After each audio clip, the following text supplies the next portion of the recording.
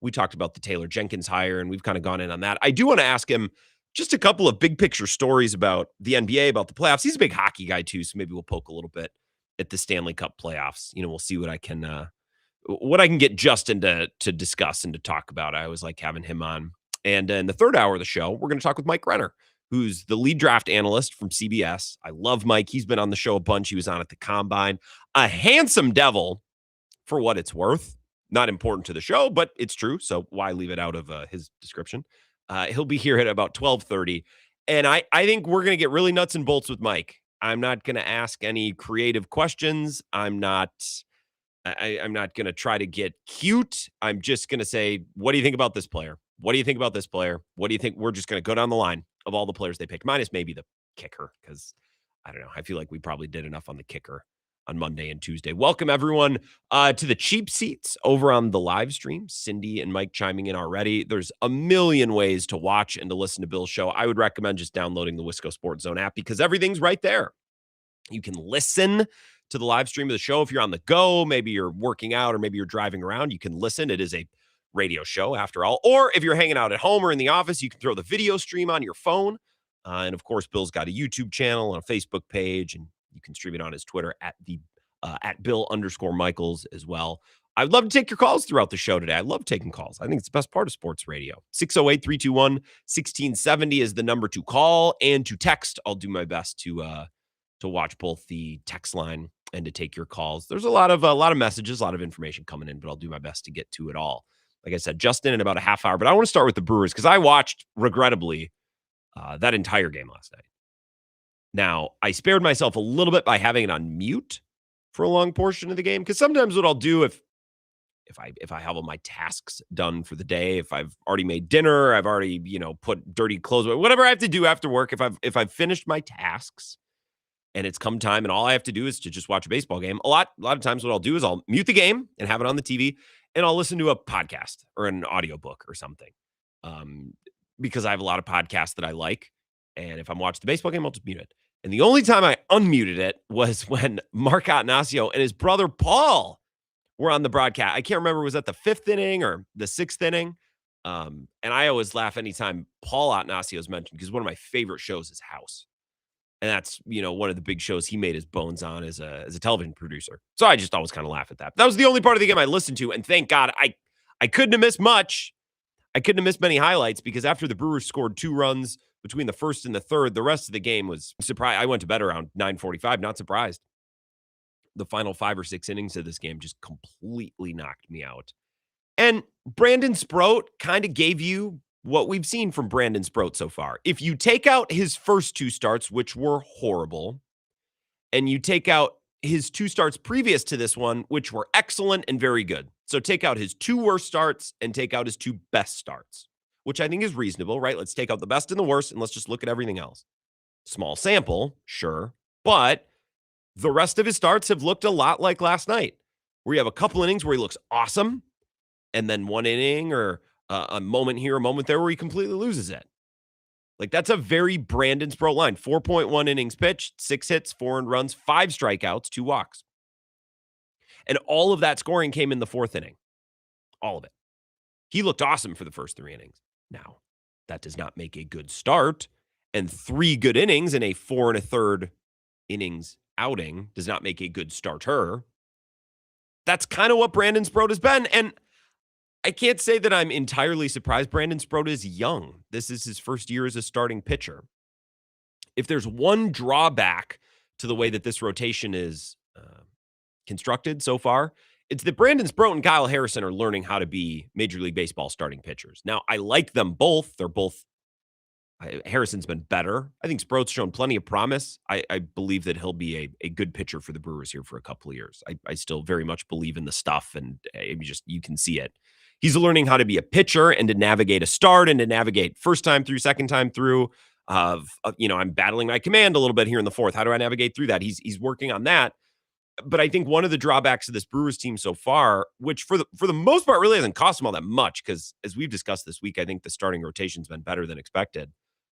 But one of the drawbacks is you're starting 2 guys right now who are learning how to be Major League Baseball starters. And while Miz had some experience last year, it's not like he's got 2 or 3 years of seasoning under his belt. Corbin Burns really didn't start to smoothen out and dominate as a starter until like 2021. And he broke out and started flashing and really showing promise in 2018. And I'm not telling you that Brandon Sproat's going to take 3 years to get good, or that Kyle Harrison is 3 years away from being his best self. Who knows? Players, progress at different stages, but young starting pitchers often have a lot of ups and downs, start to start, but also inning to inning. And we've seen that with Brandon Sproat. Again, take out his best starts and take out his worst. Last night is kind of what they've gotten. And last night's version of Brandon Sproat is not going to win games with this team in 2026. That's not going to win them games. 4 1/3 and 4 earned runs is not winning them games. Their bullpen isn't good enough, and their offense isn't good enough. Now, in a month or two, if Churio and Yelich and Vaughn are all healthy and the offense has found something, maybe, yeah, you could maybe win a game where your starter goes 4 1/3 and gives up 4 earned runs. Not right now. Your bullpen's not good enough, and your offense isn't nearly good enough. And as we've seen in the last 2 weeks, the games that the Brewers have won have been games where their starters have sacked up, where Kyle Harrison struck out 12 on Saturday or Sunday before the bye, where Brandon Woodruff pitched through 7, where Chad Patrick, in his career best start, pitched, I believe, into the 7th, and he was pulled maybe with 2 outs or something like that. Sproat gave you a 6 and change or 7 inning start a couple weeks ago. When these starters have sacked up and given you an elite, awesome start, for the most part, the Brewers have won almost all of those games. Miz has actually been the exception. They've lost like his last 4 or 5 starts. But for the rest of the rotation, when the starters have sacked up, the Brewers have won. They're not winning games right now when their starter goes 4.1 and gives up 4 runs. That's that team. That game is dead on arrival. And I don't even necessarily put it all on Brandon Sproat last night, because through the first 8 innings, those were the only runs they allowed. Grant Anderson gave up a couple garbage time runs in the 9th inning, but by that point, the game felt so over. I don't even really care. Watching this offense try to hit last night was brutal. Terang had 2 doubles, but of course, neither of them came when he had an opportunity with the bases loaded. Contreras went 0 for 4 with a strikeout. He hit 2 to the warning track. Not that counts for anything. Sanchez 0 for. Renifo actually had 2 hits last night. At least the box score tells me. I don't remember either of them, but maybe that was because I was distracted by his disaster class at third base. Greg Jones was 0 for 2 with a strikeout. What if I told you he also used the team's second and final challenge in the 4th inning? Would that make his start sound better? Of course not.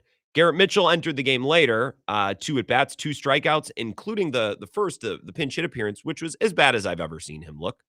It's not just the high heat that's getting past him. He's watching strike 1, which is a hanging breaking ball. He's swinging at strike 2, which is a breaking ball at the knees. Just horrible. Sal Frelick 0 for 2 as well once he entered the game. He, by the way, just for to be comprehensive here, he replaced Blake Perkins, who also went 0 for 2. Joey Ortiz went 0 for 1 with a strikeout. He was later replaced by David Hamilton, who went 0 for 2 with a strikeout. Kill me if I have to watch this offense anymore.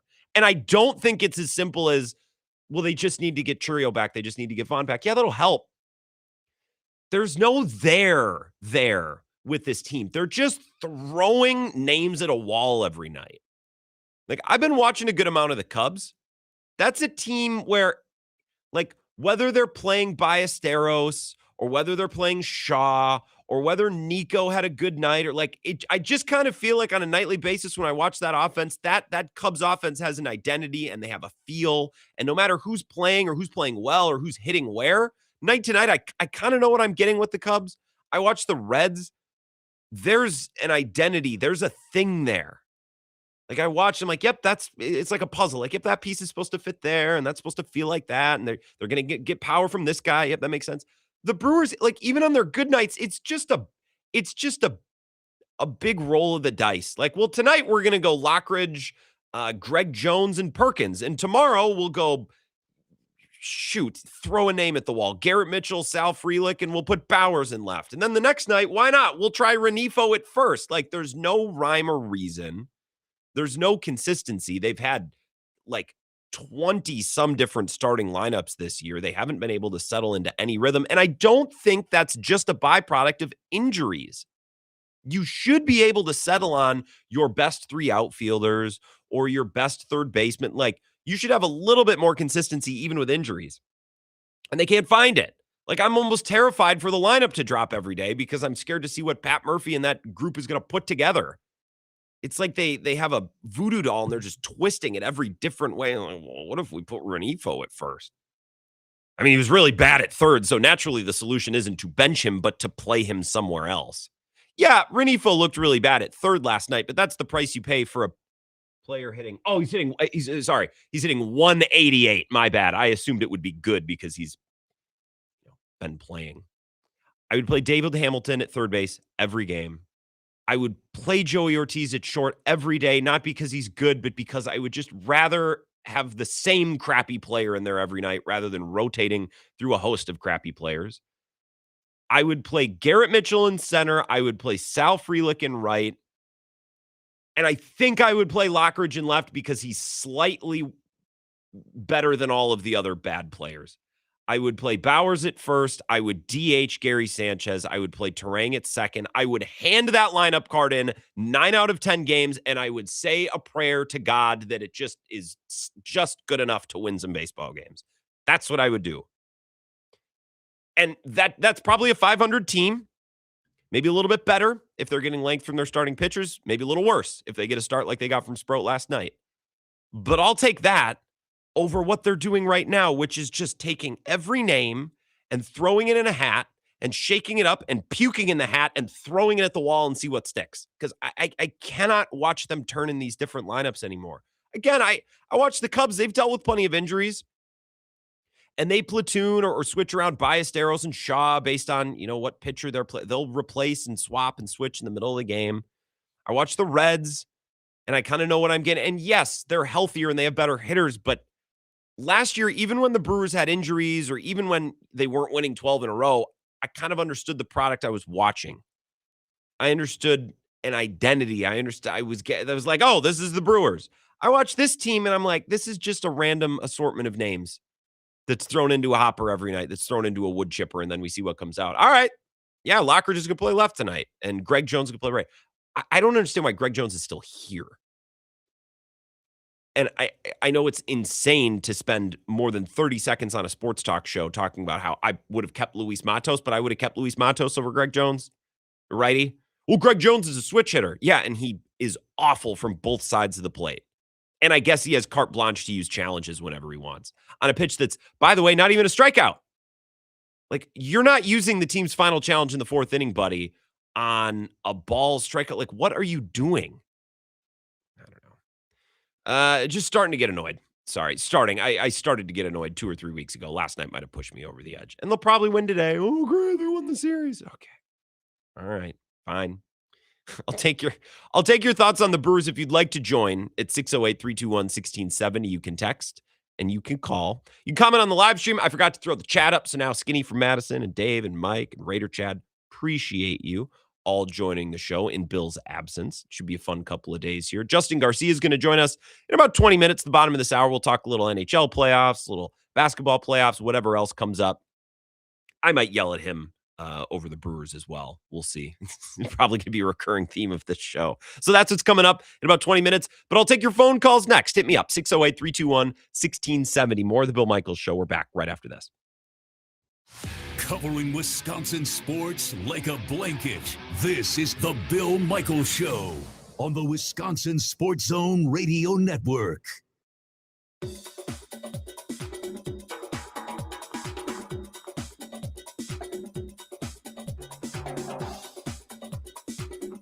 Bill Michaels will resume in 3 minutes.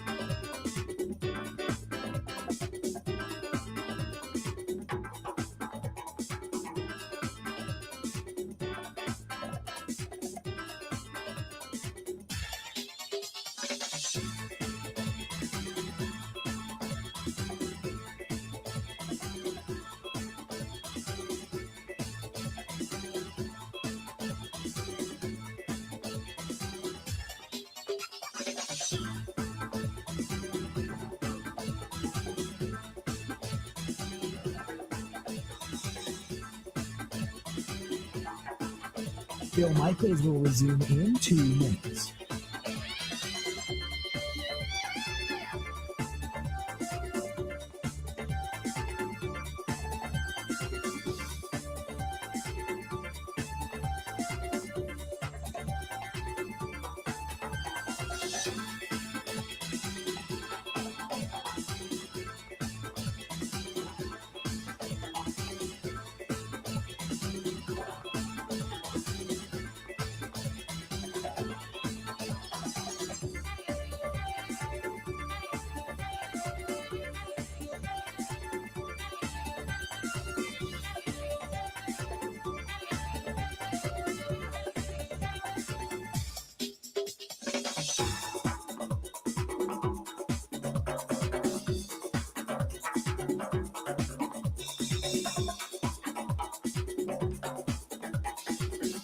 Bill Michaels will resume in 1 minute.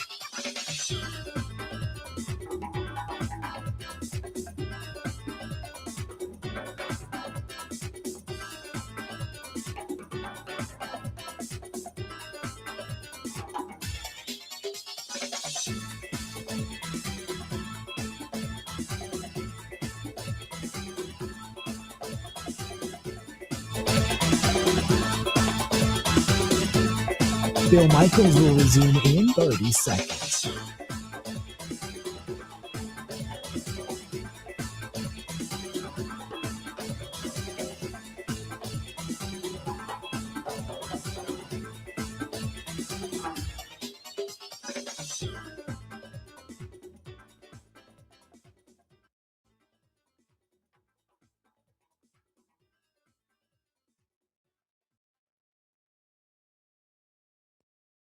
Sproat was throwing the ball incredibly.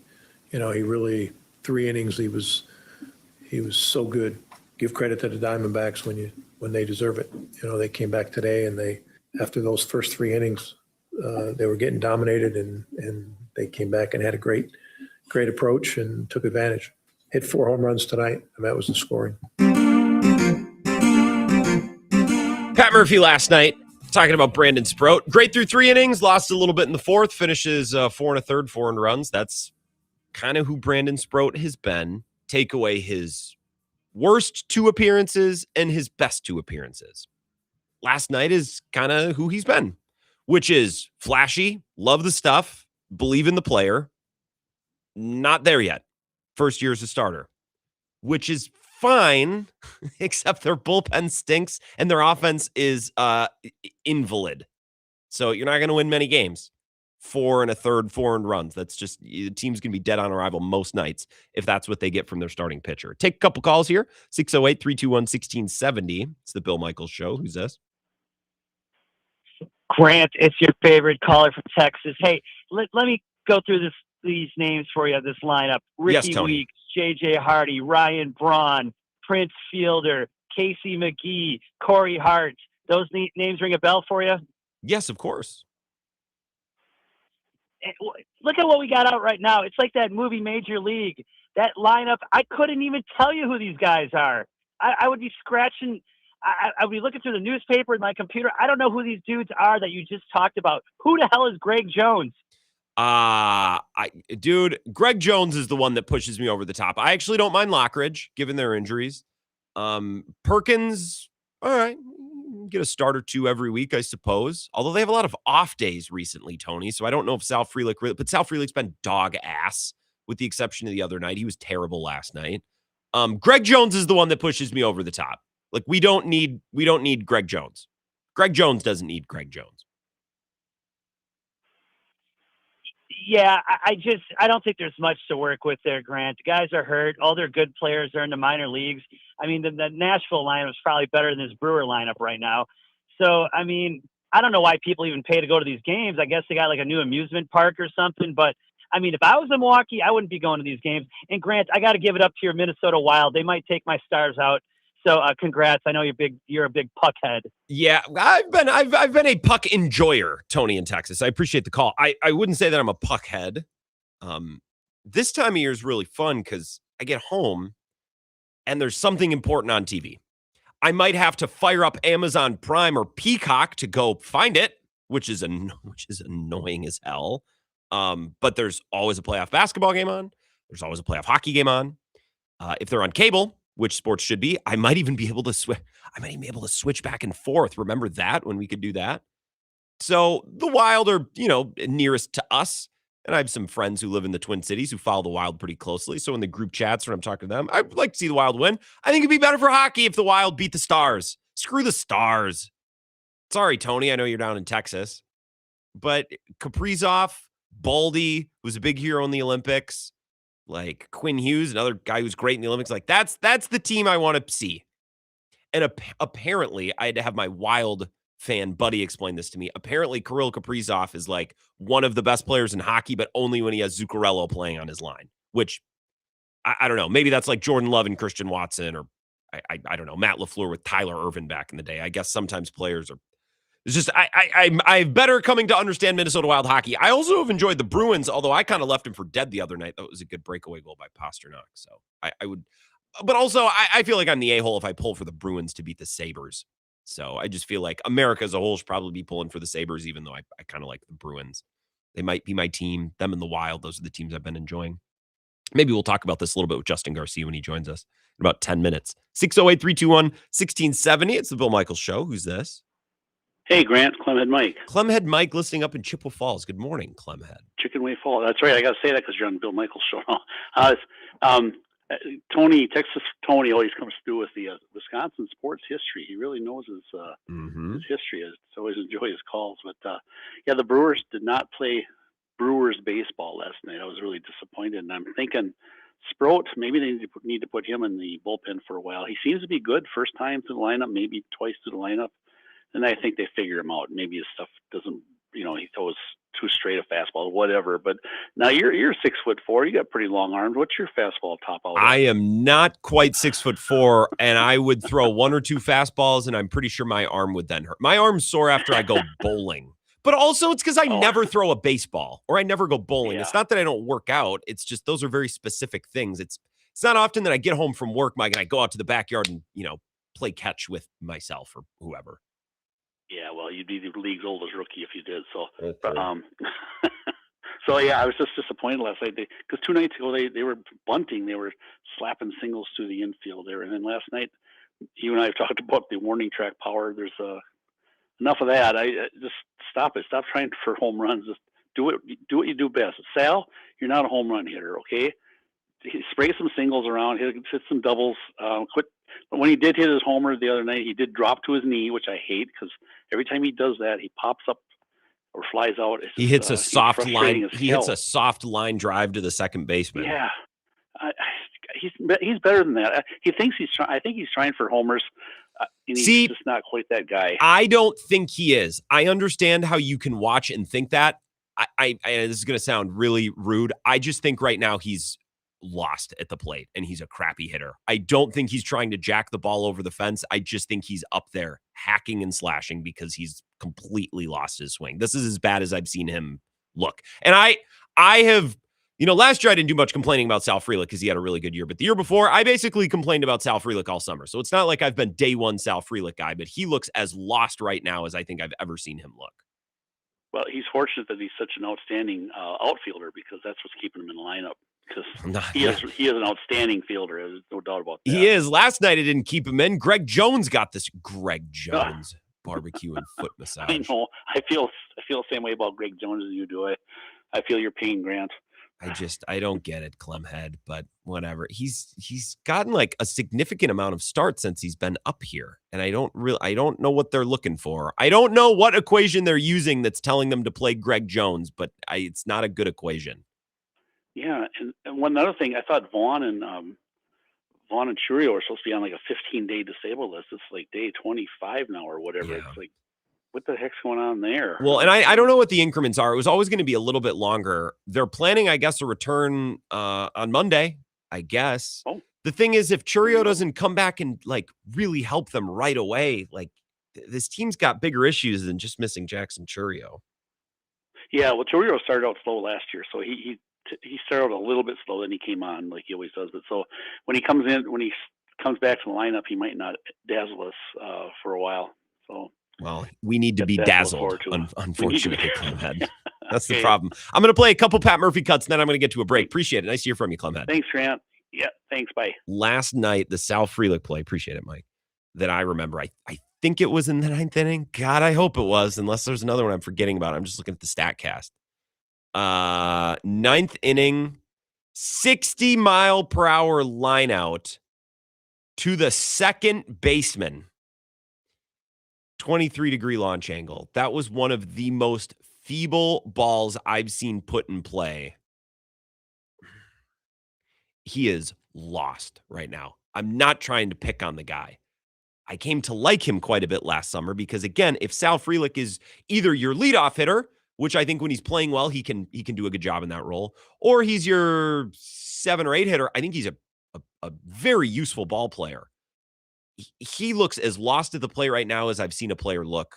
I would say Joey Ortiz is lost, but that would imply that at some point he's been found. And I don't think that in order to be lost at a certain point, you had to know what was going on. Joey Ortiz is just Joey Ortiz. But Sal Frelick looks as lost at the play right now as I've seen. Here's Pat Murphy after the game on DL Hall. And the title of the cut that Mike sent me is DL Hall up to 42 pitches, one of his longer outings. Could he be a starter again? This piqued my interest. Well, that's why I took him out. I don't think he was feeling great, but he's capable of that. I mean, he was built up in the spring, so there was a chance that he was going to start games. So he's got that ability, but it's tough. You got to be as a pitcher, you got to be really committed to your conditioning and that type of thing. So, wait a minute. So the first part of that, when they're talking about being a starter, I don't want DL Hall to start unless they want to move Sproat to the pen, which I wouldn't do. They need relievers more than they need starters, and DL Hall has proven that he can be a pretty nifty lefty reliever. Low bar.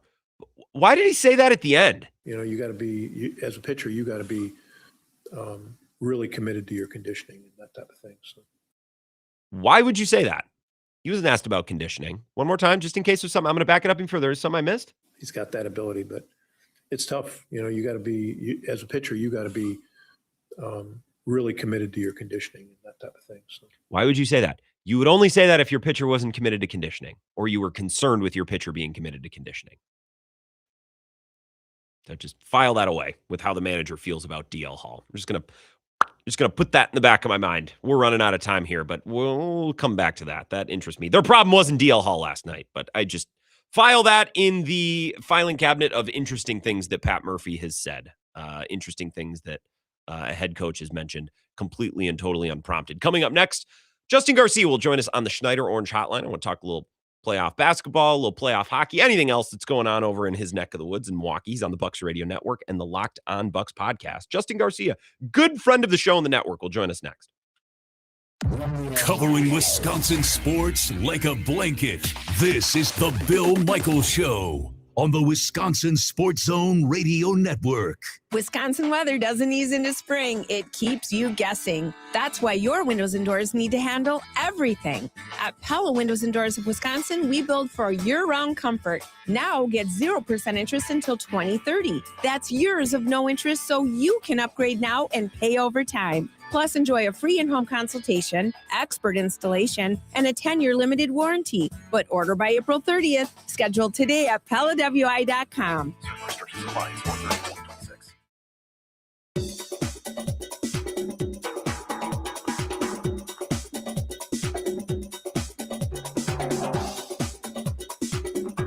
Bill Michaels will resume in 5 minutes.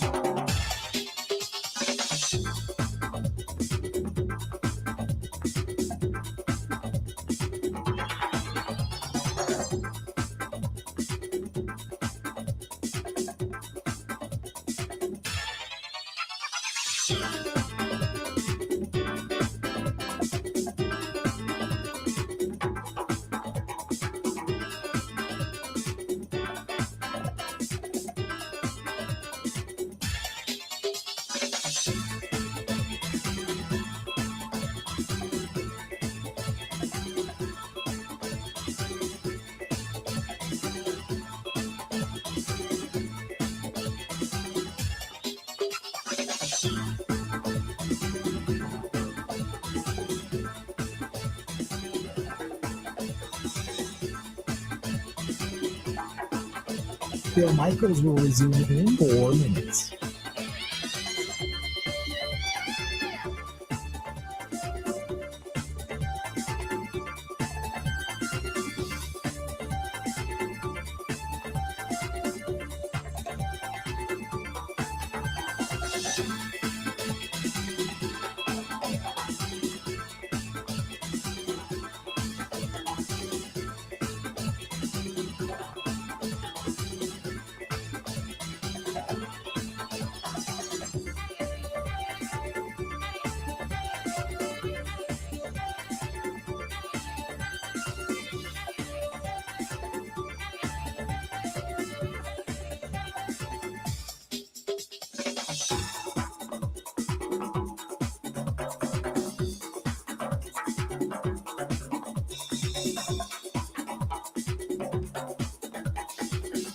Bill Michaels will resume in 3 minutes.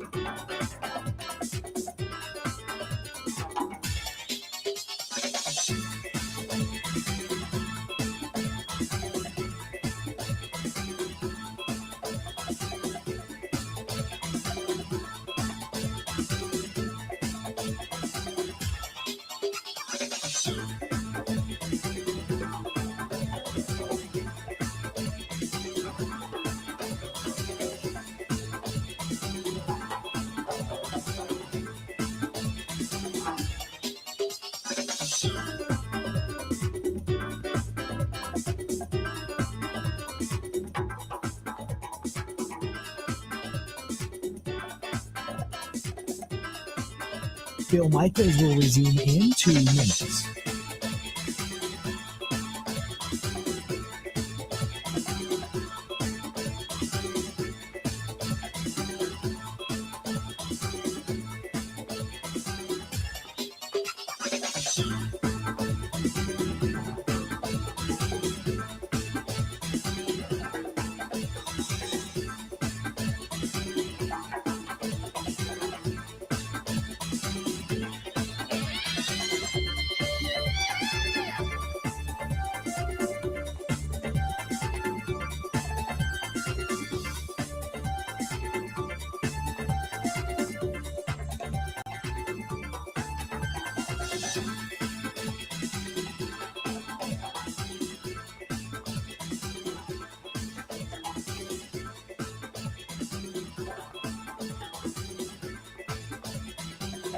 Bill Michaels will resume in 1 minute.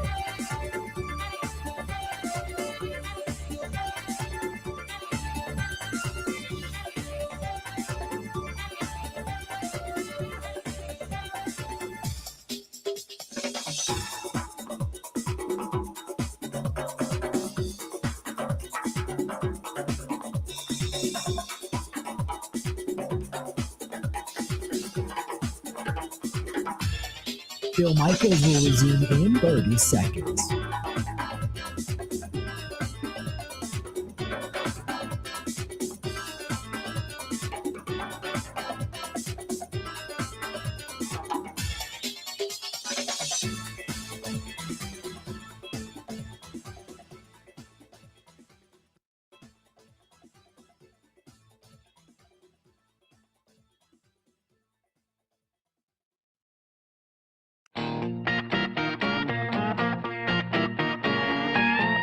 Hell yeah, brother. It's the Bill Michaels Show. Welcome back. How we looking? This segment presented by Schneider, and they present the Big Orange Hotline as well for all of your calls and for how we communicate with our guests. We're about to be joined by Justin Garcia. He is presented by Schneider. You can go to schneiderjobs.com.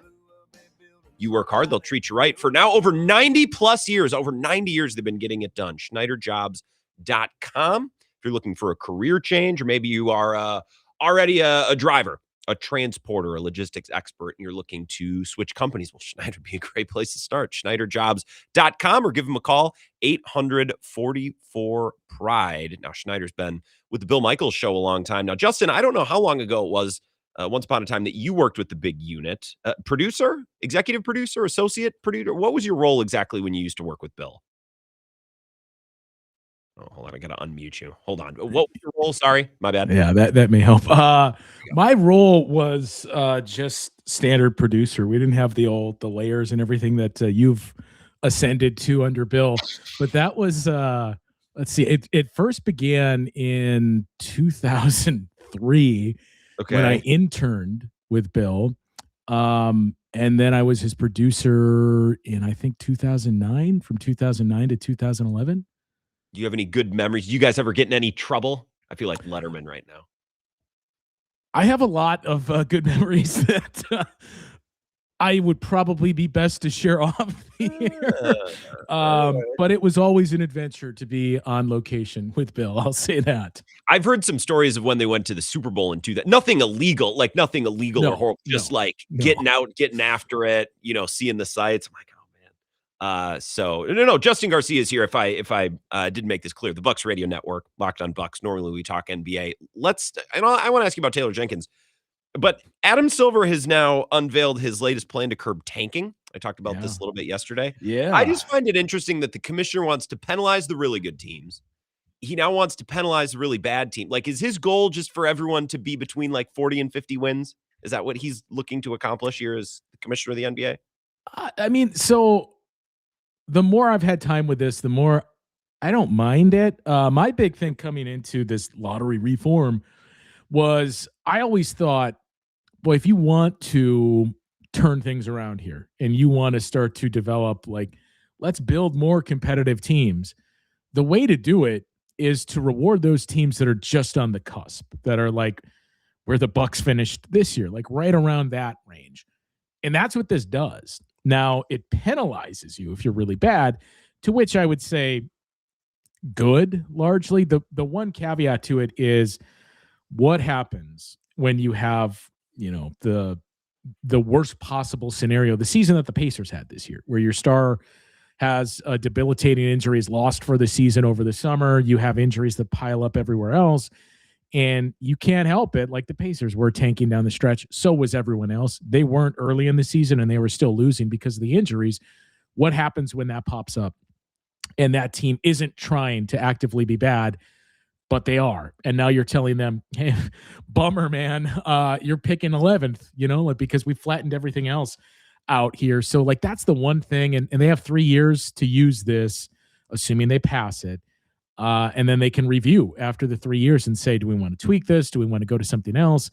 So I think the big thing is, if we're going to do this and we're going to penalize the really bad teams, what other carrots can we give to them? And how can we incentivize them? One thing I've always wondered too is, like, if you're going to tell these teams, look, we're not rewarding you in the draft for trying to be bad, so you got to try to win good. If they're not going to benefit from, getting a high pick or the highest possible pick, can you help them in some other way? So is there something that we look at where we say the mid-level exception for you instead of 16 million is 19 million? And I think that's something that would be interesting, because like, it's not as easy as like, well, players will just take money. They're still going to want to have to play for that team, but it at least gives you, like, the market's dried up. Hey, you sure you don't want to come here? We can pay you more. And that's going to help that team win and ultimately get to that point where maybe they do benefit from the draft, or they just get to be a better team.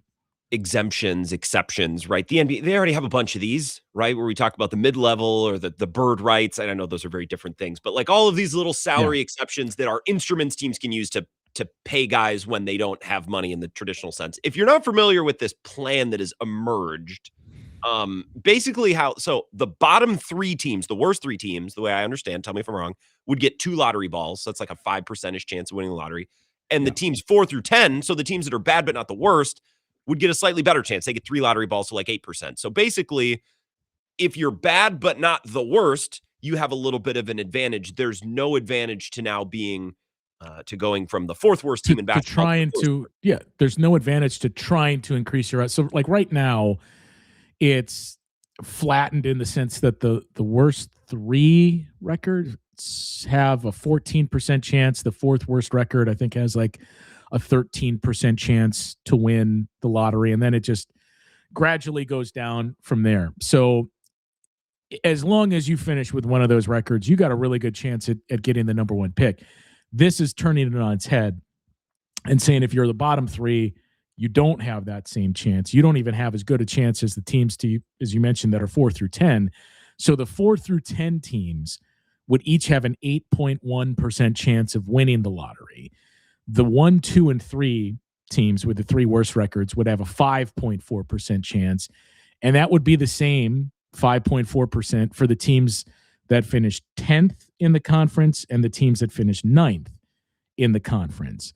Then if you lose the 7-8 play-in matchup, you have a 2.7% chance of winning the lottery. So even if you made the playoffs, so like again, in that scenario, you would have the Nets, the Pacers, and the Wizards this season would be those 3 teams that say, you were bad, but sorry, you don't have the same chance as the rest of the teams. You have a 5.4% chance. Then it would be the Jazz, Kings, Grizzlies, Mavs, Pelicans, Bulls, and the Bucks that would have that 8.1% chance of winning it. And then it swings back around to the play-in teams. But yeah, I mean, the 7-8 losers is the other interesting part that, you know, the Orlando Magic lost that 7-8 game.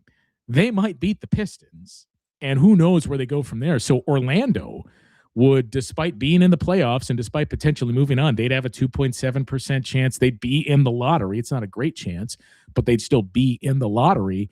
And same story for the Portland Trail Blazers, who just got bounced, or excuse me, the Suns, who just got bounced. Like, you're still telling those teams, hey, you went about it the right way. You tried to get into the play-in tournament and win. So even though you didn't go as far as you hoped, we're not going to penalize you. We're still going to give you somewhat of a chance. Philosophically, right, setting the percentages and the specifics aside, I just think American sports commissioners, and I can't speak to, you know, soccer. I know a lot of people are into the Premier League and stuff, but just American sports, I think the commissioners have a responsibility to tweak and to try to make small improvements. We've seen baseball do this. I also think commissioners need to realize, maybe Adam Silver needs to realize, there are teams that are going to be good and there are teams that are going to be bad. That's the nature of the league. And it's on those bad teams to be active in their own rescue.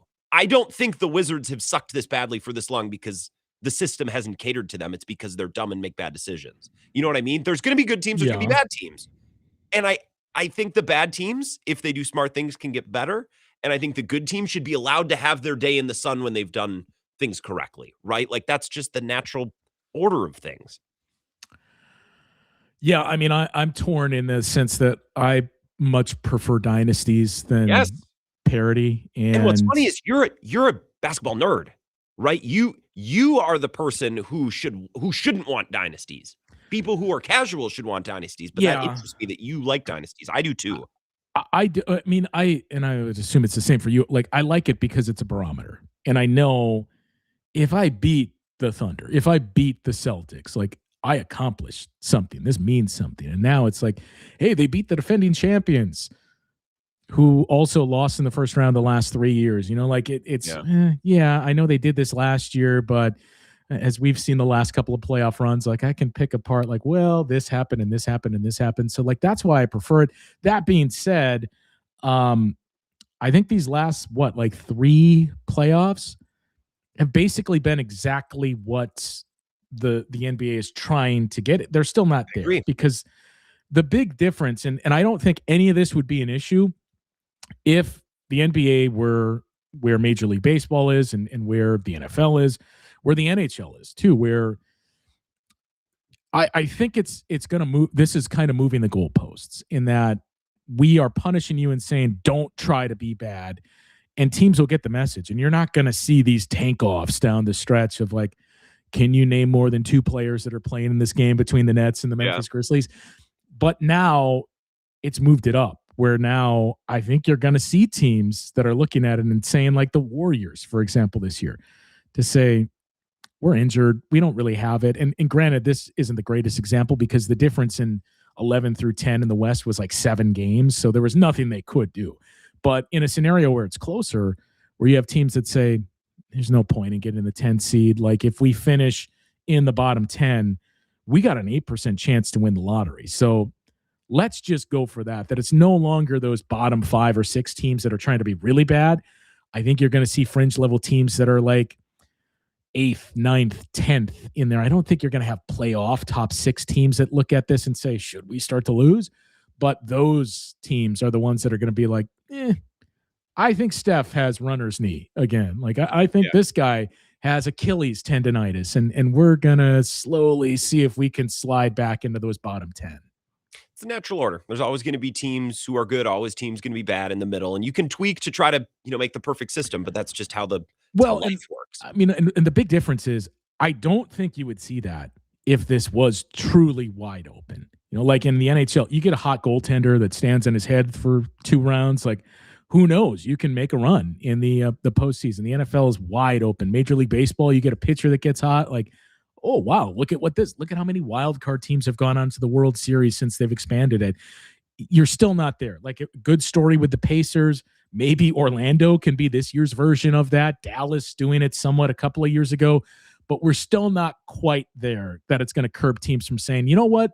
As long as we're in, we have a chance. Like, there's still, the list has grown, but it's not the size that it is in other sports. Winning an NBA title, in my opinion, is the tallest mountain to climb in American professional sports, just because you need to be friggin' awesome. You need to be healthy. You need to be seasoned. You need to be lucky. You need to be like you can't. It's not just a matter of getting hot. It's impossible to just get hot. And this is why it's so sick and twisted to try to have a team that you think can do it and come up short. But it's also why I love the NBA playoffs. Justin, this is a little dark humor, but like the Pistons have been the 1 seed. They've had a magical season, and you get to the first round. It's like, oh yeah, you guys aren't really that good at shooting. F you. You know what? Like, you're not even getting close. Or the Magic, like, oh, you have one guy on the court at any time who can't shoot. Yeah, good luck passing the second round. Like, the NBA is such a brutal sport in that way. The playoffs just lay bare any weaknesses you have at all. I mean, look, I don't want to pile on here, but pile. That's why we're here. I didn't talk to anyone this season that was afraid of the Pistons. Like, respect what they did in the regular season. A good team. JB did a great job turning around that culture and building that team into a good competitive team. Like, they had a 28-game losing streak, 2 years ago, 3 seasons ago. So to get from that to 60 wins is remarkable. They're a good team. They're not a terrifying team. They have many flaws that are out there, and I think a lot of teams looked at it too. Cleveland, look at the posturing that they did to say down the stretch, like, nope, it's there for the taking. We don't need to move up to third, not even so much because it means we play Boston in the second round, we think, but because we would rather get that matchup with Detroit. So we're good at staying on that 4 line. I think that's how a lot of teams viewed this coming into the playoffs. And it's another one of those scenarios like the Bucks faced with Miami that you look at and say, were Miami an 8 seed? Were they an 8 seed? No. Like, they weren't a top 4 seed, but that wasn't an 8 seed. Yeah. And you unfortunately caught the wrong matchup, and Jimmy Butler did what he did. Orlando's not an 8 seed. Like, coming into the season, I know what they did, and they showed you for 82 games. Wasn't impressive, but coming into the season, we all thought and assumed, like, that's probably a top 3 seed in the East, right? And now we're finally starting to see some of that with the same flaws that Detroit has. But it just shows you, I mean, like, number one, you want to really, and I'm frankly surprised we haven't gotten here yet. If you really want to shake things up, if you're Commissioner Silver, get to the point where let's incentivize winning the conference. So, like, you get the 1 seed, who do you want to play in the first round? Ooh. Doesn't matter where they finish. Like, pick your opponent. Who do you think you match up best with? Because you raced out to the best record in your conference. We should reward you somehow, and not just, sorry, this team had a guy that was injured and they were bad throughout the season, and then they got healthy and they're the 8th seed. Bummer, dude. First round bye, would that even work in basketball? I wouldn't be in favor of a bye, but, like, just let them choose their opponent. Sure. It'd be great for theater too. You can televise do an opponent draft. Like, first you pick, who do you want? Second, who do you want? Is there a hockey team that you've been watching? Been watching the Wild? A little bit of the Bruins, but that series kind of got away. I hate the Wild. I hate the Bruins. You're a Blues guy. Why? So what do you mean why? That's my team. Okay, I guess. We don't have a Wisconsin team. You can pick whoever you want. Yeah, I mean, I hate the Minnesota Wild. I don't know. Like, I guess looking through some of these teams, I usually watch just as much of the NHL playoffs as I do the NBA playoffs, and, like, this one just, it hasn't grabbed me so far. I would much rather see the Wild win than the Dallas Stars in that correct series. Answer, though. Correct. That's the correct answer. Good. But the rest of the board, I mean, I guess let's see Montreal do something so a Canadian team can finally win the I Stanley feel like Cup. Flyers Penguins has grabbed so many people, and I have not brought myself to watch a second. I just don't. Yeah, I saw the end of it last night, and that was really like the most I had watched of that series after it became very apparent, hoping for chaos in the NBA. Like I'm like, you know what? Let's just see all these top seeds go down. And once it became apparent, all right, we're not getting it tonight in the Orlando Detroit game. And then you could tell in the Raptors Cavs game too. Like it just has the vibes, even going into last night of I've seen this series before. I know what it is. It's going to be a holy cow. Can this team actually win? The home team's going to win every game in this series. It's going to go 7. And we're going to say like, how did the top seed need to go to 7 games with this team? Justin, I always appreciate your time. We never have enough of it. But I feel like I always learn something. Love talking ball and a little puck with you as well. Have a great day. Thank you for joining me today. You as well. Justin Garcia, Bucks Radio Network, former cohort of Bill as well, which I always, I just find funny. There's a lot of people. Bukowski's the same way. Intern once upon a time. We'll take a break. We'll wrap up the first hour. The Brewers lineup is out. I have thoughts. We'll discuss next. Ready? This is the Bill Michaels Show on the Wisconsin Sports Zone Radio Network.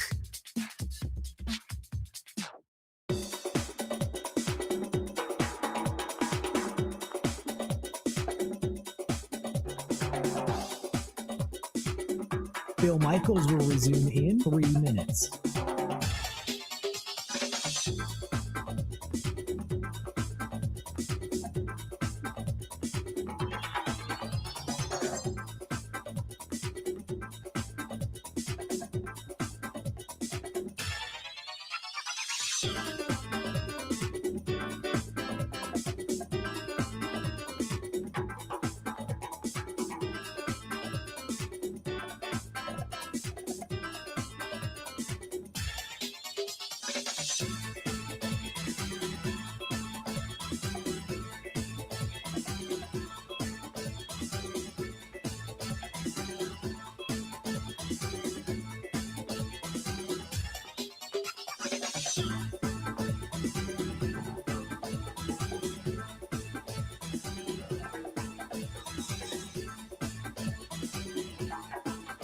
Bill Michaels will resume in 2 minutes.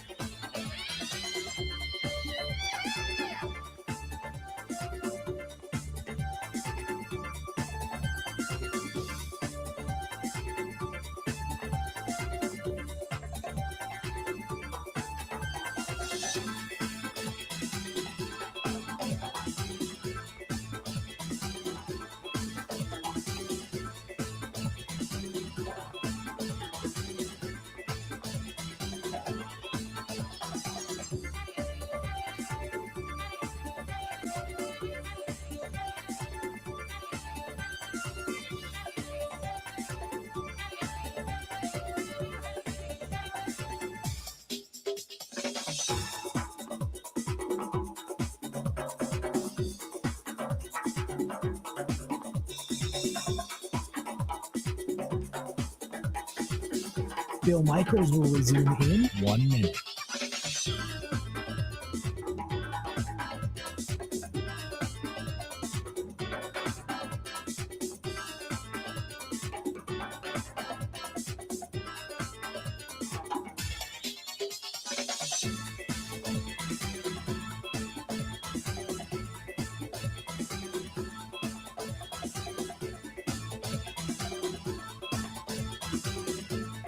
Bill Michaels will resume in 30 seconds.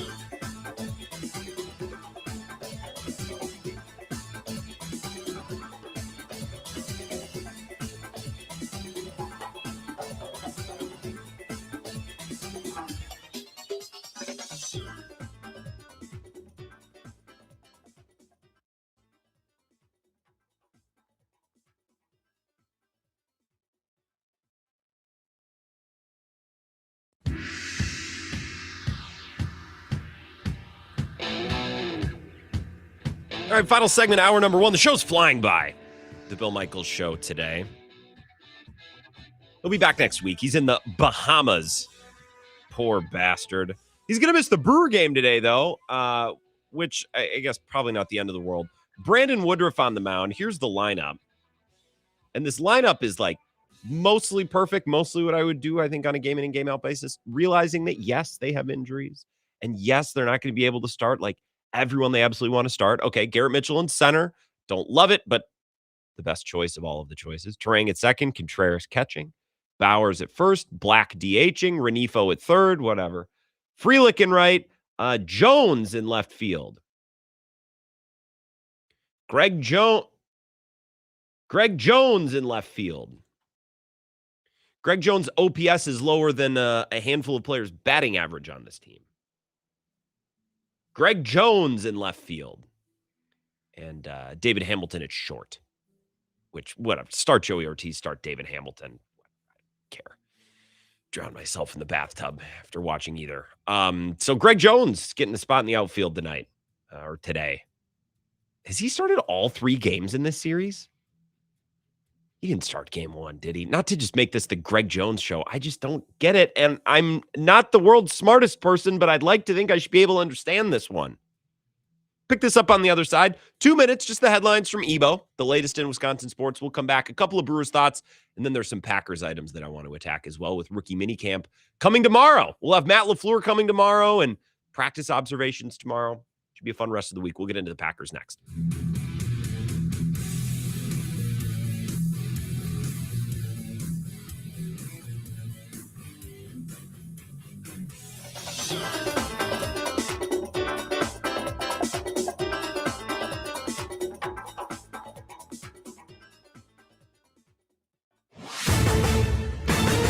This is a Wisconsin Sports Zone update. Well, the Milwaukee Brewers would fall 6-2 to the Diamondbacks last night as Arizona would hit 4 home runs. With starting pitcher Brandon Sproat taking the loss, going 4 1/3 innings, giving up 6 hits and 4 earned runs while striking out 5. While offensively, Milwaukee would leave 8 runners on base and go 1-10 for runners in scoring position. Here's more from manager Pat Murphy. You saw it. I mean, we didn't hit with two outs tonight. We had traffic with 2 outs. You know what I mean? And didn't really. The most discouraging inning is when we let off the inning with a man on second. We had some pretty empty at bats after that. That was hurtful. To me, that's when we first got behind. We didn't respond. We got a man on second right away, and then we had some empty at bats, and that wasn't our typical way of doing things. But yeah, we had opportunities, and just it's been our story so far in the first month of the season that we haven't been consistent. It'll be the rubber match between the two teams today at 12:40. Turning to Wisconsin football, they closed out spring practice yesterday as spring was all about introducing new players as they added nearly 50 guys since the end of last year. The Badgers will now have a little time off before summer workouts begin.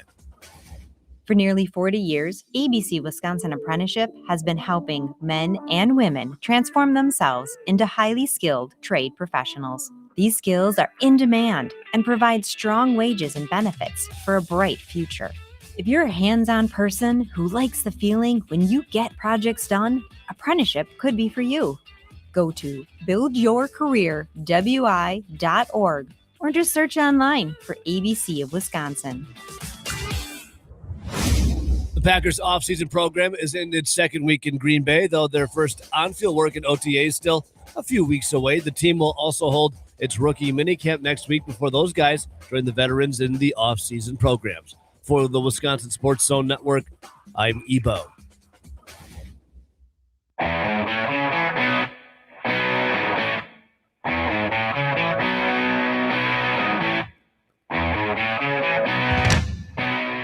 Hour number 2, welcome back. How we looking? The Bill Michaels Show. I want to get into the Packers here in just a couple of minutes. Mike Renner will be here at 12:30, about 90 minutes. And we're going to hit the Packers draft hard. I just want him to get him to break down this Packers draft class. What's he thinking about the players, their skills, how they'll fit in. We'll get really, really nerdy. And maybe we can do some big picture questions and conversations, depend on how much time he wants to spend on the prospects. But we can do the big picture Packers conversations now. We can do that. I'm perfectly capable of doing that. We can go back and forth. Please hit me up on the phone line, 608-321-1670, the Schneider Orange hotline. We can do that. I want to pick Mike Renner's expert brain. A couple of texts about our Brewers conversations from the first hour. And this one says, this is the most discouraged I've heard you Brewers-wise. I'm a little more optimistic. I still like their pitching, which gives you a chance. Their starting pitching has been better than expected. I think a big story of this season will be the continued growth or lack thereof from Kyle Harrison and Brandon Sproat, especially Brandon Sproat. Because if you take out Brandon Sproat's best starts and you take out his worst, which I know it's early, it's not a huge sample, he's mostly been the guy he was last night. Great flashes, couple great innings, and then an inning or a stretch of batters where it kind of fell apart, and he exits the game after 4 1/3, giving up 4 earned runs. That's kind of been who he has been this year. That's who he's been. And if he grows and gets more consistent and more reliable, and Kyle Harrison as well, then I really like this rotation. And with the addition of Chourio and Vaughn and Yelich, hopefully, coming back, this team starts to look a little bit more formidable. If this is who Sproat is the rest of the year, or Kyle Harrison is really up and down as a young guy who's starting in his first season, basically, then this team's got a pretty hard cap because their bullpen's not dominant enough and their offense isn't dominant enough to win games with lackluster starting pitching. So help's on the way, sure. I just, Chourio coming back does not fix the other two outfield spots. Okay, so Chourio's starting in center. That means that one of, Lockridge or Perkins or Mitchell has to play. I like Garrett Mitchell if he's at the bottom of the order, but folks, did you watch him try to hit last night? Like, that's Garrett Mitchell. Strikes out a ton. So Chourio plugs one hole. The rest of the outfield still has some major gaps. The left side of the infield is a black hole offensively. It's a complete and total disaster. They've actually been better than expected at first base. Bowers, Sanchez, and Vaughn. So you'd be able to play with that position and the DH position to get some runs. But then once Yelich comes back, you lose the DH spot unless you want to play him in the outfield, which I think you're playing with fire a little bit because, he just gets hurt a lot. This team just, I think, has more weaknesses and more holes that can be filled with just Vaughn and Chourio's return. From the 715, Grant, relax. Where were we at Memorial Day last year? Reinforcements are coming. Yeah, but I believed in their bullpen last year in a way that I don't believe in it so far this year. I also think the division's significantly better this year. I think the Reds are much better. I think the Pirates are a little bit better. I think the Cubs are better. And the Cubs won, 92 games last year?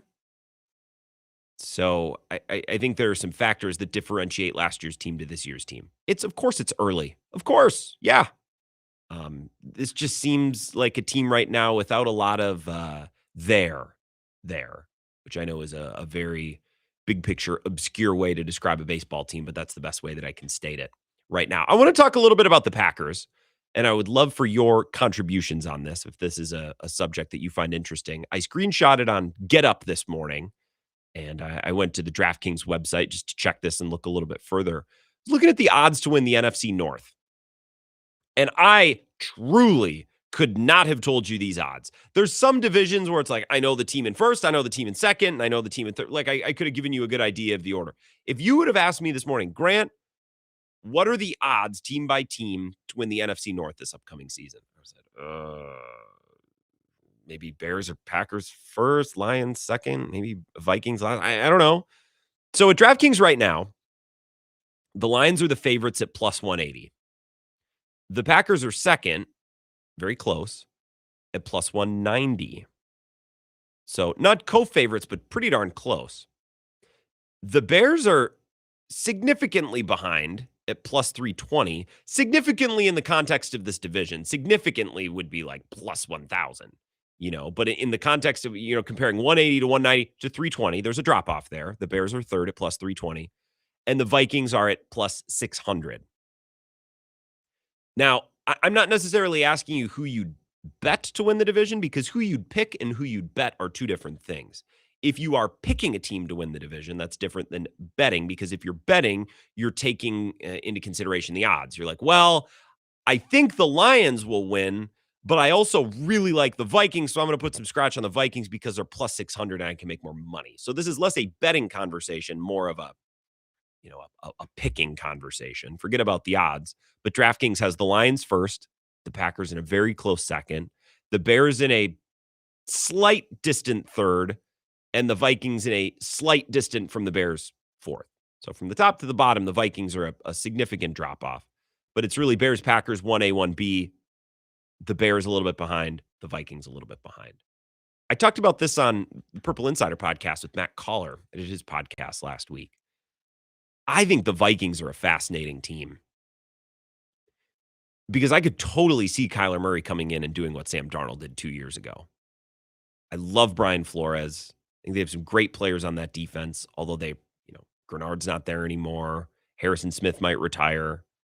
So it's certainly not a perfect roster, but an offense that has Jordan Addison and Justin Jefferson and Christian Darrisaw, he's healthy.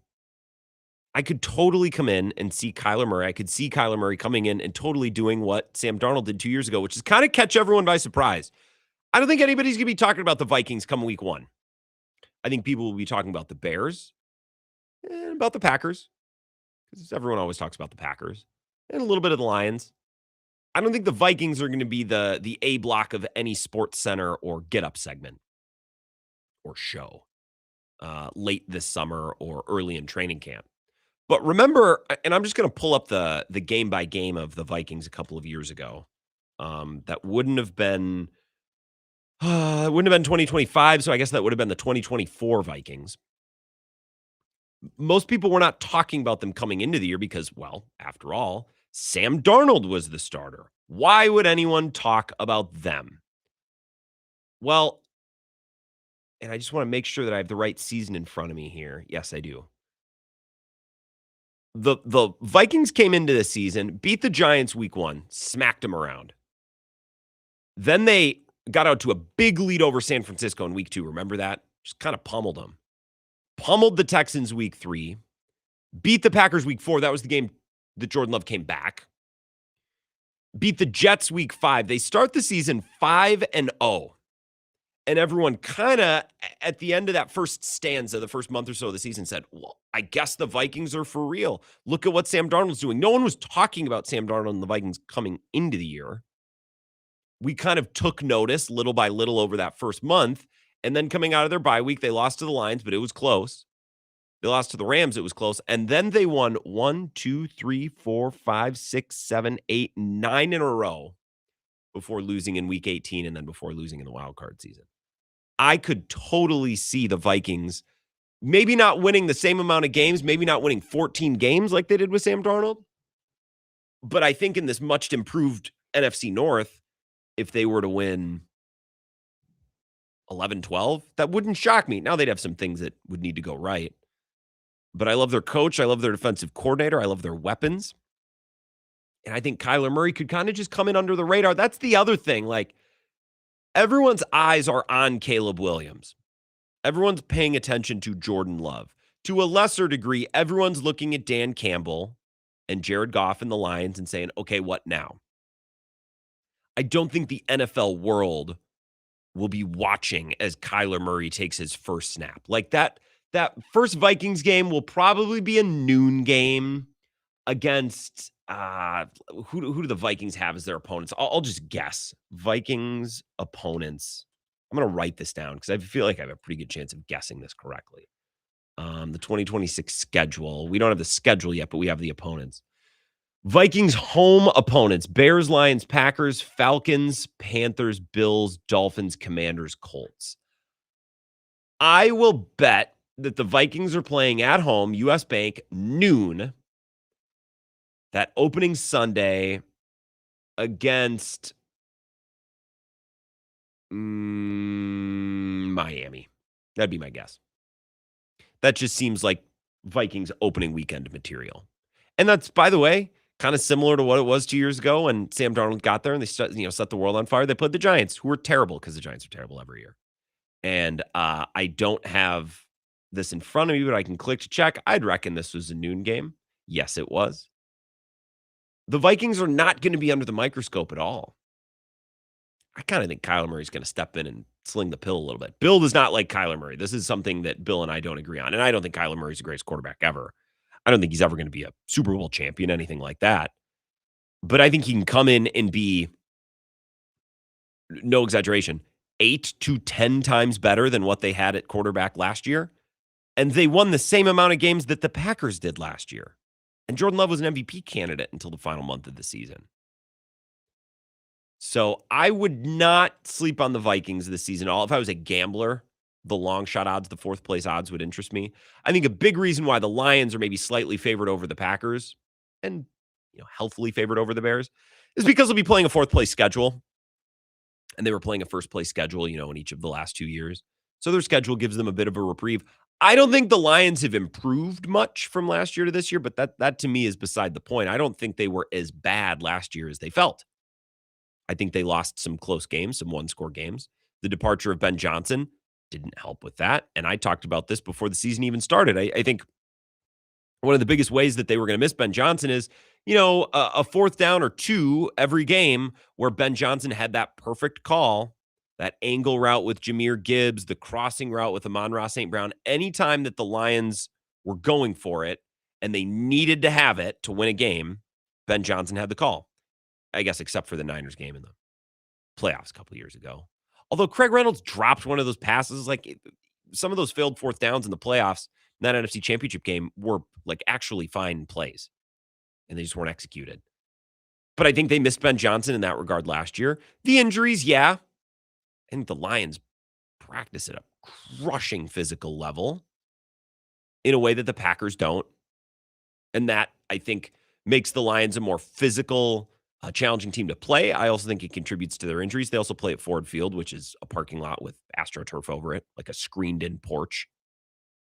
Screened-in porch, you have that grassy, turf, on a golf course, but a cheaper, the consistency I'm talking about. That's what Ford Field is. Of course, guys are getting hurt.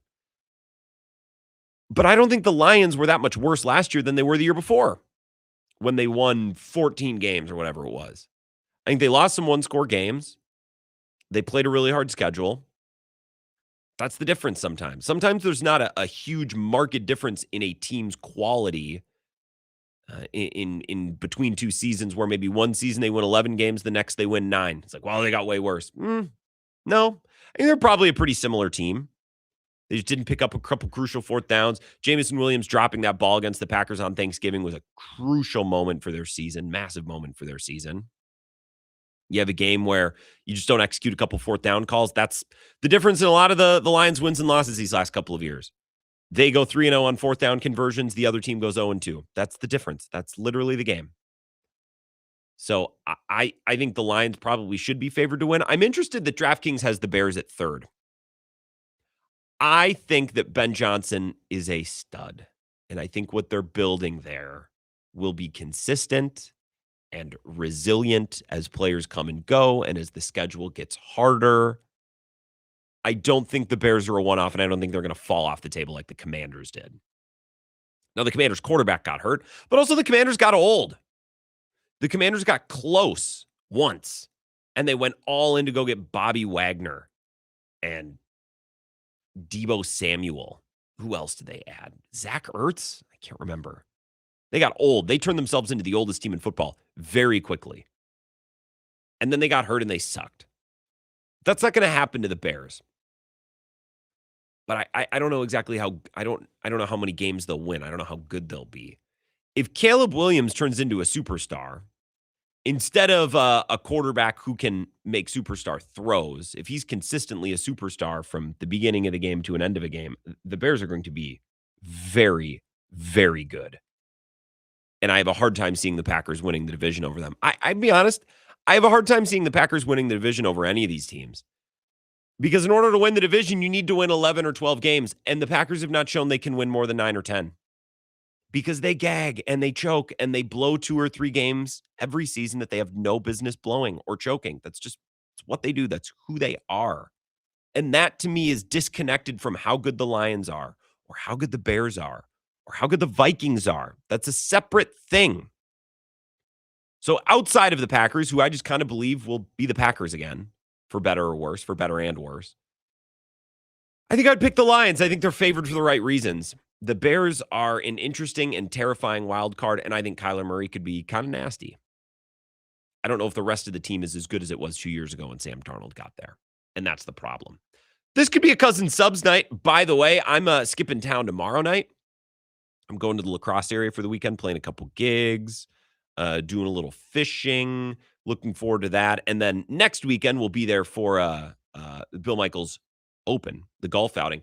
And anytime I'm getting ready to leave town for the weekend, I don't like making food Wednesday, Thursday night, because I know if I have any leftovers, it's just going to sit in the fridge all weekend. So tonight could be a good night for a delicious sub from Cousin Subs. You can take advantage of their catering, or you can join their sub club. Go to cousinsubs.com.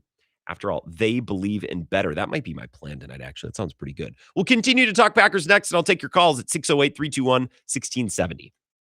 Covering Wisconsin sports like a blanket. This is the Bill Michaels Show on the Wisconsin Sports Zone Radio Network.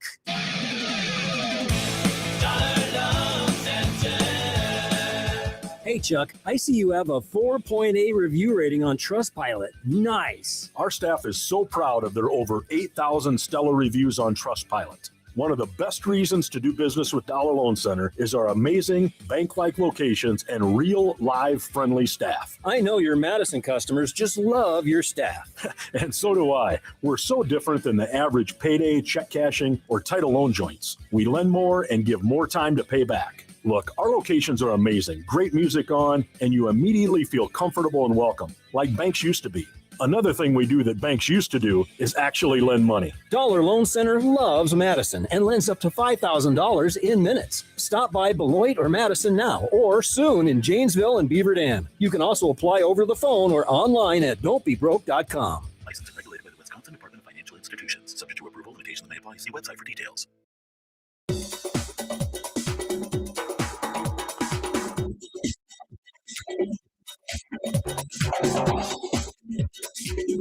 Bill Michaels will resume in 3 minutes.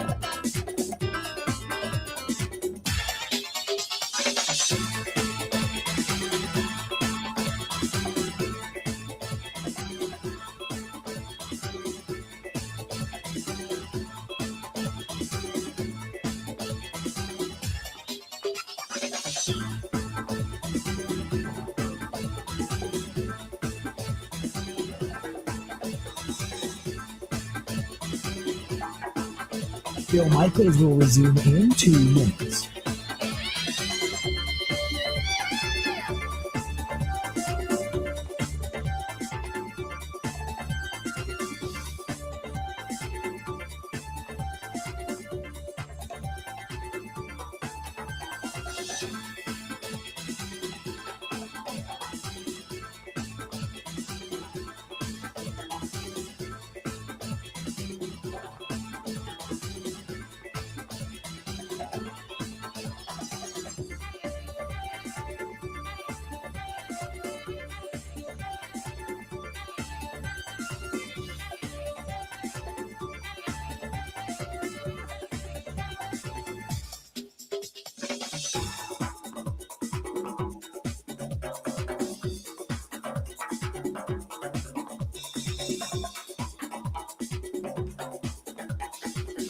Bill Michaels will resume in 1 minute.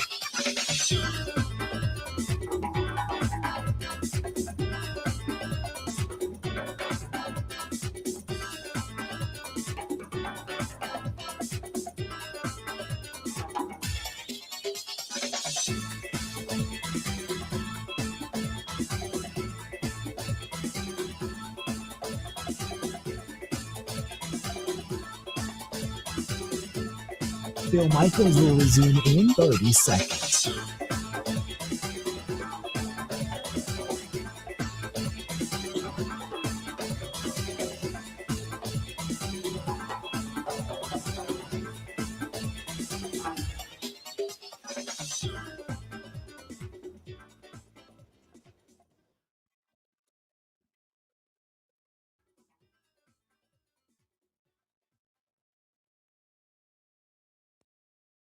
Well, that's a good question. I'd like to think we evolve and that we're constantly kind of chasing ways to get better.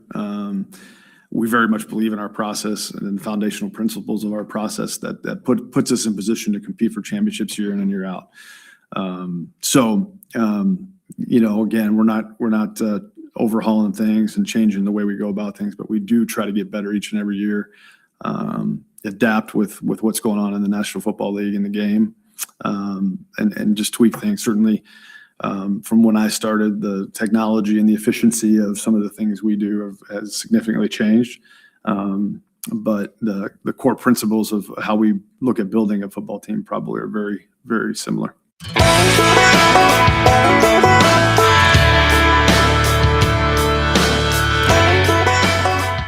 Brian Gutekunst, that was, I think, before the draft. So it's about 2 or 3 weeks old. But the question and the answer was regarding, hey, you've come up short.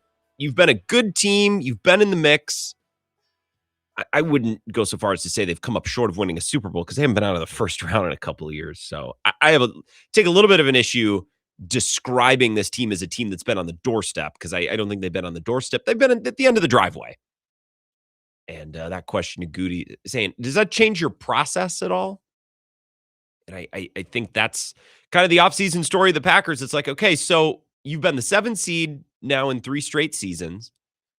You've had leads in playoff games that you've blown. And I think just generally speaking, it feels like the Packers have underperformed. What's changing? What adjustments are you making? What tweaks are you making? How are you drafting differently? How are you approaching your offseason? What's different? What's changing? Because you didn't replace the coach. You replaced the defensive coordinator because you had to, because your previous defensive coordinator took a job. You replaced your special teams coordinator because you had to, because he left. So what's changing? Head coach is back confidently. Ed Policy brought him back confidently.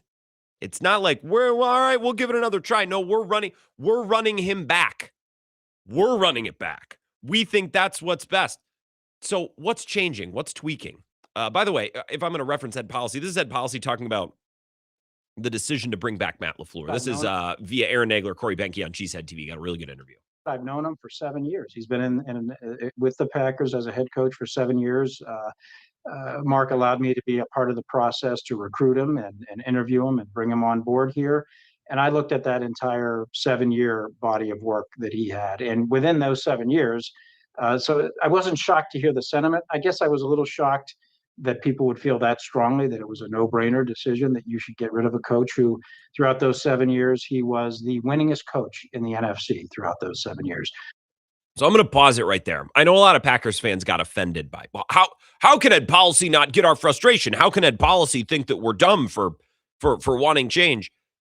I understand Matt LaFleur's record over the last couple of years, and really since he got here, is exemplary. They've won many more games than they've lost. And the worst season that he's had here, I guess, save for, Aaron Rodgers' final season, was Jordan Love's first year as a starter when they were the youngest team in football. And down the stretch, they got hot, they figured it out, and they were within a quarter and a couple of completed passes away from going to the NFC Championship game. Not bad. And I guess the worst year that he's here, Aaron Rodgers' final year, was the one year they haven't made the playoffs, I believe, since Matt LaFleur's been here. They basically had an opportunity to win at home to make the playoffs, and they didn't, which is an indictment on LaFleur. That game to me was more an indictment on Rodgers, the same way that the 2008 NFC Championship game was an indictment on Favre. It looked like Favre was cold and he was sick of being out there. And in 2022, it looked like Rodgers had made a couple of interceptions and he'd been hit a little bit and the game wasn't going his way. And he looked cold and old and it looked like he didn't want to be out there. That game to me was not about Matt LaFleur, just like 2008 wasn't about Mike McCarthy. Now, there are other games that have been about Matt LaFleur, but I don't hold that against him. To Ed Policy's point, Matt LaFleur's won a lot of games here. And even his worst years at the helm have still been pretty good. Losing 5 straight to end this season and a handful of games straight to end last season, for me, that just can't be nothing. It can't be nothing. It can't completely be chalked up to injury or bad luck. It can't be nothing. If you would have told Ed Policy at halftime of the Denver game, hey, Ed, not only are you going to blow this lead and lose in Denver, your team's not going to win another game in 2025, 2026. I would have loved to know in that moment what his reaction would have been. He would have said, that cannot be right. You cannot be serious. Man, you cannot be serious. If you would have told Ed Policy at halftime of that Denver game, which was December 14th, there were 3 more games remaining in the regular season. If you would have told him in the midst of a 4-game winning streak, going for 5 with a halftime lead in Denver, if you would have gone up to the box or the suite or wherever him and the Packers brass were watching, if you had tapped him on the shoulder, said, hey, Mr. Policy, I've been to the future. I see how the season ends. Your team's not going to win another game. He'd say, what? How? No, that can't be right. You wouldn't have been able to envision it. You wouldn't have been able to. But now that we watched it and it happened, it's easier, I think, for Ed Policy to look back and say, well, they were injured. Well, this happened. Well, it's easier to explain. Where I would have loved to talk to Ed Policy in that Denver game, knowing what we know now, and say, hey, Ed, what are you going to do? I'm going to give you some foresight. I'm going to let you look into the future and know that your team's not going to win another game this year. I think he would have been fuming. And he should have been, because not winning any of those games is ridiculous. Even with Jordan Love getting hurt and missing the Chicago game. And the Baltimore game would have been one thing if you didn't give up a franchise high rushing yardage to Derrick Henry. If they lose to Baltimore 27-24 with Malik Willis at the helm, we're not killing him. Nobody wanted to play football that night. And Mike Clemens then tells us, he talked with a player in the locker room in the midst of that losing streak. When they had 2 games left, it's like, well, look, we know we're going to lose in Minnesota because we're not going to play anybody. And then we're going to go on the playoffs and we're going to lose in the wild card round and then we're going to go home. So what's the point? That's how the team felt. So for Ed Policy to be like, well, I don't know what fans, it was a pretty easy decision for me. It's like, I would have loved for you to say that if we could go back in time to that Denver game and I could tell you what we know now and I could have told you how the season was going to end. I would love to know if you would have felt the same way in that moment, because I don't think you would have. More from Ed Policy. 3rd winningest coach in the NFL throughout those 7 years. Brought us to the playoffs 6 of those 7 years. Exceptional work, especially at the quarterback position, which is a pretty important position in the National Football League. Brought the very best out of Aaron Rodgers, winning 2 back-to-back MVPs. Certainly helped develop Jordan Love into a budding star. Look what he did with Malik Willis over those 2 years, and the things that Malik was able to contribute to our team, and now that he'll be able to contribute to Miami. So exceptional work on the quarterback side, and he had the locker room behind him, and they are very supportive of him. Up to and including and especially maybe the quarterback. So to blow it all up at that point, I don't think that would have made no sense at all. And so I'm really excited that they've all agreed to come back. Well, your special teams coach wanted to leave. Your defensive coordinator was taking calls after the Chicago game. So I don't know that they all wanted to come back. I'm not going to sit here and say that blowing Matt LaFleur and his entire coaching staff out of the building wouldn't have been an easy decision, wouldn't have been a no-brainer. But to say that firing your head coach, given how this season ended and last season ended, to say that it would have made no sense, I think is a bit dramatic. This offseason is going to be such an interesting one. If the Packers win this division this year, I think it would be such a win for Ed Policy, such a win for Brian Gutekunst sticking with it, because I'll tell you, if I was in charge of the Packers, I don't know that I could have done it. I don't know that I could have held the line. And I don't think they're going to win the division this year, because I've watched this team the last 3 or 4 years. They haven't won the division since 2021, and with good reason. They don't stay locked in, and they don't stay focused long enough to win it. Winning the division is an accomplishment because it shows that you not only were a good team and won some games, but there were Sundays where you played at noon in the Meadowlands or in Arizona, not in prime time, you're wearing your ugly white road jerseys. No one's, Kenny Albert and Jonathan Vilmer doing the game. And I like Kenny Albert, but you stayed focused and won all of those games too. It's not just that you had a big win on Sunday Night Football over a rival, or you went to Pittsburgh and beat Aaron Rodgers. It's that you beat Cleveland on CBS in October when very few people nationally were watching and no one was even caring about fantasy football. It's that you beat the Ravens, or you held on to a win over the Bears with your backup quarterback in November. You won some games when it wasn't going your way. You won some games that were ugly, that were boring. That's what it takes to win a division. Any team can do what the Packers have done the last 3 years, which is have some good players and have some good games. That's what gets you 9 wins and a wild card loss in the first weekend. I haven't seen the Packers' ability to do the harder thing, which is to be a mature, grown-up football team that over the course of 3 months stays focused on the goal, stays on target, doesn't blow the game to Cleveland, doesn't blow the game in Arizona, it's not just about winning on Sunday Night Football, Monday Night Football, and winning the big ones at home. It's about that game that very little of the country is watching, and we don't even know who's this announcer again. This is the only time I've heard this crew. Nobody's watching unless it's on Sunday NFL Ticket outside of the Green Bay, Wisconsin market. Like those games, the Packers don't win those games. But if this is the year they do and they put it all together and they win the division, Ed Policy, Brian Gutekunst deserve a big tip of the cap. I also think it's likely that 2 or 3 years down the road, we look back and say, we should have known on Matt LaFleur after the Chicago loss in 2026. Why was the move not made then? It was so clear. It was so obvious. Why did we need to run this back 2 or 3 more times? You know what I mean? I think that happens a lot in sports when coaches are fired, where you look back and think, this should have happened 4 years ago. With McCarthy, should have been after 2014. Never got better after that. I understand why the Packers tried again, but looking back and knowing what we know now, they should have just cut bait after 2014 because it was never the same.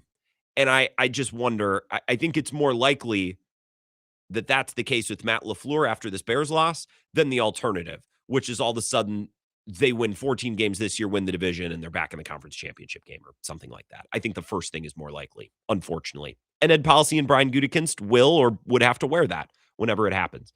The Bill Michaels Show today presented by Pella. Pella Windows and Doors. Bill's told you countless times the value that those windows and doors have added to his home, the security they've added to his home, the protection. God knows we've had enough severe weather this year, and God knows that Bill's got critters coming from every side. He's got raccoons dumping on his roof. He's got a mouse in his garage that he's been chasing around like Wile E. Coyote for 2 months. The security that Pella Windows and Doors offers, not just from the weather, we've had plenty, or intruders, you never know who's kicking around your neighborhood, or critters like Bill, protection from everything. It makes your house look better. You save money on your energy costs, whether it's heating and air conditioning, and it always seems like those costs, like everything else, are going up. And when it comes time for you to eventually sell your home, whenever that might be, your home value is going to be higher because of it. So it's an investment in your home, in the biggest investment in your life, unless you own like a big yacht or something. For 99% of us, our home is our biggest investment. So take care of it and invest further. Pella is the place to do that. You can get started, PellaWI.com. Have them come out, take a look, do some measurements, give you an estimate, talk about maybe some work that could be done.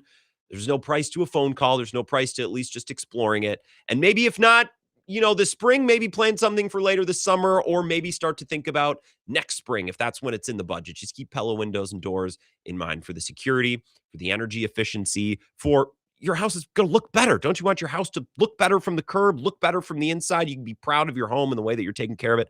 PellaWI.com. That's PellaWI.com. We'll continue to talk Packers, and I'll take your phone calls if you're interested in jumping in. 608-321-1670. More of the Bill Michaels Show next.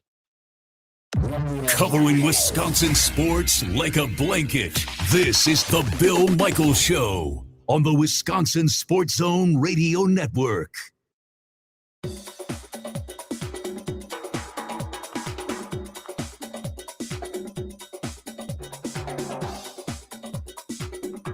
Bill Michaels will resume in 5 minutes.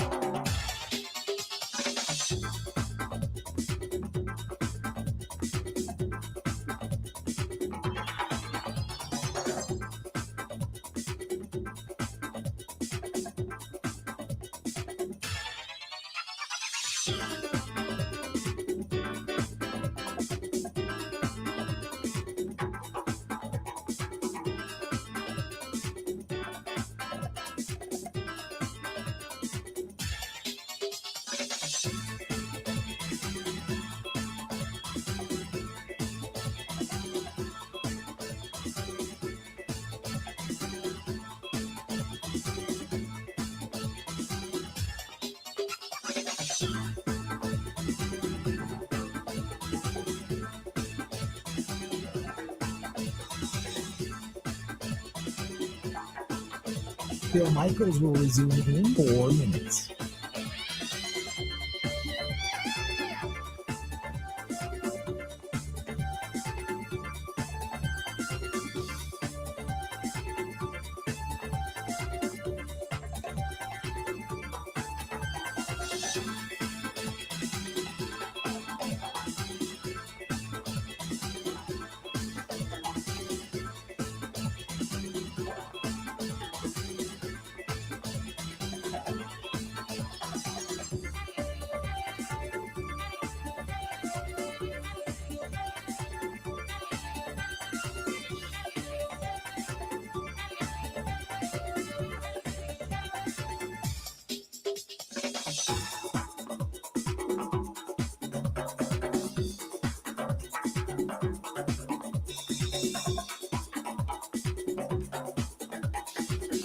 Bill Michaels will resume in 3 minutes.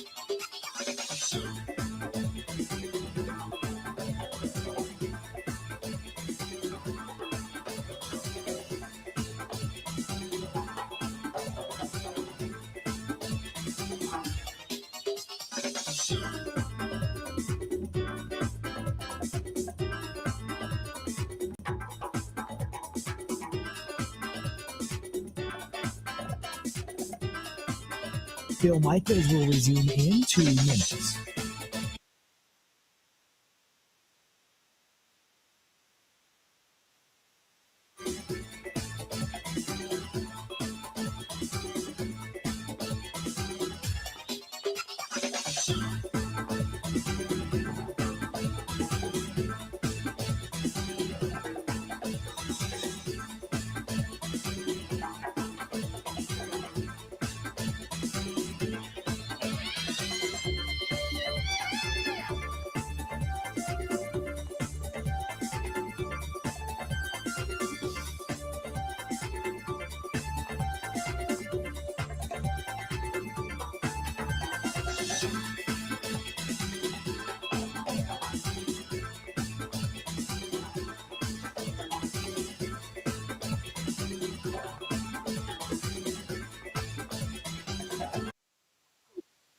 in 1 minute.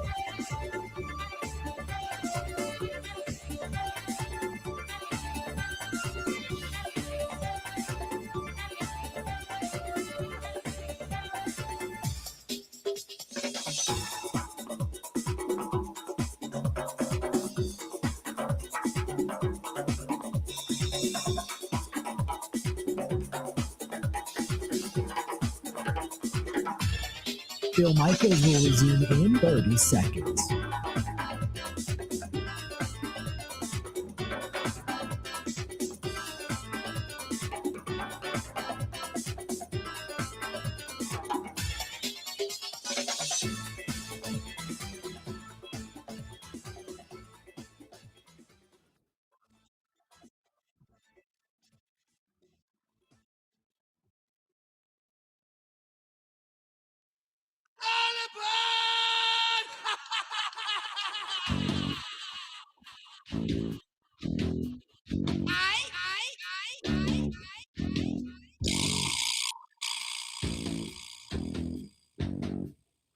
All right, welcome back.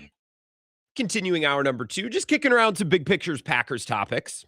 So if you'd like to join, I'll put you right on. I won't make you wait, I promise. 608-321-1670. When Bill is off and I'm manning the controls here in the studio, the operation is streamlined because I'm looking at the phone. So normally, if you call the Bill Michaels show, pick up the phone, I'll go, Bill Michaels show, who is this? And you'll tell me, this is Mike in Sturgeon Bay. I'll say, Mike, what would you like to talk about with Bill? And you'd say, Packers. I say, oh, all right, that sounds excellent, Mike. I will let Bill know that you are on hold, and I'll put you on hold. And then I will shoot Bill a message Mike in Sturgeon Bay is on hold to talk Packers. But if Bill's ranting and raving, if he's locked in on whatever he's talking about and he's got 6 screens in front of him, he might not see that message right away. So now all of a sudden, Mike in Sturgeon Bay is waiting for 5, 10, sometimes longer minutes. Not a problem this week. I see the phone lineup. I will put you on air. In fact, I have no way of even knowing who it is before I put you on air. So F it. We'll do it live. If you want to talk Packers, 608-321-1670. A couple of texts, including some reaction to the NFC North odds. The Lions won, trailed just ever so slightly by the Packers, then a little bit the Bears, then a little bit the Vikings. It's kind of how it's setting up. Now, I don't really care to know who you bet because that's a separate thing, who you'd pick versus who you'd bet. Because when you bet, you're not, the thing that people always say when they want to sound like a smart gambler is, I don't bet teams, I bet numbers. You're not really betting on a team. You're, if you're smart or you think you're smart, like most gamblers do, you're betting the line. You're finding a number. You're finding some odds that you like. You're finding an angle where you think a team is under or overvalued. So I guess I don't really care who you'd bet on, although I think the Vikings at plus 600 are quite interesting, and certainly the Bears at plus 320, because I don't know that any of these teams are separated by more than a couple of games. I know that because I watched last season, and the Vikings were the worst team. Well, the Lions were the worst team. Did the Lions win 8, 9 games? The Packers won 9 games. Like, all of these teams are clumped up, and the Vikings just improved at quarterback. So to think that the Vikings are plus 600 to win the division, the favorites plus 180, like, I don't know. I think there's value in the lesser teams in this division. Now, who you'd pick, that's a completely separate conversation. Brad in Sturgeon Bay. Funny that my fake caller, Mike in Sturgeon Bay. Brad and Mike must know each other. Kyler Murray plays amazing for 8 games of the season and looks abysmal for the other 9. And the Vikings proved that they can win with poor quarterback play last year. I wouldn't be surprised if the Vikings are in the wild card hunt at the end of the season. Here's another thing. And I talked about this with Matt Caller, who's been on the show a bunch. Purple Insider covers the Vikings. A high-octane NFL writer and talker in the league. I think he's one of the best. He does a really good job. I talked about this with him last week. We talk about the Jets like they're the Jets because they are the Jets. They suck. They have bad coaches. They have bad GMs. They have a bad owner, and then the owner's son comes into the locker room and starts making decisions. Good players go there and stink. Bad players are drafted there, and then they go elsewhere, and all of a sudden they're good. The Jets are awful, and we recognize that. We talk about it. I don't think the Cardinals are that much better. The owner maybe isn't as big of a tool as what's his Ambassador Johnson, Woody Johnson. I think the Jets owner is like at some point, like not just incompetent, but kind of malicious even. Like he can't help himself. Like he almost has to sabotage things. The Cardinals are close. So if a player leaves the Jets, I think we all recognize, oh, there's a chance that this player will go elsewhere and be better because the Jets are garbage. I think the same is true of the Cardinals, but we don't treat the Cardinals like that for whatever reason. Maybe it's because they're not a brand in New York. Their owner isn't Woody Johnson. Aaron Rodgers wasn't there. Like, I think when players leave the Cardinals, we should talk about them the same way we talk about a player if they were leaving the Jets. So Kyler Murray is a flawed player, but I think there's a pretty good chance that leaving the Cardinals is a big positive for the guy. So when you say, well, Kyler Murray's great for 8 games, he's bad for 9. Yeah, but so he's inconsistent and he's undersized and he's, his personality is a little quirky. Well, what if he plays for a good team with a good coach with an offense and talent around? Like, are you still so sure he's going to play good for 8 games and suck for 9? I think a lot of numbers and things about his situation and his play style would improve. I would think. We'll see. 608-321-1670. Let's take a call here. It's the Bill Michaels Show. Who's this? Afternoon, Grant. This would be Tim from Sparta. I recognize that big inhale, that wind up anywhere. Yeah, this is Tim from Sparta. How's it going, Tim? It's a beautiful day out here in the neighborhood.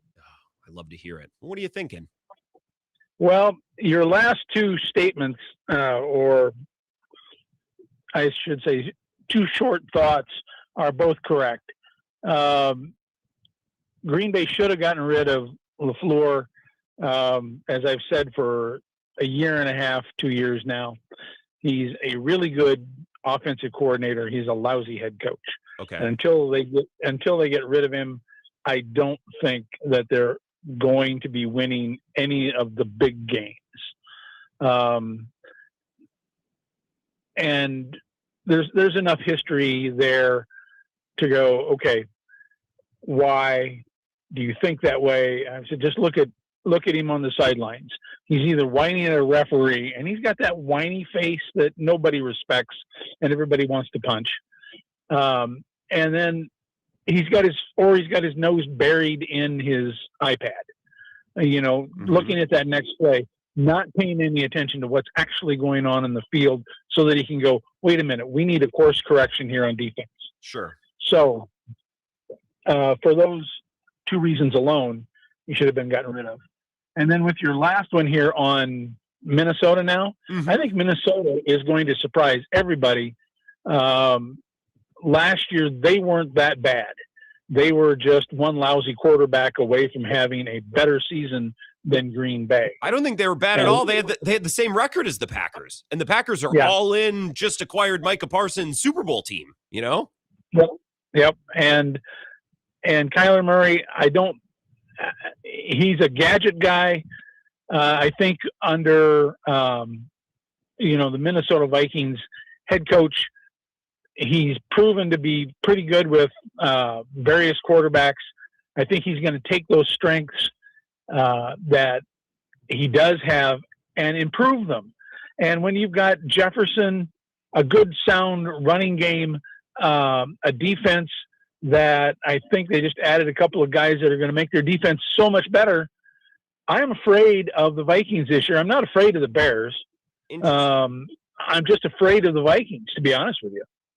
Interesting. What do you think about the Lions? It's funny to me that they're the forgotten team in all of this. I kind of think the Lions are the same team they've been the last couple of years. They are, but I think I think most of the teams have figured them out. They haven't. Where have they really improved? Yeah, I guess I don't know. That's a good question.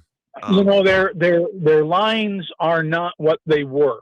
Now, if they improve the offensive line, especially if they get that back to where it was, then that makes their game so much more dangerous. But they no longer have thunder and lightning because they got rid of Montgomery.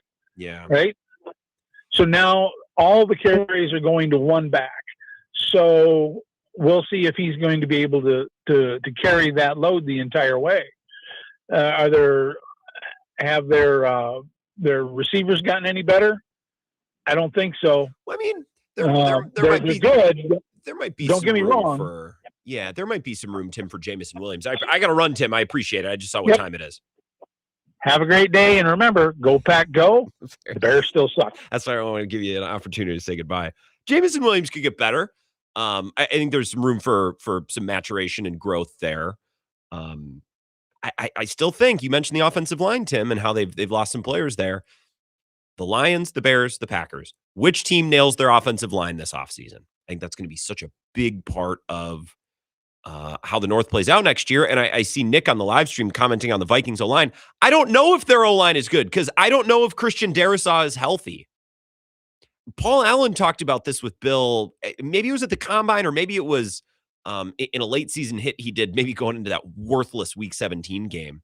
The Vikings didn't have their correct alignment on the line, but more than just a few times last year. O'Neal was hurt and Darrisaw was in and out. It feels like he had a very Bakhtiari season where he'd be good and then he'd need to get his knee drained. And I don't know if the Vikings offensive line is healthy. I don't think they're bad. But if Darrisaw's in and out, and that was their issue last year.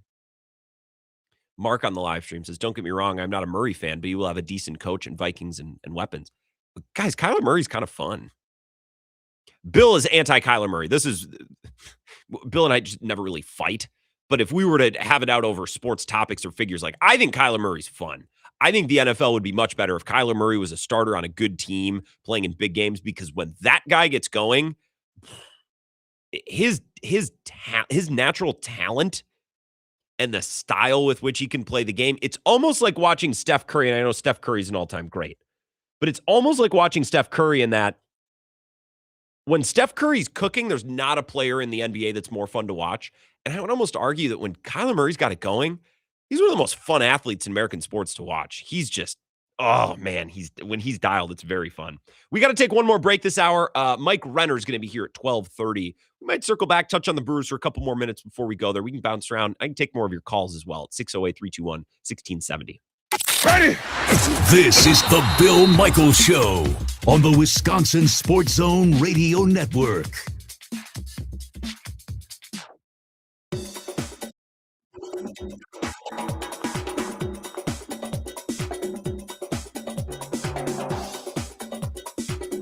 Bill Michaels will resume in 3 minutes.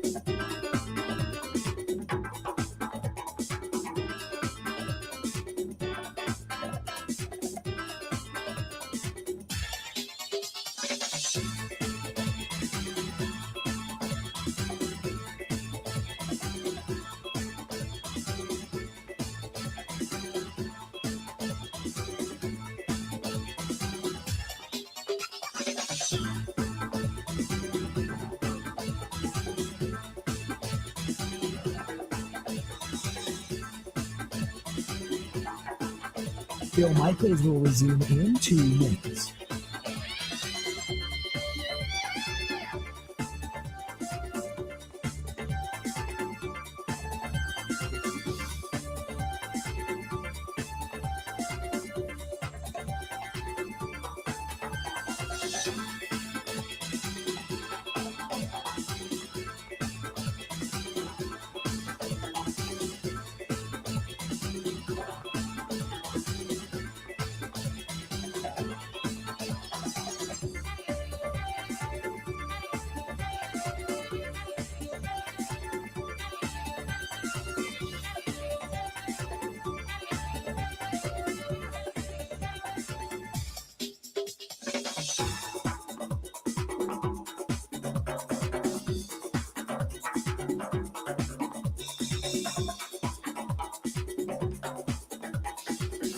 Bill Michaels will resume in 1 minute.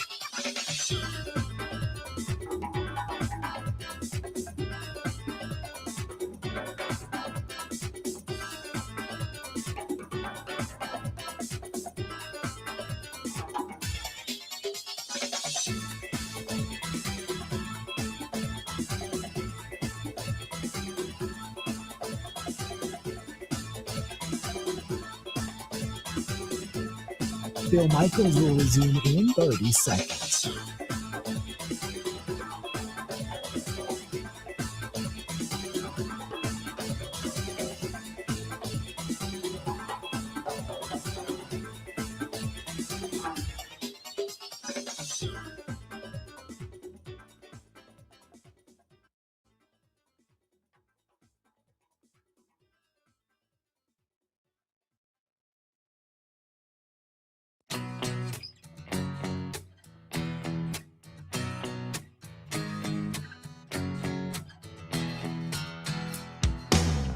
All right, final segment of the second hour.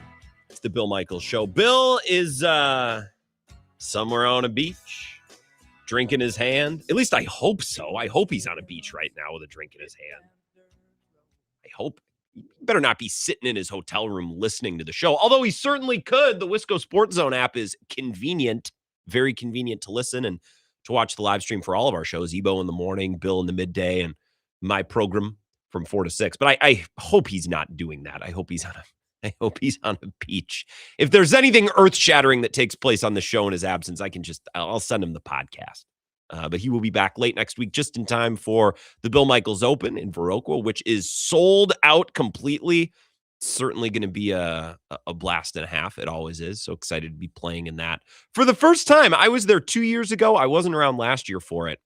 but my schedule allows this year. My schedule being I have no life, so I might as well go. We're going to hear a little bit from Pat Murphy on the other side of this 2-minute break. We'll get the update from Zach, the headlines.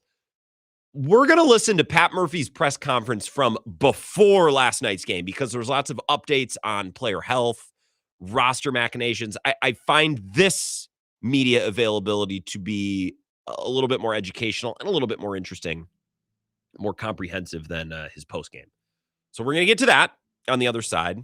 We can reset any Brewers thoughts we have. The lineup for today's game is out. They play at 12:40, so they'll get underway in a little bit more than a half hour here. So we'll get our final Brewers thoughts in before the Brewers actually start, and then we'll kick it back over to the Packers. Mike Renner is going to be here at 12:35, and I want to ask him about all the players they took. So if you want a nerdy breakdown of all of these guys, Mike will help us out with that. I tried to read a draft guide yesterday, and I just quick hands and fluid hips and good base and wet pivot and long leap. It's like we're just making these words up. But Mike will put it in terms we can understand. So we'll get to that in this third hour. We'll get to this third hour in just 2 minutes. No commercials, just the headlines, the latest in Wisconsin sports from our sports director, Zach Heilprin. We'll be right back.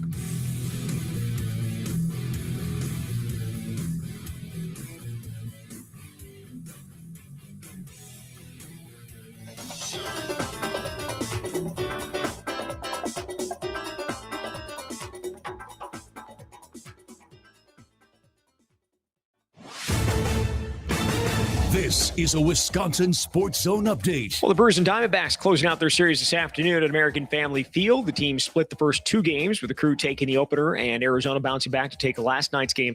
After day, Brewers going to hit the road for 6 games with stops in Washington to face the Nationals and then heading to St. Louis to take on the Cardinals. Meanwhile, Crew could be getting help sooner rather than later. Jackson Chourio and Andrew Vaughn were both sent on rehab assignments yesterday. Chourio has not played this year. Vaughn made it through just 1 game before ending up on the IL. Vaughn went 1 for 3 last night. AAA, Chourio walked twice. Turning to the Packers, they're going to hold the rookie minicamp starting tomorrow in Green Bay. It will include their 6-man draft class along with all the undrafted free agents the team agreed to deals with. The rest of the team finishing up the second week of the offseason program. Hey, better. Swing into Potawatomi Casino Hotel Milwaukee for the $300,000 Big League Series. Just play with your rewards card over 3 months to earn entries. Here's the lineup. Leading off April, on deck May, in the hole June. All monthly entries you earn will roll into drawings on Friday, June 26th, where you could win cash, free play, or one of 3 new Toyota vehicles. It's the $300,000 Big League Series, only at Potawatomi. More info online. Must be 21 and a rewards member to play. Well, Wisconsin spring practices are in the books. They closed out things yesterday. Badgers breaking in a new starting quarterback for a 4th straight year. And Old Dominion transfer Colton Joseph. After a slow start to spring, Joseph impressed QB coach Kenny Guyton. His balance and that mobility and being able to throw the ball comes when whatever the play presents. You know what I mean? And I thought he did a really good job as spring went on, understanding the why in our offense. Why are we calling these plays? What are we trying to get done? And once he kind of felt that, he was able to play more natural. And like I said, the pocket awareness, it shined really quick. And we all saw okay, this is the guy that we knew we got. Wisconsin opens the season September 6th against Notre Dame at Lambeau Field. With this Wisconsin Sports Zone Network update, I'm Zach Heilprin.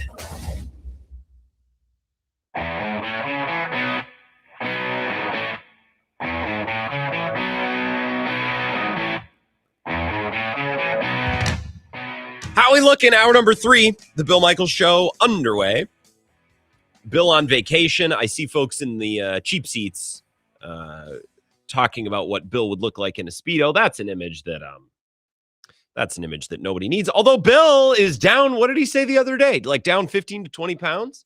So I don't know. I think you guys underestimate Bill, his ability to step out in a Speedo and impress everyone on the beach in the Bahamas. We don't need to discuss that anymore. That's fine. About 30 seconds on that topic was plenty. Mike Renner is going to be here at the bottom of this hour. CBS Sports lead draft analyst. He's the best person in the game talking about the draft. And also a Wisconsin guy and a Packers shareholder like myself. So we can discuss that, all things Packers draft, and get into the nitty-gritty details of some of these players with Mike at the bottom of this hour. Before the Brewers start at 12:40, I want a little bit of give me some news, give me some updates. Pat Murphy, before the game last night, Mike Clemens was there to get injury updates on Zerpa, to get the latest on Yelich, to get the latest on Vaughn and Churio. So we're going to listen into what Pat Murphy had to say. I'm going to mark down some things and we can discuss afterwards. But here's that conversation. How nice is it to see Churio, Vaughn getting closer to returning and starting to rehab? Just how encouraging is that considering what y'all have been going through? Yeah, I mean, it's it feels like it's finally here, and that's a great feeling. But I can't worry about that right now. I just want to keep them going and healthy and getting their at bats and worry about tonight. Worry is not the right word, but think about tonight. Bigger picture, when you think about the power and the power question in the offense right now, do you think it's as simple as getting those guys back? Well, it certainly doesn't hurt because two of those guys are. When you consider Yelich, when he gets back, he's going to hit over 300 major league home runs, and when you think about Churio, he's probably going to track for more than 300 home runs, and you're talking about real threats.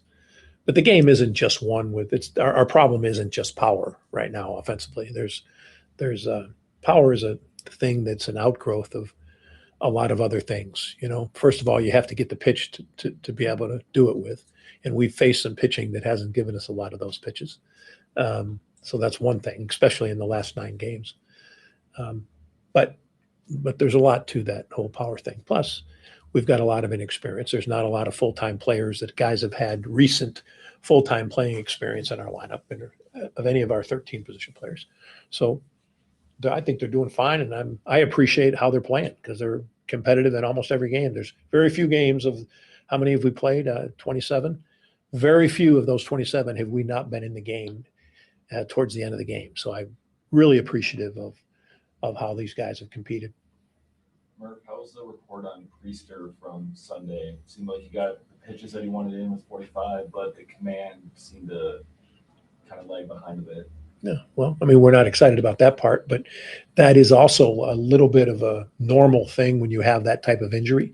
It's a nerve injury and a space in your arm for all the nerve endings and all the things that are in your arm to function correctly. So the feel of pitches and stuff, it's very normal with that type of injury to not have the great touch and feel of the whole thing. So it'll take them a while. It's all training that brain again to know that the brain and that touch at the end of your fingers of how to release the baseball. And I think it'll clear up. Is Yelich on schedule or a little Yeah. behind? No, he's not behind at all. No, I think we're trending right, but with every couple steps forward, then there's a step back somewhere along the way. Trying not to project or forecast, but there's usually something like that. Is he going to stay back again on this next trip? No, he's actually going to go with us. Does that mean he's getting ready to hit? He swung already off the tee or something, or today's flips, I think. With Churio in particular, how tough has this probably been on him? I know you've had conversations with him to be out this long before he gets. And feel so good. You know what I mean? It's one of those injuries where you don't want to risk the catastrophe of having to have surgery on it because you didn't give it proper time. But you feel great in the meantime. Like, why can't I play? But it's, the recommendation is to make sure that it's in a space where attendance not going to be affected and you're not going to need surgery. So going through this has got to be tough on him. He loves to play.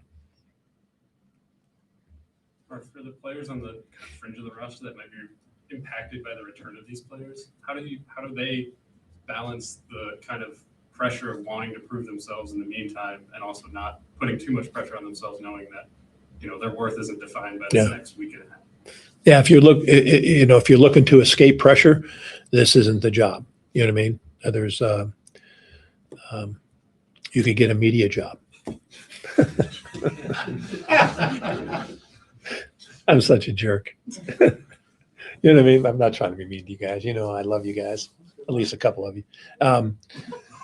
But you know what I'm saying? Like, there's pressure. There's pressure in the big leagues. There's pressure. There's situations that come up that's just part of the politics, business, whatever you want to call it, of baseball. That's going to come up, and you're going to be the odd man out, and you're not going to like it. And we got choices every single day on how to respond to this adversity. Every day we have choices, and if you're going to, if you're going to just commiserate and agonize over it, and I do this a lot myself, you agonize over losses, then you're thinking about yourself too much. You know what I mean? Like, appreciate what you have and go forward. And if you're designated to AAA or designated for assignment or whatever the situation may be, realize what it is and respond well to it. Or buy your own team and put yourself at any starting position you want. But until that point, you gotta accept it and do something about it or respond to it in a positive way. All these guys are privileged, man. These are privileged human beings that are have opportunities to impact so many others. And I think if you just keep that in your mind and when you go through things. Great question, though. Great question. Jeez, I'm gaining hope for the room. Mark, what are you learning about the starting rotation now that we've gone like 5 rotations through? Just that was probably the group you had the most questions about. What are you learning about them? And I mean, I think they've performed admirably, and there's great room for growth.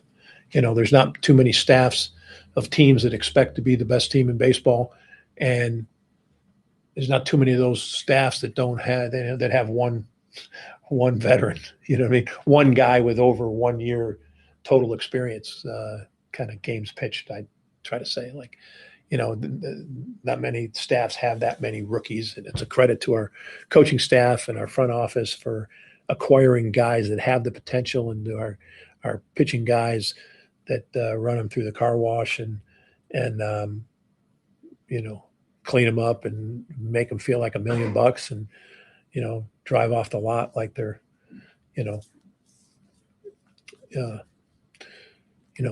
pretty special commodities. So I'm really amazed that we keep doing that, and it's great. I think it's been the most pleasant. It's not really a surprise because they've done it before, but it's been a really solid part. And we can't expect that it's going to always be like that, but they've proven that they're the right guys. Mark, how much have you seen the confidence grow in those guys? Yeah. Even just in a month? Harrison and Sproat, especially, you can see it, and then it's not all fully developed yet, but you can see it. The Harrison outing the other day, it's, backs are against the wall a little again, against the division rival who have improved their team immensely, and they got what looks like to be a great club. And, for Harrison to come up like that, again, you can see the confidence growing there. How does, because I piggyback off that question, how does Ms. Harrison compare to or feel? Does it feel a little bit like Woody Corbin and Freddie back in 2018, 2019? That's actually a good question, Benny. I haven't thought of it that way. And it's a little different perspective for me too, yeah, I mean, I could see that. I don't want to start labeling things like that. I mean, those 3 guys are all pretty special.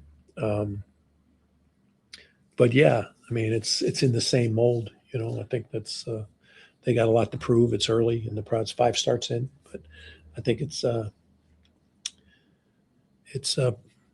3 pretty good guys. So I say it's easy to look at our history and make that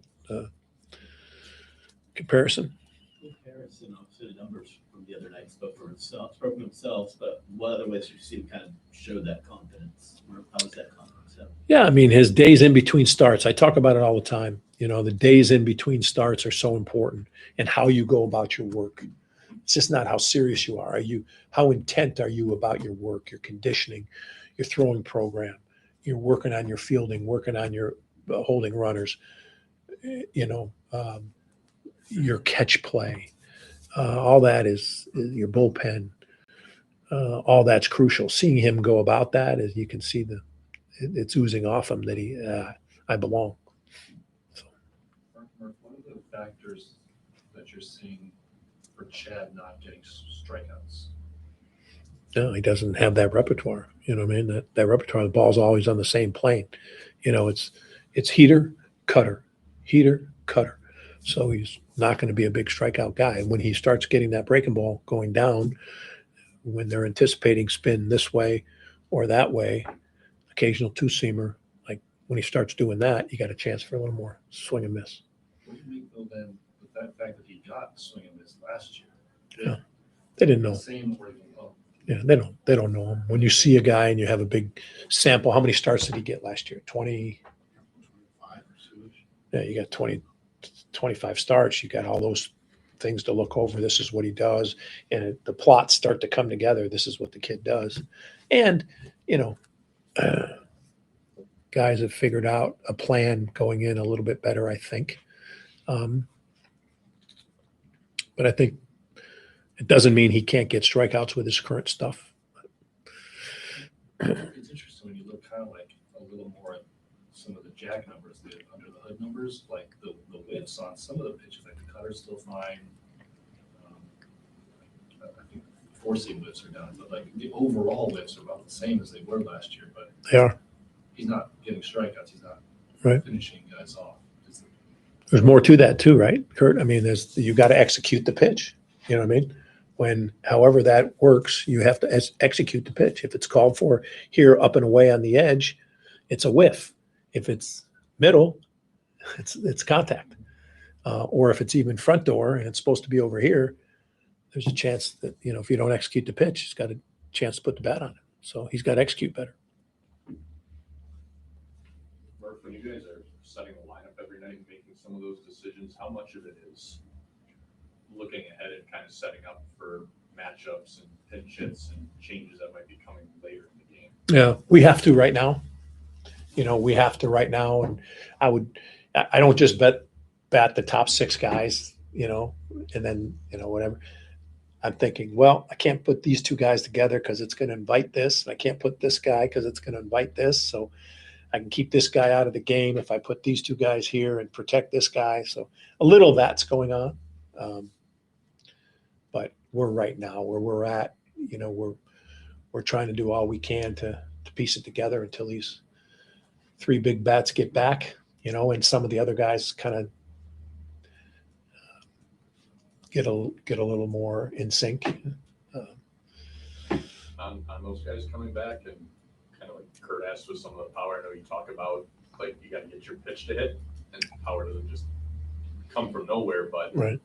Are there certain players who their range of pitches that are kind of their power and their slug pitches, Yeah. does that matter that certain hitters have a bigger range of pitches? No, I think so. And I mean, you're fine tuning it a little bit. It's funny. I did a project, thought I was going to do my son a big favor. He was new in professional baseball. This is probably 4 or 5 years ago. He's new in professional baseball, and I'm the bench coach here, and we're playing against the Reds a lot, and they got a guy named Joey Votto. I sure needs no introduction here. And this guy is killing the ball. And he does not hit a ball foul to the pull side. So I'm all in. You know what I mean? I love this guy. I don't know him, or I didn't know him at the time. So I call my son in, and I'm gonna show him this video of all his extra base hits. And you look at the plot of where they are, they're all in the middle of the zone. It's amazing. I'm like, how can people throw Joey Votto in the middle of the zone? Now it's not middle, but like to your point, it's got a little oval there, but it's all in the middle. So it's the guy that can take that strike pitch and impact it. And some guys, place they can do that is a little smaller. So you're trying to find people but the guys that hit homers on the edges, not very often. They're big and strong, or it's the ballpark and the part of the ballpark the ball's hitting to. I mean, I think our power will be fine this year when it's all said and done. But I let that happen. I don't talk about it much. It's like pulling the ball. You don't force a guy to pull the ball. You could have a lot of problems. But he's got to know how to do it naturally with his natural approach. Do you have a sense that on the power front, any of the guys that can do the damage in your lineup are putting anything else extra on themselves to produce more? I don't think so. Bowers is the same. He swings the bat the same all the time. I don't think you're seeing him, try to do more. Mitchell's just get back in the swing of things. He's played he's played 150 games or 160 games in 5 years. You know what I mean? So he's just getting in the swing of things, and first time he's played all these games in a row, and but he's very capable of it. Who else we got in there? William. What about Bryce? Do you see a guy? Do you see other teams? Oh, they're pitching him tough, man. They're pitching him tough. They're not going to get beat by Bryce, you know. And yeah. Change a little when you have Churio hitting out. Oh yeah. He's probably the guy who's impacted most by it. He is. And then William's a line drive hitter, and we don't want William to try to hit homers.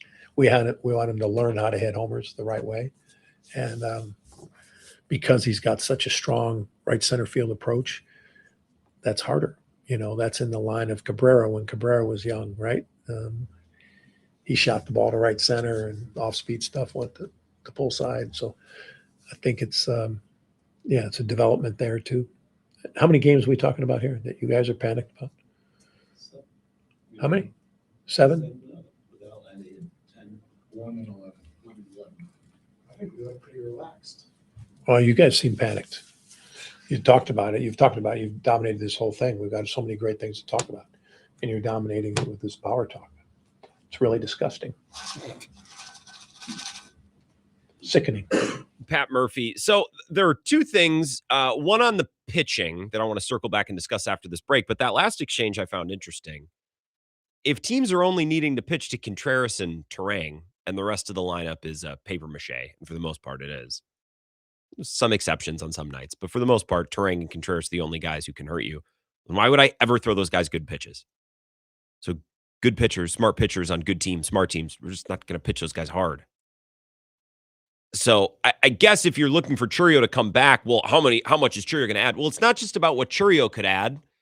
It's about how he's going to make lives easier on others in the lineup and how he's going to, be a force multiplier just because Terang's going to see better pitches or Contreras can see better pitches.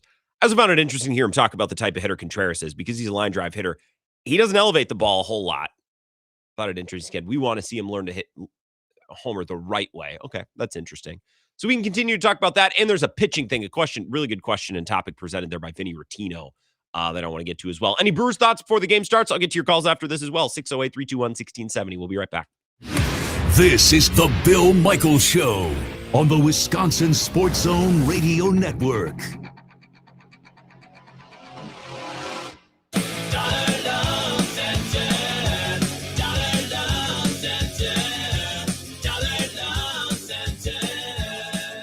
Hey, Chuck, what type of loans do you offer at Dollar Loan Center in Madison? We offer no collateral, signature loans up to $5,000, and the process normally takes less than an hour. We do this at all our locations, or our customers can complete the entire loan process at don'tbebroke.com to save even more time. And when their loan is approved, we do instant funding to the account of their choice or give them cash. Up to $5,000 cash in minutes? I'm in. It's free to apply, and new customers get the first week's interest on us. And we charge by the day so they can pay off quickly to save a lot of money or keep the money for up to a year. Dollar Loan Center loves Madison and lends up to $5,000 in minutes. Stop by Beloit or Madison now, or soon in Janesville and Beaver Dam. You can also apply over the phone or online at don'tbebroke.com. Licensed and regulated by the Wisconsin Department of Financial Institutions. Subject to approval, limitations may apply. See website for details.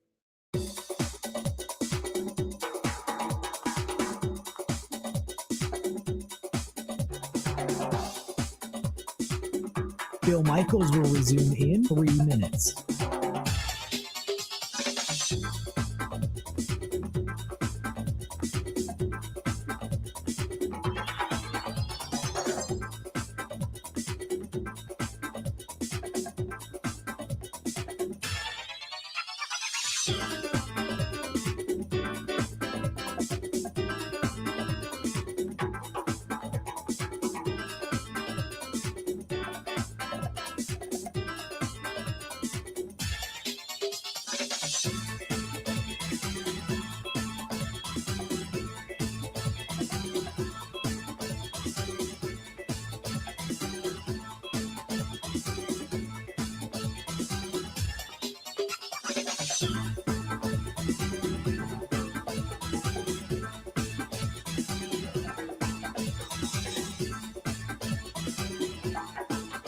Bill Michaels will resume in 2 minutes.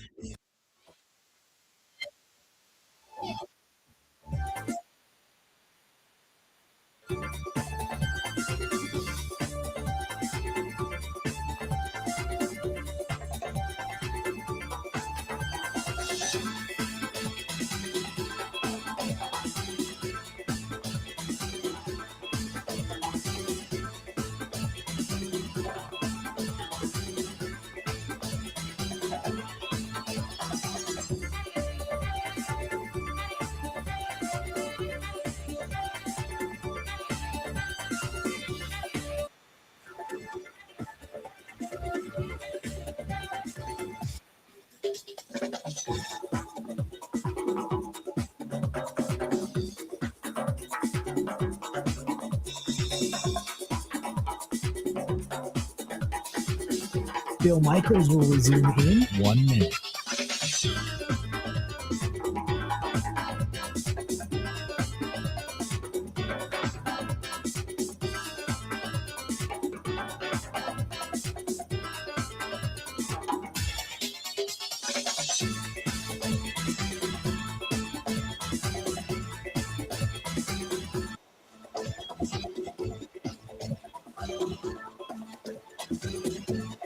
Bill Michaels will resume in 30 seconds.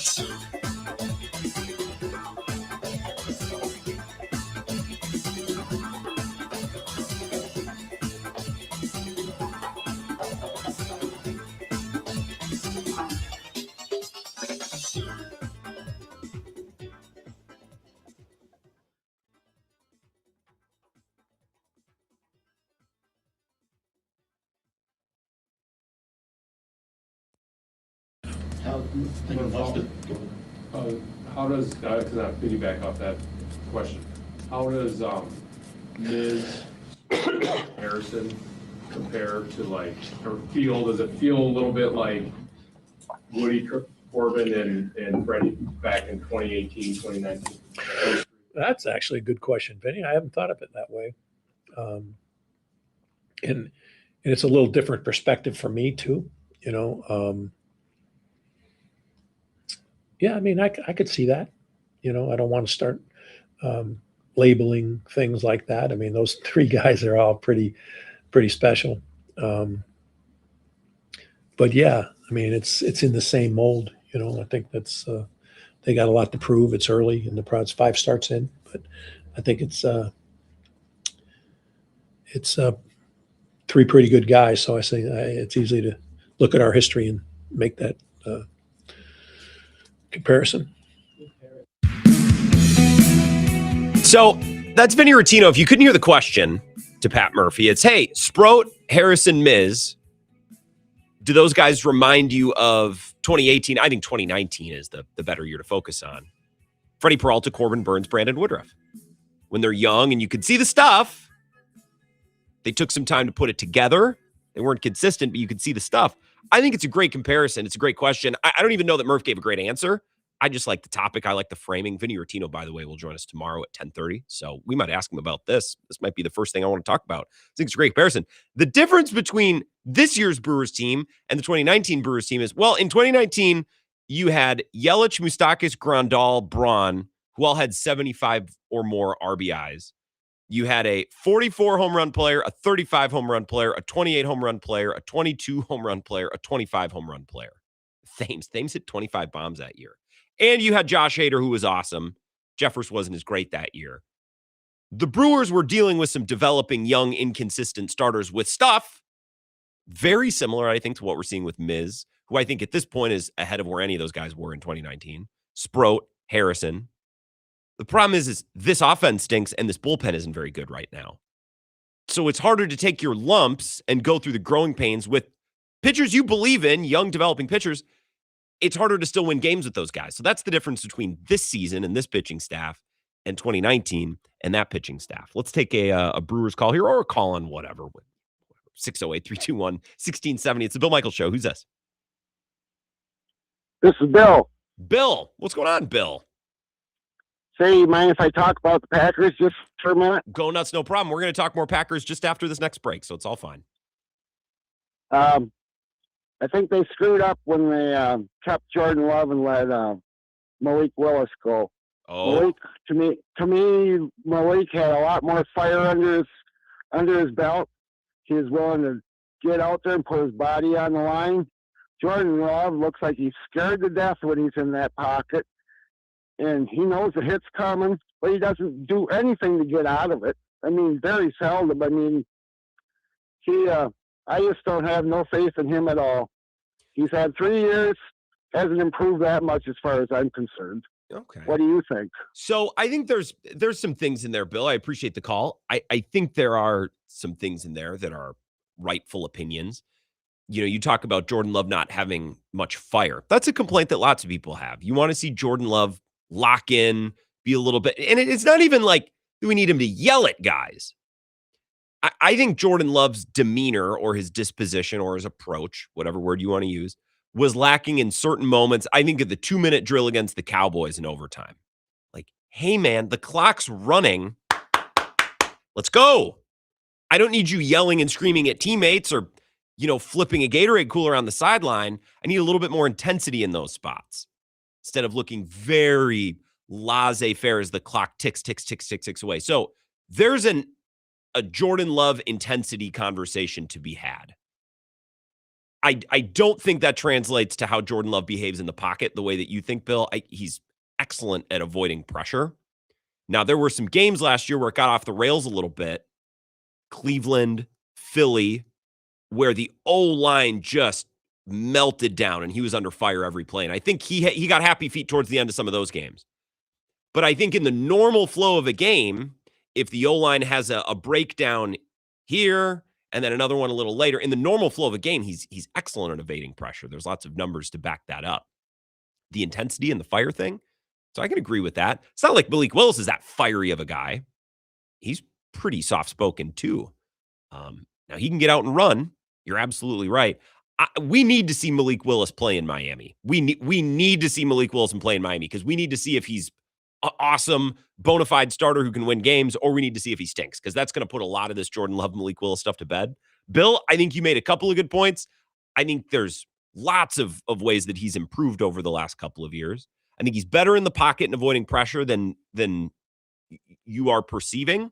The intensity thing, I totally get where you're coming from. That's a complaint or a critique that many Packers fans have had, including in some instances myself. I'm right there with you. Let's take a break.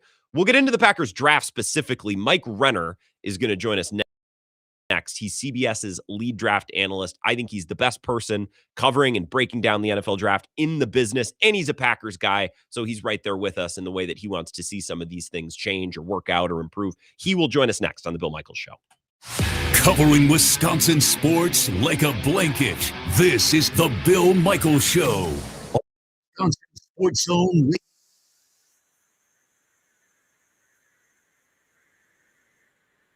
Windows and doors need to handle everything. At Pella Windows and Doors of Wisconsin, we build for year-round comfort. Now get 0% interest until 2030. That's years of no interest, so you can upgrade now and pay over time. Plus, enjoy a free in-home consultation, expert installation, and a 10-year limited warranty. But order by April 3rd. Schedule today at PellaWI.com.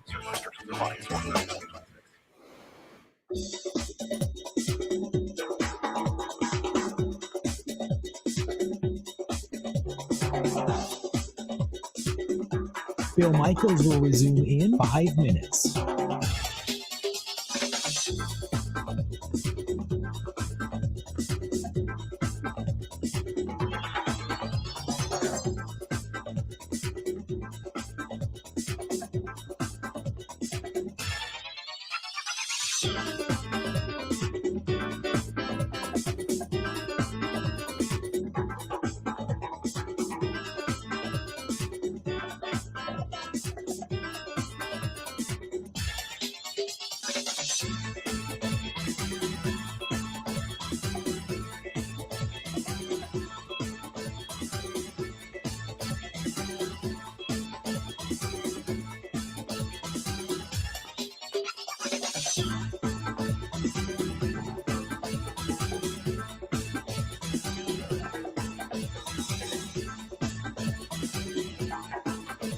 Bill Michaels will resume in 4 minutes.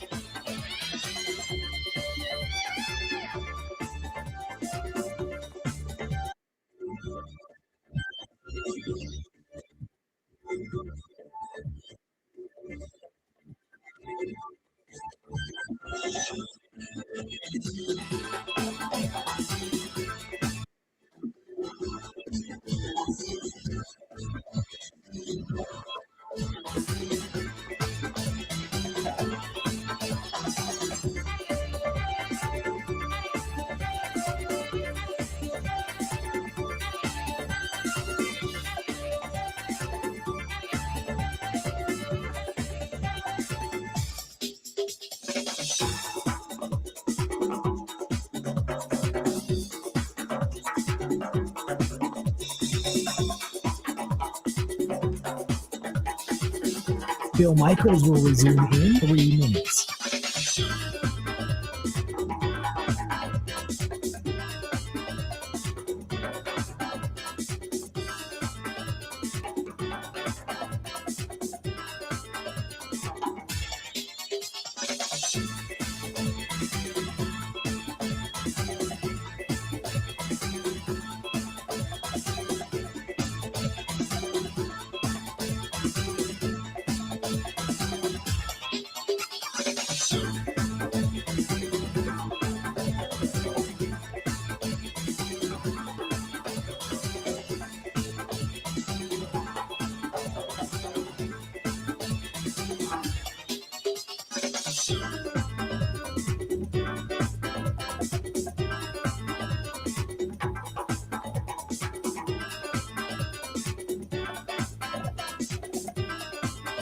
Bill Michaels will resume in 2 minutes.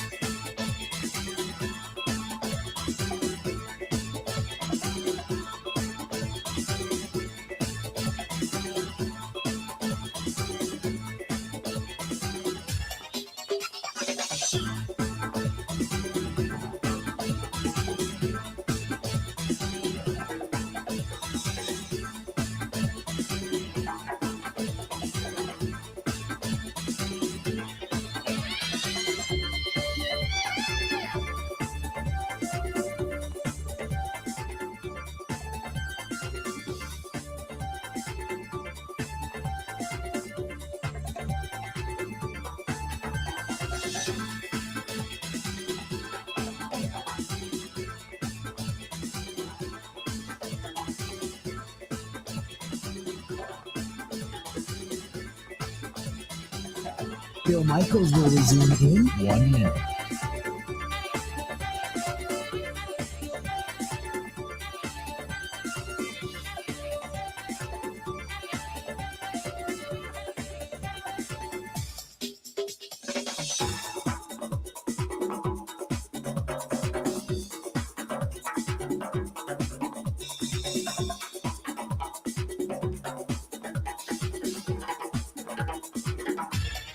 Bill Michaels will resume in 30 seconds.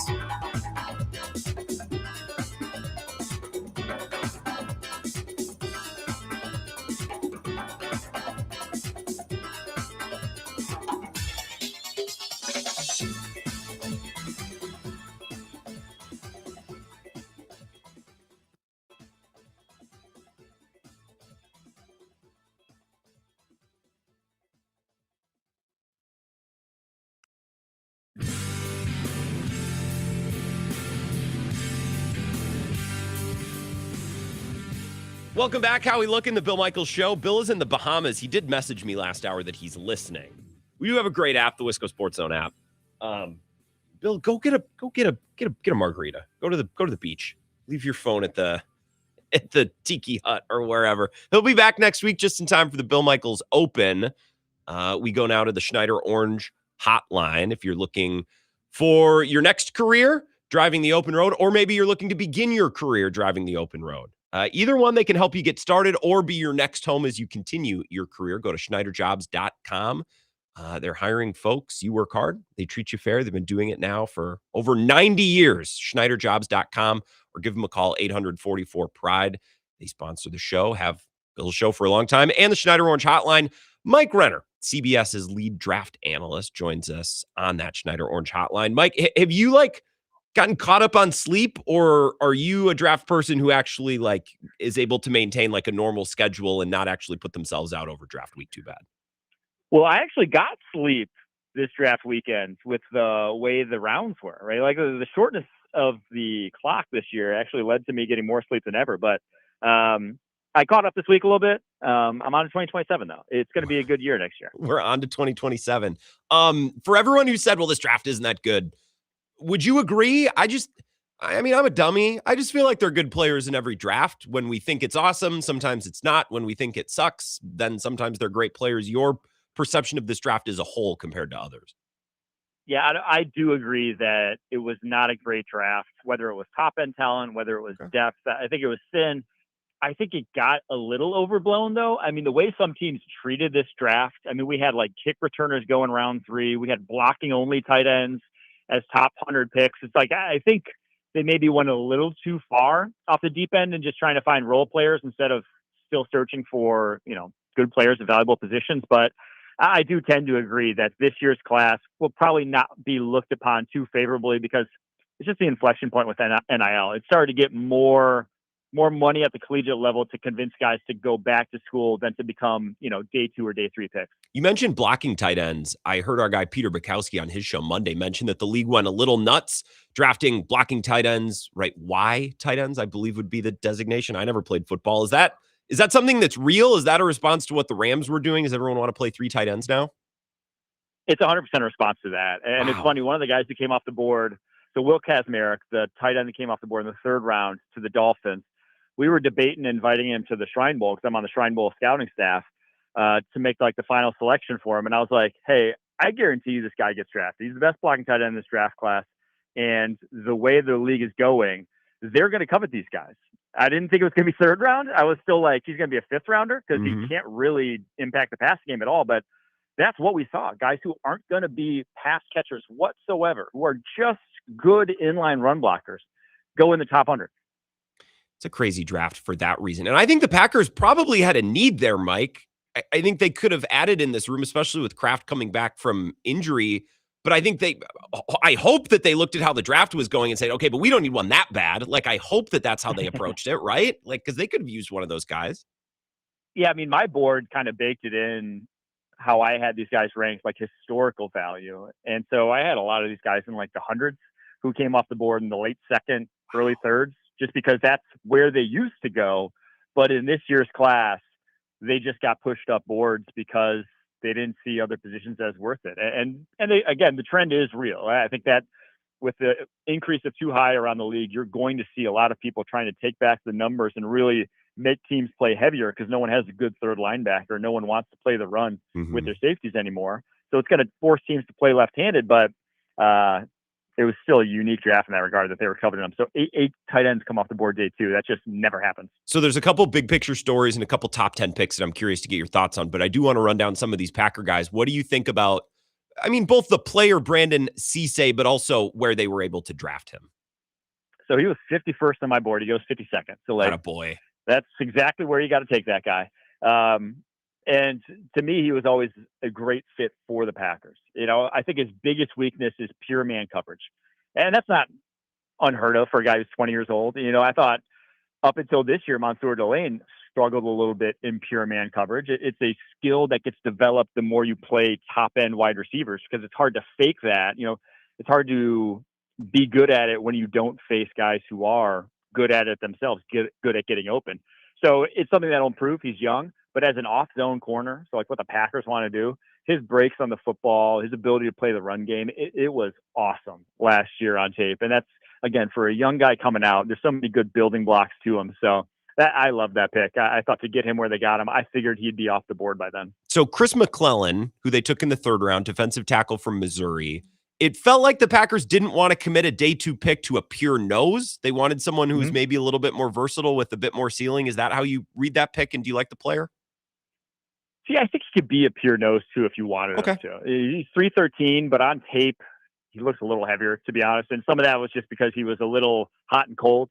That's not uncommon with nose tackles, especially when, Missouri's season by the end of the year was they weren't really in contention. So he was top guy. He was top DT on my board at that point in time. He really can impact both run and pass. I thought his flexibility is a lot better than all the other nose tackle types that were there on the board. So like his ability to play with leverage, play low, and he's got long arms, big hands, and he has some really high end reps on tape. So he was my top guy available there. I think he was 80th on my board, came off right around there. And so I saw it as a guy that for what they needed was pretty much the exact fit you could have asked for. Denied Dennis Sutton was a guy, when I talked with Packers guests leading up to the draft, they all had this guy marked because he's just so Packers-ish, right? Just a physical freak, tested really well. They need some players on the defensive line. I was surprised he was there at that spot, but I don't follow it that closely, so you could correct me there. So what do you think of the player and where they got him? I cannot believe he was on the board. And I'm not there. He's not really my type of player like edge rusher because he's a big project, right? I mean, crazy, freaky tools, but never really showed it on tape outside of like one rep. There's not even like a lot of games to point to where it's like, oh yeah, Denai took over that game. It's more just like one or two reps here and there where you really see it. But that guy, I mean, at the edge position specifically, we ran the studies back when I was with Pro Football Focus. It is the most physically demanding position in terms of high-end testing numbers translating to on-field production at the NFL level. It is bar none. And he has high-end testing numbers. So I could not believe he lasts outside the top 100 in this class. I was even high, like I said, not my kind of edge rusher whatsoever. The guys who don't show it already don't have production. But I even had him higher than where he came off the board. I had him just outside my top 100. So I thought it was a great fit for what the Packers want to be. I thought crazy value to where they got him. And, you know, I don't think he's going to make, you know, he's not going to replace Kingsley, what they lost there year one, but year 3, year 4, he could really be something. It's a rotational position too. So I feel that way about McClellan. Like they don't need to start. They don't need to play the whole game. They could pitch in and help win you a game here and there. So it's funny you mentioned the production because I immediately compared his stats to the numbers that Van Ness put up and Gary put up. He had 8.5 sacks as a junior and a senior and at least a dozen tackles for loss. Is that just, that's not enough production to get you going for a 4th round pick? Or talk more about, you know, traits versus production, because that's better production than they've gotten from some guys they've taken higher in the past. So I for production for me is like down to down impact. Okay. It's more what I'm like production, especially for defensive linemen coming from my days at PFF and like the grading there. It's more just like, are you winning consistently? Not necessarily are you, you know, translating to traditional numbers. So I look at production as just like down to down winning. And he was just very hot and cold. But when he wins and when it looks good, it looks really good with a guy like that. So that's, again, crazy that he fell to where he did. Jaeger Burton, who's a center, but based on what I've read, could be a guard. I think he's an interesting player because Sean Ryan could play center. I don't know that they need to put him there. They could put him at guard. I don't love Banks. They paid him a good amount of money. Belton was the right guard last year. I'm still not sold. So I like that player in that room. What do you think of the player? I mean, first off, great name to fit in northern Wisconsin. And secondly, I love the guy. I thought on tape I had him ranked higher than Logan Jones, who came off the board 2 rounds earlier to the Chicago Bears. So I was fighting for him to be at the Shrine Bowl when we talked about him. I was like, this guy can play center in the NFL. I didn't even expect him to be as good a testing athlete as he ended up being, which was really surprising to me. Now, I don't think he's necessarily, you know, starter day one. I didn't see that. But I saw a guy who is really steady, plays with really good posture in the middle, can handle power. And I thought he had at least versatility to play guard with his body type. He didn't really do it at Kentucky this past year, but I think he could in time if we really needed him to. So for them to get him where they got him, another pick where I was like, I thought that was really good value. I want to ask you more about the draft, some top 10 things, but one big picture Packers question here. So let's say their O-line this year is Zach Tom, Banks, Ryan's the center, Belton's the right guard, and Tom's the left tackle. Jordan Morgan would be the left tackle. Zach Tom would be the right. And your backups are now Burton and Kennard. Like, it's clear they like that room.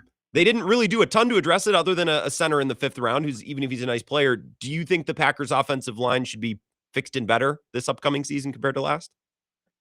It's just health. You know, like if they were healthy last year, I thought they would have been all right. But if this 5 stays healthy, I think they are better than last year. But now it's like, if they don't, they are thin and it gets thin real quickly. But I think Morgan's an upgrade over Walker for sure. And I think the interior Belton should be a lot better than he was last year. Flipping from left tackle to right guard is like trying to shoot a basketball left-handed. It's going to be a lot different for that guy. So I think in pass protection, he'll be a lot better after a full season there. And it should be, I would say it's at least an average to above average unit, depending on how Morgan and Belton progress. If they are, I was really high on both guys coming out. So if they live up to what I thought of them, this could be, a borderline top 10 unit. It still should be very good, just depending on if they can stay healthy. Mike Renner is here, CBS draft analyst. Just a couple draft things. I love the Ty Simpson pick. Have no clue if it's going to work out. I just love when teams do things that make the draft boards go crazy, and also the McVay angle of it all. And I like when teams try to do the Packers thing. I find that entertaining. What did you make of that selection? I was a big fan of it. I was a big fan of Ty Simpson. I think it depends on obviously how you feel about him as quarterback. And I think he got undersold in terms of he's actually has a big arm. He's actually a really good athlete, but he just only played one season. It's a unique situation about who he is as a prospect. So for the Los Angeles Rams, I think you're getting a guy who, when he was healthy, had top 5 tape, in my opinion. Like his first 9 games were legitimately right neck and neck with Fernando Mendoza, but for reasons that are, unique to him, he fell in the draft. And so I think it was a great pick for them. Now, Ruben Bain was on the board. I would have taken Ruben Bain. I think he would steal the draft, but they now have a easy transition plan when Matt Stafford does hang it up. And it's not like Matt Stafford's the pinnacle of health. Like 2 years ago, or it was 3 years ago, the game he missed, the Packers game, when they played, he ruined their season by being hurt. It doesn't have, that guy has had injury issues. So to say that, he's going to be there all 17 games the way he was last year, I think you're just kidding yourself. Well, and he had injury issues. You're a Packers fan, Mike. Well, and you cover the league intimately, but just as a Packers fan, we would know, he had injury issues in 2014. It's just the back of the thumb. Yeah. You can always, his thumb's going to get hurt, his back's going to get hurt. So even when he was younger, and I think a lot of people maybe underrated that part of this pick. Heir apparent. Well, actually, if Matthew Stafford misses 4 games in a competitive West, as we saw last year, that could be the difference between, making or missing the playoffs or playing a home versus road playoff game. Yeah, and people are investing in backups nowadays. Backups make linebacker money. So it's not, it got a little too much hate. But again, if you really didn't think Simpson was a good prospect, then of course you're going to be upset about it. So I thought he was, though. So I thought it was a really good pick. Lastly, I don't get what the Chiefs did. I feel like this is your one chance in the middle of your dynasty to get another foundational piece moving forward. And even if this guy's he's a corner. When they jumped up, I in no way expected them to be targeting a corner. I was floored. I truly was. And that was probably my least favorite pick, even though he's going to be a good player. But is he going to be better than Trent McDuffie, who was your best case scenario about a corner in the first round, pretty much? And all he netted you was pick 29. If you get a Micah Parsons, if you get, I thought they were trading up for Ruben Bain. If you get a Ruben Bain, an edge rusher who turns into a dude, they go for 2 first-round picks, right? They go for a lot in return at the end of the rookie deals. They don't go for 1 pick 29. So I just thought it was a low-stakes move, and I'm especially interested that they didn't target offensive line either. I mean, yes, this year's offensive line should be good, but the 2 Super Bowls they lost were specifically due to their offensive line. They did not give Patrick Mahomes a chance in those. So it seems like when you give Patrick Mahomes a chance, he tends to win a lot, and they left their offensive line really thin now. I just don't get it. Even if he's great, I still don't know that you've positioned yourself for the second half or the next 5 years of Mahomes' career. I'm glad I'm not wrong about some of these things. Thank you, Mike, for helping confirm my takes. That's really the only reason I brought you on. Your great analysis. Appreciate the time. And now I guess we can pay attention. You're on to the 2027 draft. I'm on to Packers minicamp, which starts tomorrow. Always exciting. Yeah, sad the Packers don't have a pick because it's going to be a good one, but hey, we'll see. Go Pack Go. Go Pack Go. Appreciate it. Mike Renner, CBS Sports, the best guy in the business when it comes to the draft. We haven't talked enough about what the Chiefs did. That's crazy to me. This is your opportunity. Mahomes is hurt. You tanked for a year. You have a good pick. And if you're willing to trade up, you have a top 6 or 7 pick. And you spend it on a corner. I just don't get that. Even a tackle, it's boring, but could be huge for the next 10 years of Mahomes' career. Now you have a corner, even if he's a stud. Okay, so unless Spags thinks a corner is that important to his defense, which I would just question that. Not that I know more than Steve Spagnuolo. We'll take a break. A couple of draft thoughts. We'll pick on some of the things that we discussed with Mike, and then we'll reset in the final hour of the show. I have a Brewers thing I've noticed in just the top of the first that we need to hit at 1 o'clock. But the final segment of hour number 3, the Bill Michaels Show. We'll be right back.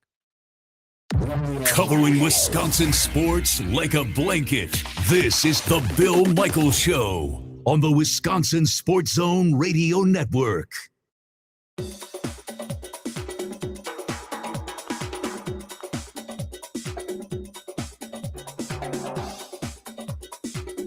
Bill Michaels will resume in 3 minutes.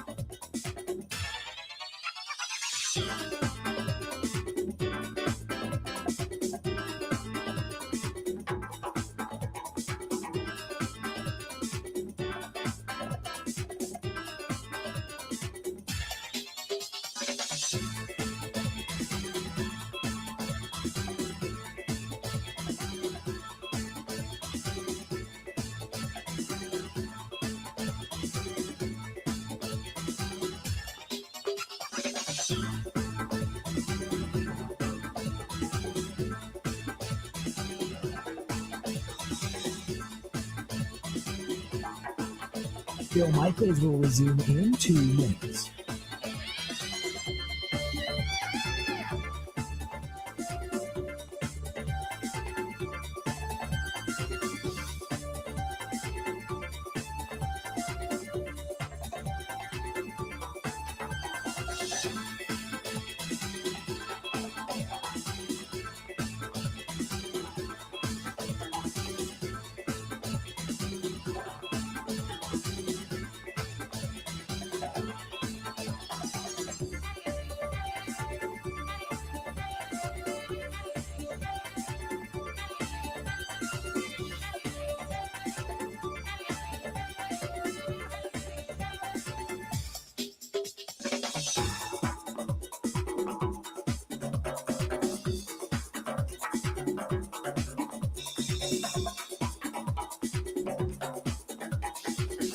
Bill. 1 minute.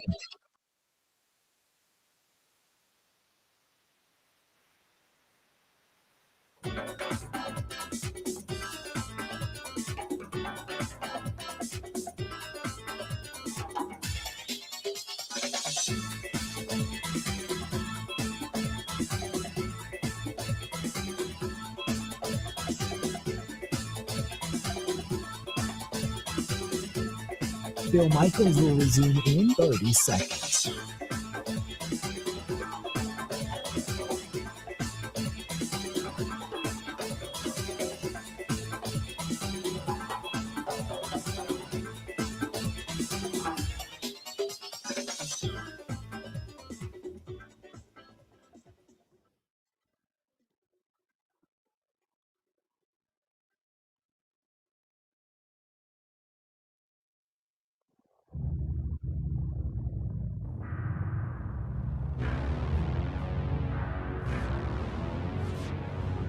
Bill Michaels Show, welcome back. Appreciative of Mike Renner's time.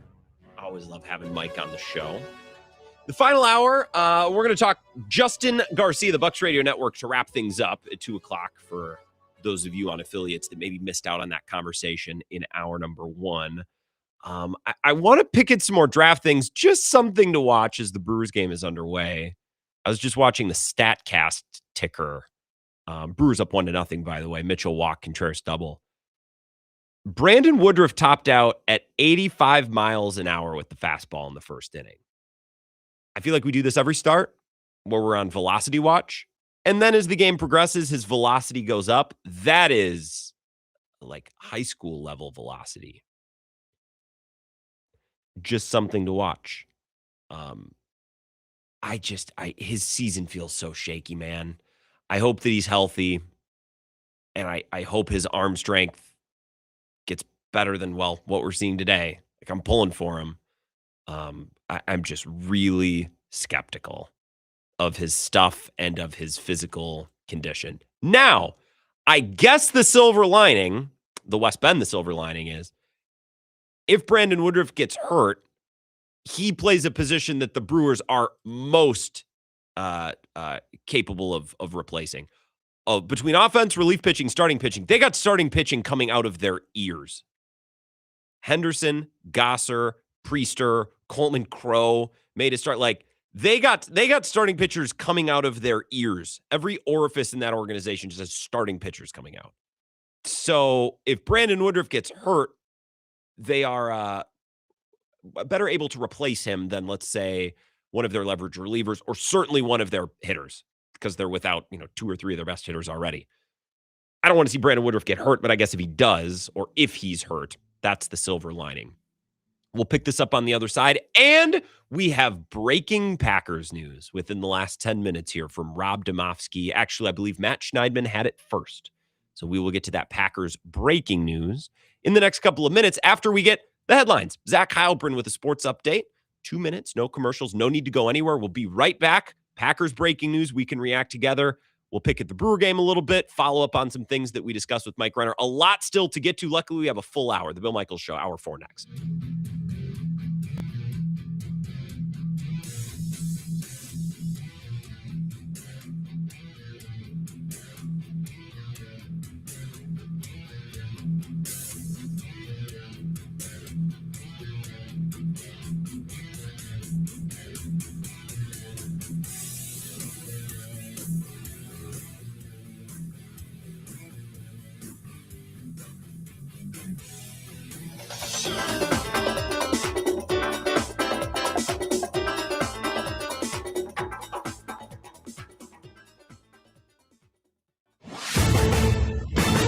This is a Wisconsin Sports Zone update. Well, the Brewers and Diamondbacks closing out their series this afternoon at American Family Field. The team split the first 2 games with the Crew taking the opener and Arizona bouncing back to take the last night's game.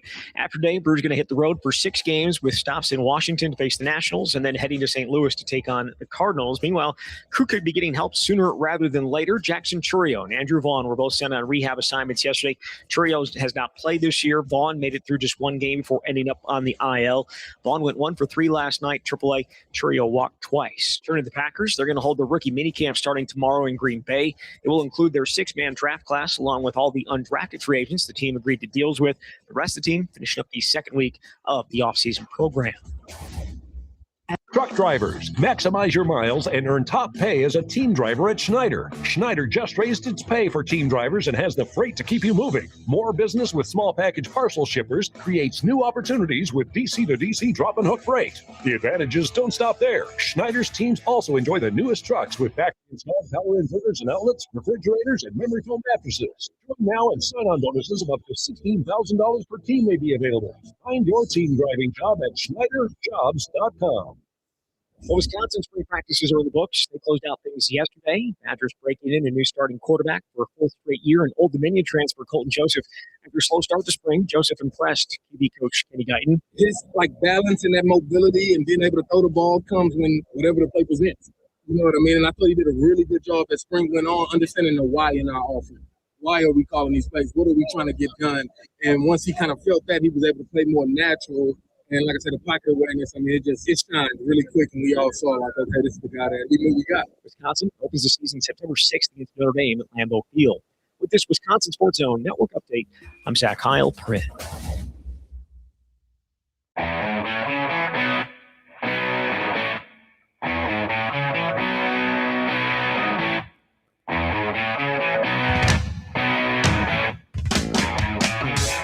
Hour number 4.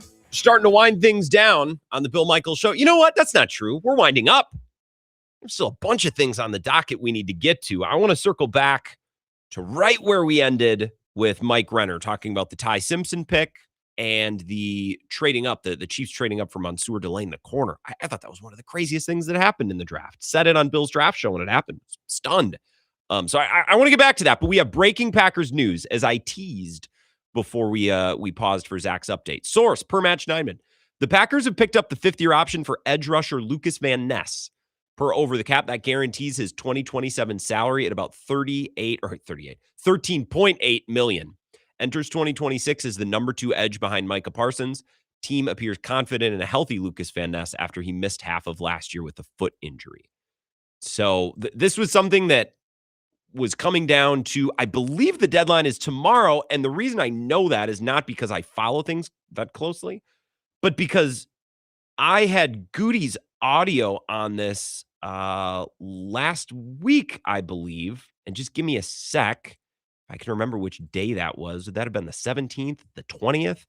Where I think Bill Huber asked him about the 5th-year option for Van Ness, and he kind of punted on the answer. Here's Brian Gutekunst asked about whether or not they would be picking up Lucas Van Ness's 5th-year option. This is from the 21st, so less than 10 days ago. This is Brian Gutekunst. We're working through that. I think it's May 1st. We got to do that, so we'll do that in the appropriate time. What's the I don't want to say hold up, but a lot of teams have made the decision. What do you got to decide for the next week on him? I haven't talked to him about it yet. Just got here yesterday, so that's it. That seemed like such a non-answer. That seemed like when I heard that, I said, well, there's no way they're picking it up. It was just such a non-answer. It was so non-committal. Also, I'm just reading what Packers fans are saying about this. A lot of people are like, wow, it's a formality of 5th-year option. It really isn't, though. They didn't pick up Quay Walker's 5th-year option. I remember when they picked up the 5th-year option of Darnell Savage. And I think that was one that they really regretted. They ate a good amount of money because of that. So the Packers have had these types of decisions. And by the way, this is so perfectly par for the course with the types of players they've selected in the first round. There haven't been any, to my memory, hardcore busts. All of these players in the first round are like, yeah, I mean, nice player. He doesn't suck, but I'm not leaping to extend this guy, not necessarily an all-pro or even a Pro Bowler. That's been the complaint with Goody in his first round picks, right? He doesn't find any Pro Bowlers. Well, that's why all these 5th-year option decisions have been so interesting. Like Quay Walker and Devontae Wyatt are the poster children for this concept. Where it's like, nice player, would like to keep him, but like, how much money? Wait, how much money do they want? How many years of a kind of 5th year? I don't know. Darnell Savage was a perfect example. I guess Rashawn Gary was probably the best of his first round picks so far. But we're talking about Rashawn Gary, Darnell Savage. I'm sure they picked up Jair's 5th-year option if they didn't extend him outright. I can't remember. That's by far his best, but that's going back now to 2018. I don't remember who they took in the first round in 2019. 2020 would have been Jordan Love, which, remember, they didn't pick up his 5th-year option. They did a 1-year extension. 2021 was Eric Stokes. They didn't pick that up. 2022, they picked up Devontae Wyatt, but not Quay Walker. And now we're caught up to 2023, Lucas Van Ness, who they picked up. It's a lot of players who are good, but not great. And 5th-year options for first-round picks are expensive. I think the Packers really want Devontae Wyatt to be healthy and a long-term part of this team. They really want to make that happen in a way they didn't want to make it happen with Quay Walker. There's a clear line of demarcation between those two players. They let Quay Walker walk for nothing. Devontae Wyatt, we're going to pick up his 5th year. If you listen to Brian Gutekunst talk about him, it's like, man, well, when he's healthy, he's been a star. Yeah, but he's never healthy. That's the problem, Brian. They want Devontae Wyatt to work. And I think they really want the same of Lucas Van Ness. I mean, they picked up his 5th year for $13.5 million. I'm so curious to know what types of things we'd be saying and thinking about Lucas Van Ness right now if he had just been healthy last year. If he had just played, I don't think he would have been all pro. But in the limited moments we saw him down the stretch, the Ravens game, first and foremost, he looked pretty good. He looked like an impactful player. So if he had been healthy all year and playing opposite Micah Parsons and Devontae Wyatt before they got hurt, and then really just, I think, probably would have been the best player on that front along with Kingsley Enagbare, because we know that Rashawn Gary just wasn't offering much down the stretch for whatever reason. Not picking on the guy. This isn't a Rashawn Gary conversation. He's not on the team anymore.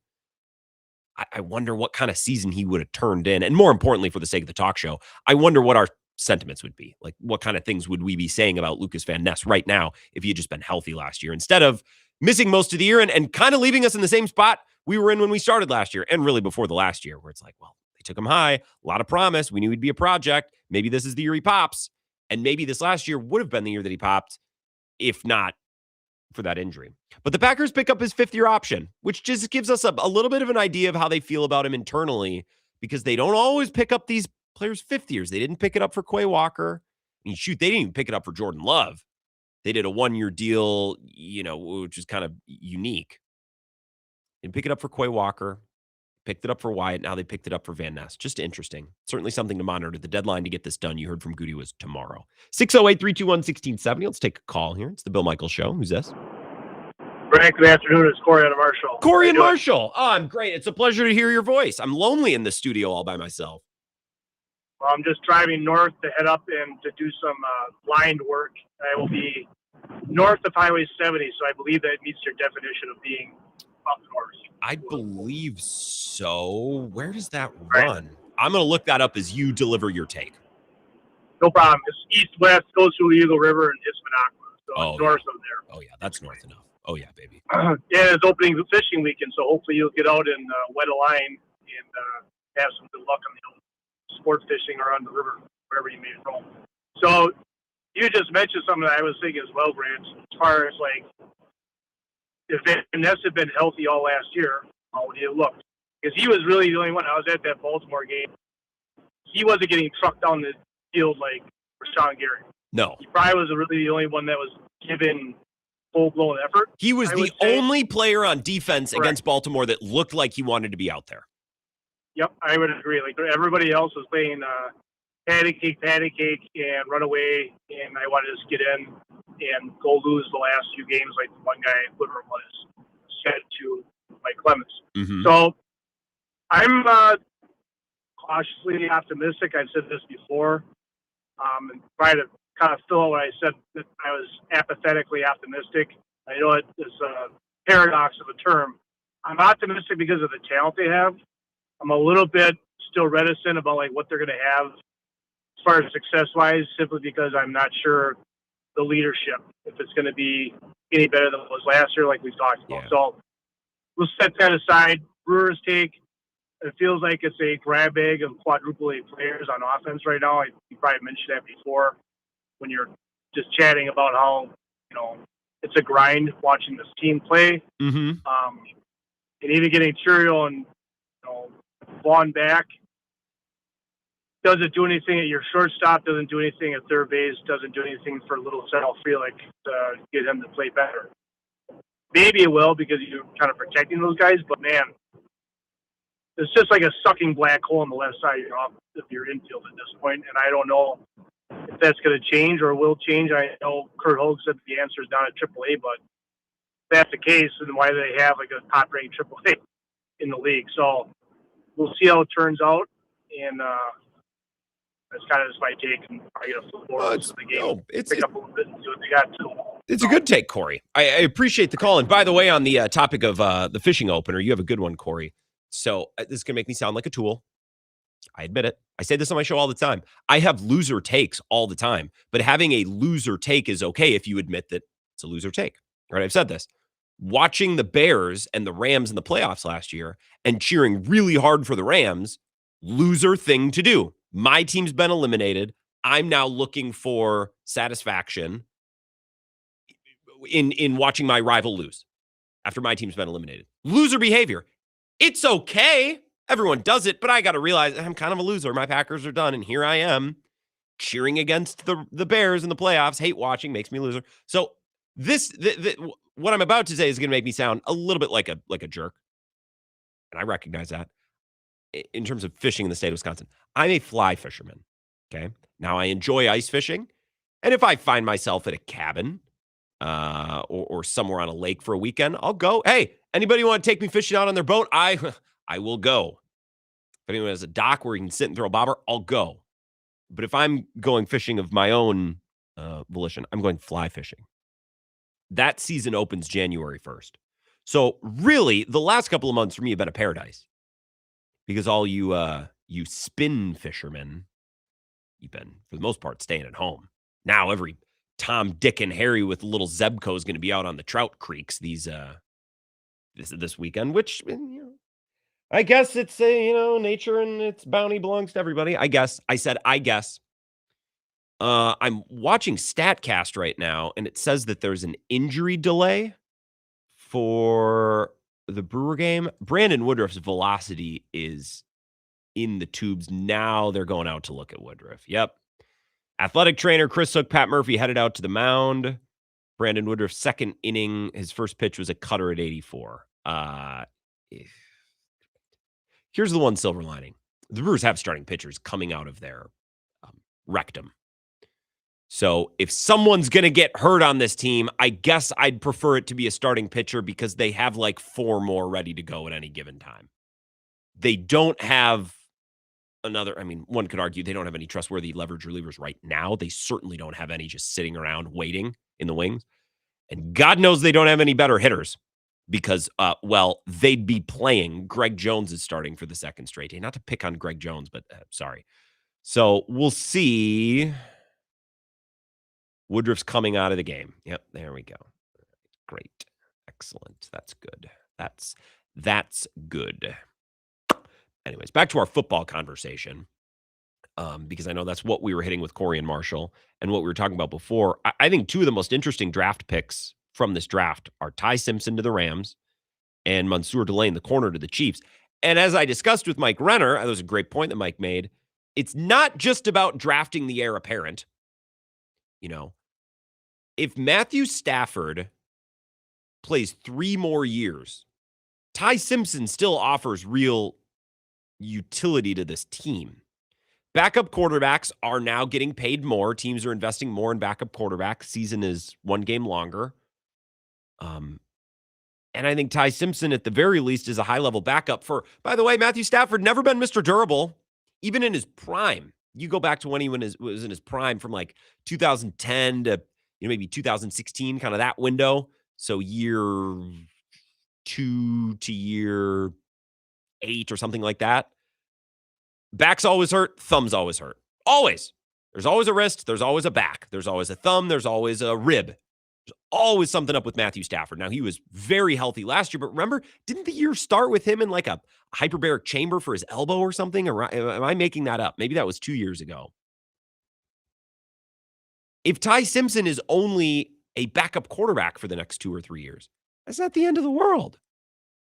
Now, if Matthew Stafford wants to play any longer than that, I think the Rams will, if they like Ty Simpson, will probably show him the door the same way the Packers have done with their quarterbacks in the past. I like the Ty Simpson pick. It's fun. It's way more entertaining than if they just took like a big fat defensive lineman. It's way better for contact, way better for the talk show. I think Mansour Delane, the corner to the Chiefs, I don't get it. And let me pull up the full draft order here. Order 2026. Just to shake out or to see how this first round went. So Mendoza 1, David Bailey 2, Jeremiah Love 3, Carnell Tate 4, Arvell Reese 5. So at that point, I think all of the stud players in this draft, the 2 best edge rushers, the stud running back, and everyone's wide receiver 1 are off the board. The Chiefs jump up to 6, which at that point I feel like they probably wouldn't have needed to do. They probably could have hung out at 9 and got their receiver of choice, linebacker of choice. Well, I shouldn't say that.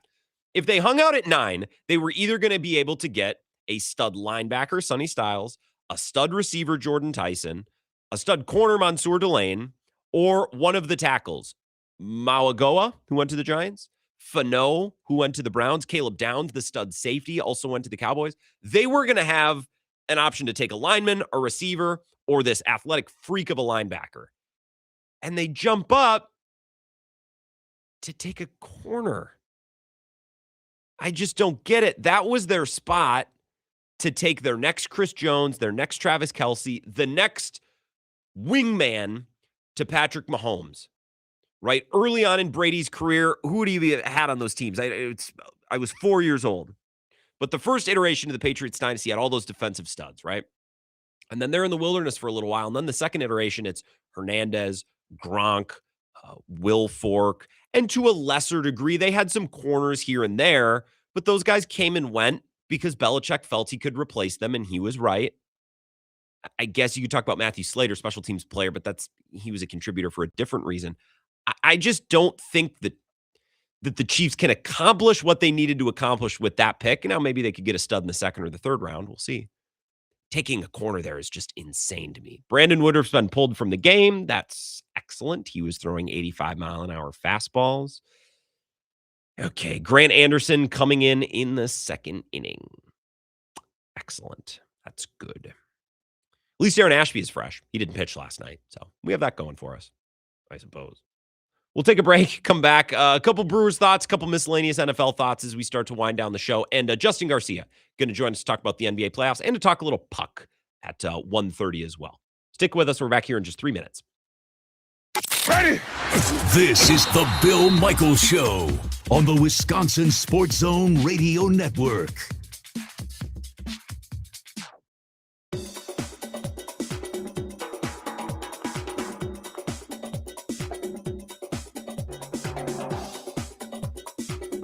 Bill Michaels will resume in 3 minutes.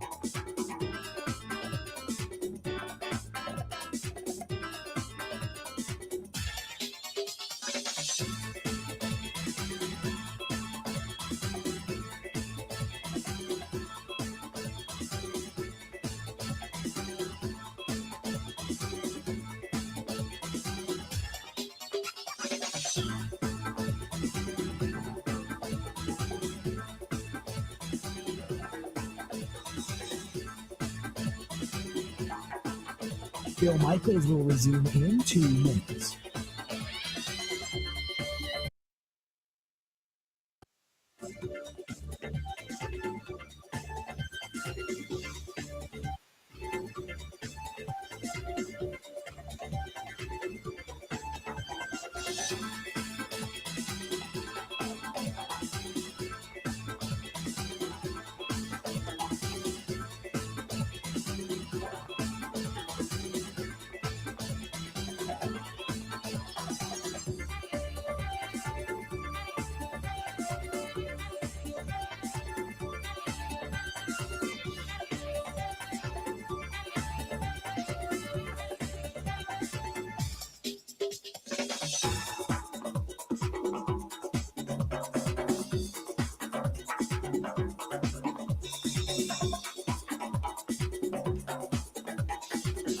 Bill Michaels will resume in 1 minute.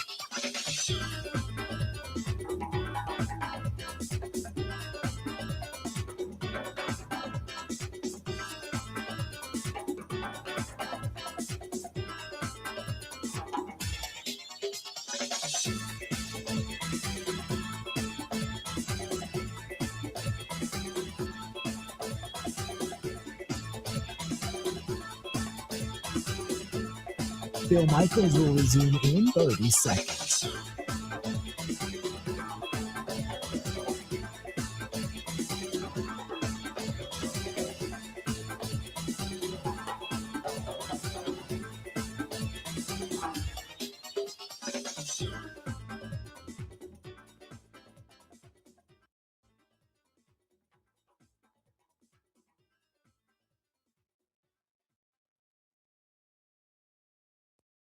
We're working through that. I think it's May 1st. We got to do that, so we'll do that in the appropriate time. What's the whole, I don't want to say hold up, but a lot of teams have made the decision. What do you got to decide for the next week on him? I haven't talked to him about it yet. Just got here yesterday, so that's it. That's Brian Gutekunst less than 10 days ago asked about the upcoming decision. Decision need to be made before tomorrow. Tomorrow's May 1st. On Lucas Van Ness's fifth-year option. The Packers have picked it up as of about 20 minutes ago. I'll read you a little bit of Miles Simmons at Pro Football Talk just for context. The Packers are electing to put one of their top defensive players under contract for 2027. Actually, I added the top. It doesn't say top. They are electing to put one of their defensive players under contract for 2027. Per Matt Schneidman, the Athletic, Green Bay has exercised edge rusher Lucas Van Ness's fifth-year option. That puts Van Ness in line to make a projected $13.8 million in 2027. The number 13 overall pick in the 2023 draft, Van Ness has appeared in 43 games with 2 starts in his career. He played 9 games with 2 starts in 2025, missing much of the season due to a foot injury.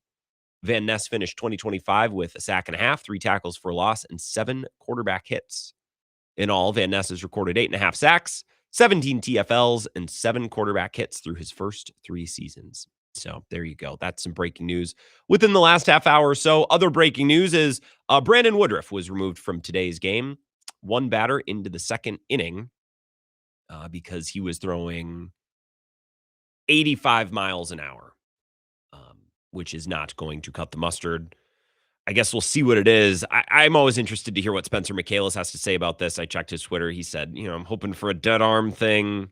He looked uncomfortable. He just wasn't, and I'm not a pitching coach, he wasn't planting and pushing with the same kind of intensity. So Grant Anderson came in. He cleared the inning.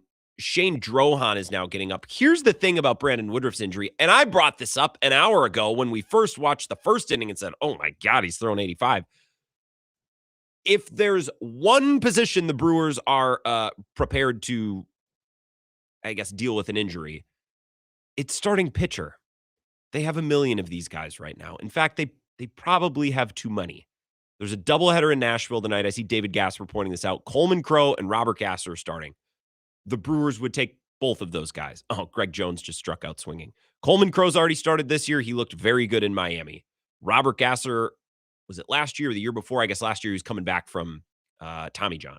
Now, I'm not telling you that like any of these guys are superstars. The concerning thing is Brandon Woodruff is the veteran presence in that rotation. Sproat's young and finding his way. Hamilton is young. Harrison, not Hamilton. Harrison is young and finding his way. Miz is young and finding his way. Chad Patrick is probably best served as a reliever. I'd take Priester if he's able to get right. He struggled at AAA so far during his rehab. I would take him in the rotation, but he's still young too. The problem with Woodruff getting hurt is that he's their veteran presence in that rotation. They have a million arms, just nobody who's as experienced and seasoned as Brandon. Well, obviously seasoned. I mean, his arm just might be shot. So Drohan, Gasser, Henderson, Coleman Crow. I mean, I wouldn't mind getting Priester back and then putting one other of those guys into the starting rotation, moving Patrick to the bullpen. Although I wonder if you just leave well enough alone with Chad Patrick, I wouldn't go completely flipping over the apple cart. If you're already replacing Woodruff, should we also try to replace Patrick? I think maybe you can get a little too cute. I still think Chad Patrick is best serving this team as a reliever, and I think we saw that last year. But if you feel like you can get 4 2/3, out of Chad Patrick pretty regularly, if you can get quality starts, and we've seen him pitch into the 7th. Dom Catronio saying it's also worth mentioning down in AAA, Gasser and Coleman Crow are both scheduled today. Logan Henderson last pitch following Priester's rehab. So there's 4 names right there who can all come up and make starts for the Brewers. And now I'm not saying tonight or tomorrow, like those are guys who are available and who the Brewers, I'm sure, are comfortable with starting. As confident as Brandon Woodruff, probably not, but there's, comfortable is better than nothing. They have starting caliber arms coming out of their ears. I would leave DL Hall in the bullpen. I'd leave Ashby in the bullpen. And I've been kind of excited at the thought of moving Chad Patrick back to the bullpen, although now I think maybe you leave him in the starting rotation. A couple of texts here to get to. 608-321-1670. I've been neglecting this. Sorry. Text from the 715 says, I think we should call up Pratt and maybe some others. Can't be any more than throwing out Renifo. I bet by the end of the month, Renifo's numbers look a little bit better. He had a big double. Renifo's not great. He should separate himself at some point from Greg Jones, Blake Perkins, Brandon Lockridge. I think Brandon Lockridge is actually kind of fine. Now, fine relative to some of the other guys. He's not fine compared to Jackson Churio or Christian Yelich, but he's fine. I don't think Pratt's ready. I don't think Jet Williams is ready. They just started their career at AAA, and neither one of them are tearing the cover off the ball. I mean, Pratt's probably never going to be a player that tears the cover off the ball. I don't think the solutions for their issues at third base or shortstop are currently in AAA. There's solutions for May of 2026. The solution for the 2027 season, sure. They're all the solutions, the final solutions, as I keep joking, maybe a dark joke, are all down there. Pratt, Pena, Madej, all of those guys are down there.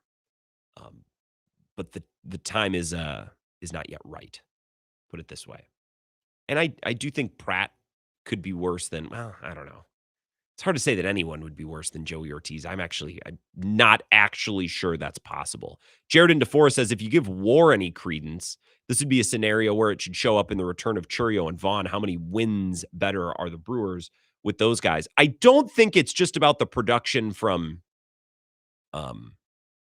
Chourio and Vaughn individually. I think if you take Blake Perkins or Brandon Lockridge or whoever out of the lineup and you put in Chourio and Vaughn is put into the lineup instead of Renifo or whoever, Turang and Contreras are going to see better pitches as a result as well. So it's not just, well, Chourio adds a hit or two a night, and if they add a hit or two a night over the span of the season, then they maybe win, an additional game or two. It's not just that. It's how those players' presences in the lineup makes life easier for other guys who are hitting, like Contreras and like Turang, who really aren't seeing that many great pitches because, well, why would I pitch to Turang or why would I pitch to Contreras? Luis Renifo is coming up, I shouldn't poke as much fun at. Blake Perkins or Garrett Mitchell's coming up. Good pitchers should be able to strike out Garrett Mitchell in 3 pitches, and I'm not exaggerating. Thank you for the texts, by the way, 608-321-1670. Bill might be on vacation, but pre-registration for the 19th annual Big Unit Poker Run is open. And of course, it supports the Fisher House of Wisconsin for military, first responders, police officers, and their families. It's Sunday, September 6th, so you can get it on the calendar. If you're watching on the simulcast right now on the live stream, you can see the QR code. I'll leave it up through the commercial break. The Big Unit Foundation. That is, again, Sunday, September 6th, thanks to Cousin Subs, Potawatomi, Burn Pit Barbecue, Game Day Men's Health, Marquardt, Road America, German Fest. Registration day of, you can do that as well, but why not get registered ahead of time? Go to eventbrite.com, and there's a little bit of a giveaway. If you are one of the winners for the pre-registration giveaway, there's 2 tickets on the line to the Big Unit Gala. It's not as much as a gala this year, still a very, very fancy, of course, event. It's Thursday, September 10th at the River Club of Mequon, and Pat Murphy's going to be there as the keynote speaker. So any chance you have to hear Pat Murphy speak, go ahead. So if you're riding, especially if you're already planning on riding, get pre-registered because you might just win 2 tickets to the event with Pat Murphy. Eventbrite.com. That's the 19th annual Big Unit Poker Run supporting Fisher House of Wisconsin. Justin Garcia is going to join us next to talk playoff hockey and playoff basketball coming up next. This is the Bill Michaels Show on the Wisconsin Sports Zone Radio Network.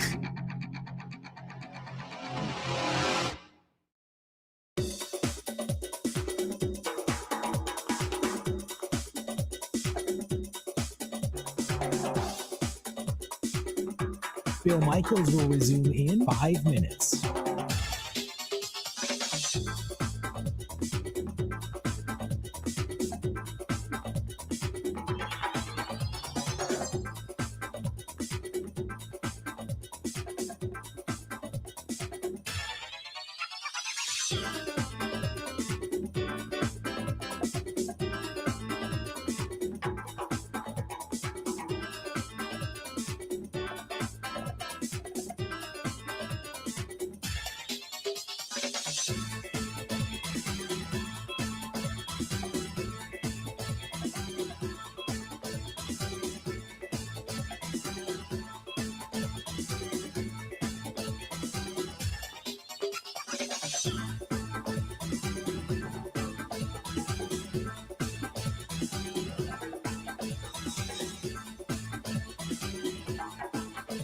Bill Michaels will resume in 4 minutes.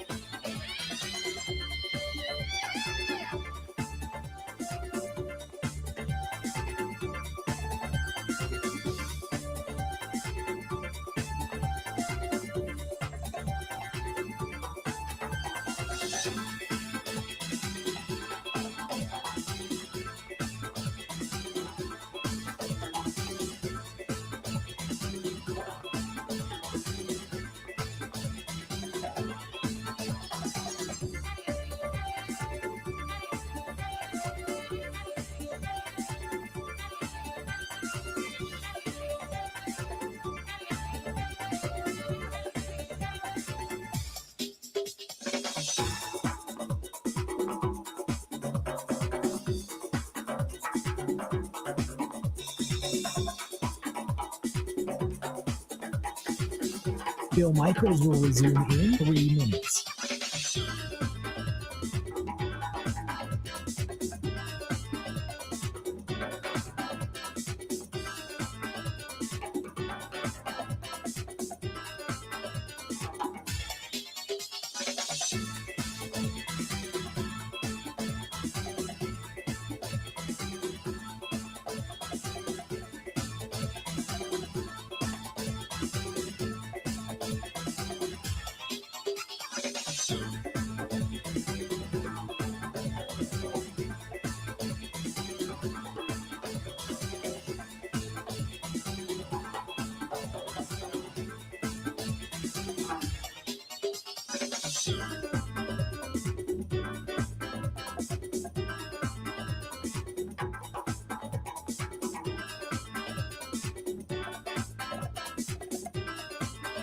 Bill Michaels will resume in 2 minutes.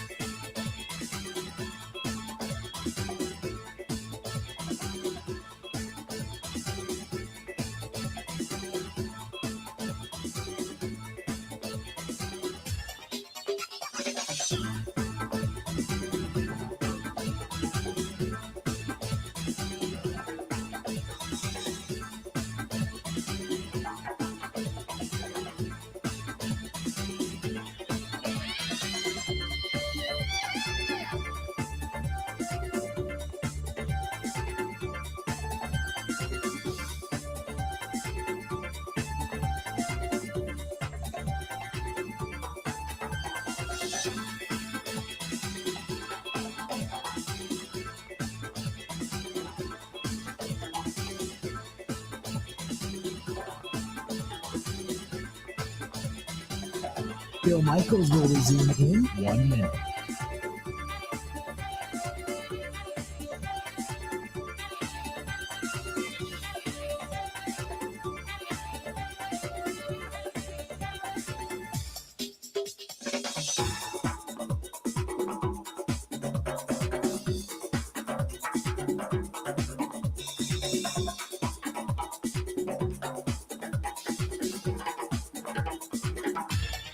Bill Michaels will resume in 30 seconds.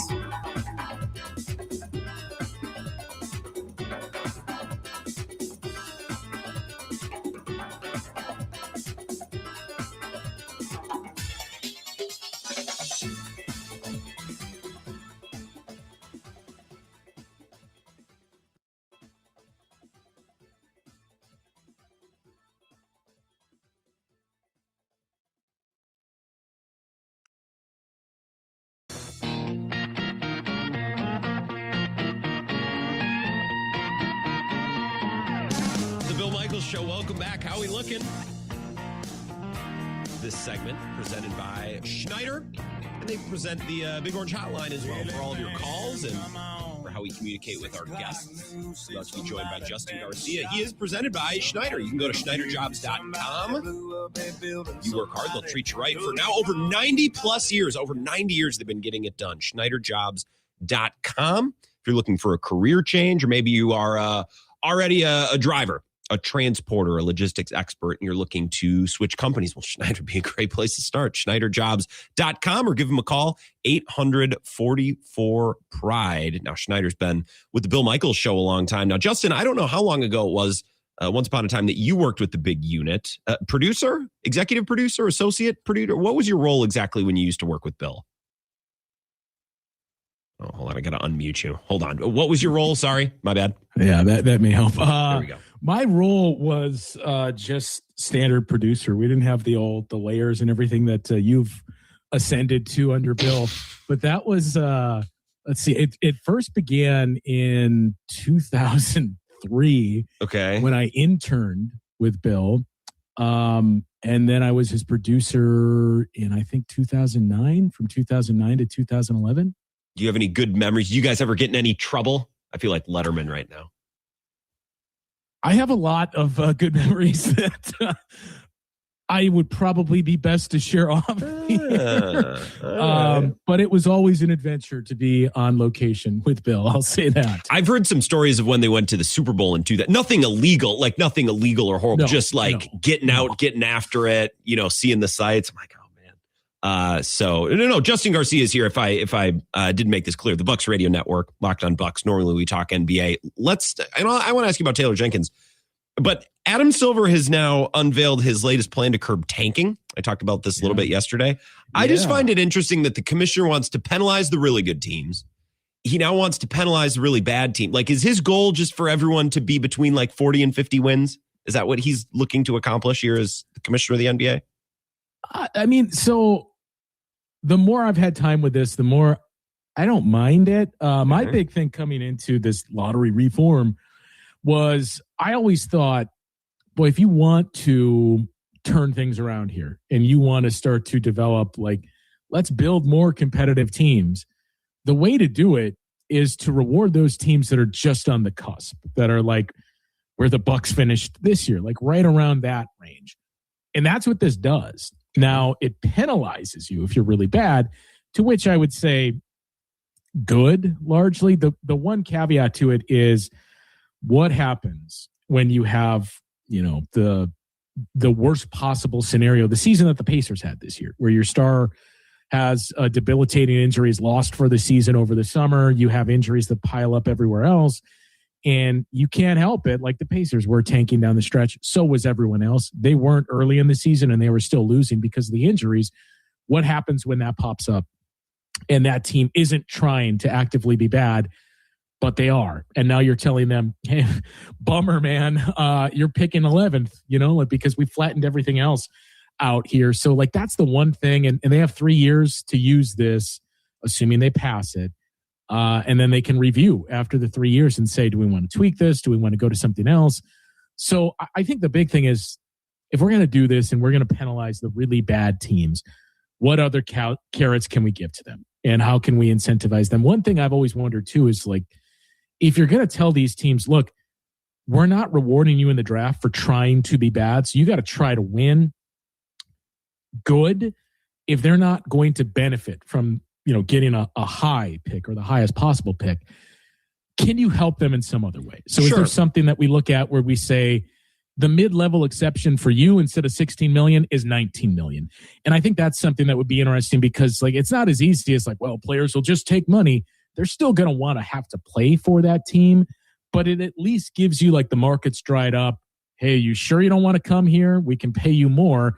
And that's going to help that team win and ultimately get to that point where maybe they do benefit from the draft, or they just get to be a better team. Exemptions, exceptions, right? The NBA, they already have a bunch of these, right? Where we talk about the mid-level or the bird rights. I don't know, those are very different things, but like all of these little salary exceptions that are instruments teams can use to pay guys when they don't have money in the traditional sense. If you're not familiar with this plan that has emerged, basically so the bottom 3 teams, the worst 3 teams, the way I understand, tell me if I'm wrong, would get 2 lottery balls. So it's like a 5% chance of winning the lottery. And the teams 4 through 10, so the teams that are bad but not the worst, would get a slightly better chance. They get 3 lottery balls, so like 8%. So basically, if you're bad but not the worst, you have a little bit of an advantage. There's no advantage to now being to going from the 4th worst team in basketball to the 1st worst team. Yeah, there's no advantage to trying to increase your odds. So like right now, it's flattened in the sense that the worst 3 records have a 14% chance. The 4th worst record, I think, has like a 13% chance to win the lottery. And then it just gradually goes down from there. So as long as you finish with one of those records, you got a really good chance at getting the number 1 pick. This is turning it on its head and saying, if you're the bottom 3, you don't have that same chance. You don't even have as good a chance as the teams, as you mentioned, that are 4 through 10. So the 4 through 10 teams would each have an 8.1% chance of winning the lottery. The 1, 2, and 3 teams with the 3 worst records would have a 5.4% chance. And that would be the same 5.4% for the teams that finished 10th in the conference and the teams that finished 9th in the conference. Then if you lose the 7-8 play-in matchup, you have a 2.7% chance of winning the lottery. So even if you made the playoffs, so like again, in that scenario, you would have the Nets, the Pacers, and the Wizards this season would be those 3 teams that say, you were bad, but sorry, you don't have the same chance as the rest of the teams. You have a 5.4% chance. Then it would be the Jazz, Kings, Grizzlies, Mavs, Pelicans, Bulls, and the Bucks that would have that 8.1% chance of winning it, and then it swings back around to the play-in teams. But yeah, I mean, the 7-8 losers is the other interesting part, that, you know, the Orlando Magic lost that 7-8 game.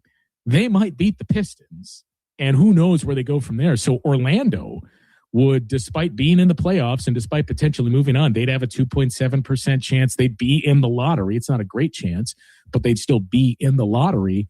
And same story for the Portland Trail Blazers, who just got bounced, or excuse me, the Suns, who just got bounced. Like, you're still telling those teams, hey, you went about it the right way. You tried to get into the play-in tournament and win. Sure. So even though you didn't go as far as you hoped, we're not going to penalize you. We're still going to give you some chance. Philosophically, right, setting the percentages and the specifics aside, I just think American sports commissioners, and I can't speak to, you know, soccer. I know a lot of people are into the Premier League and stuff, but just American sports, I think the commissioners have a responsibility to tweak and to try to make small improvements. We've seen baseball do this.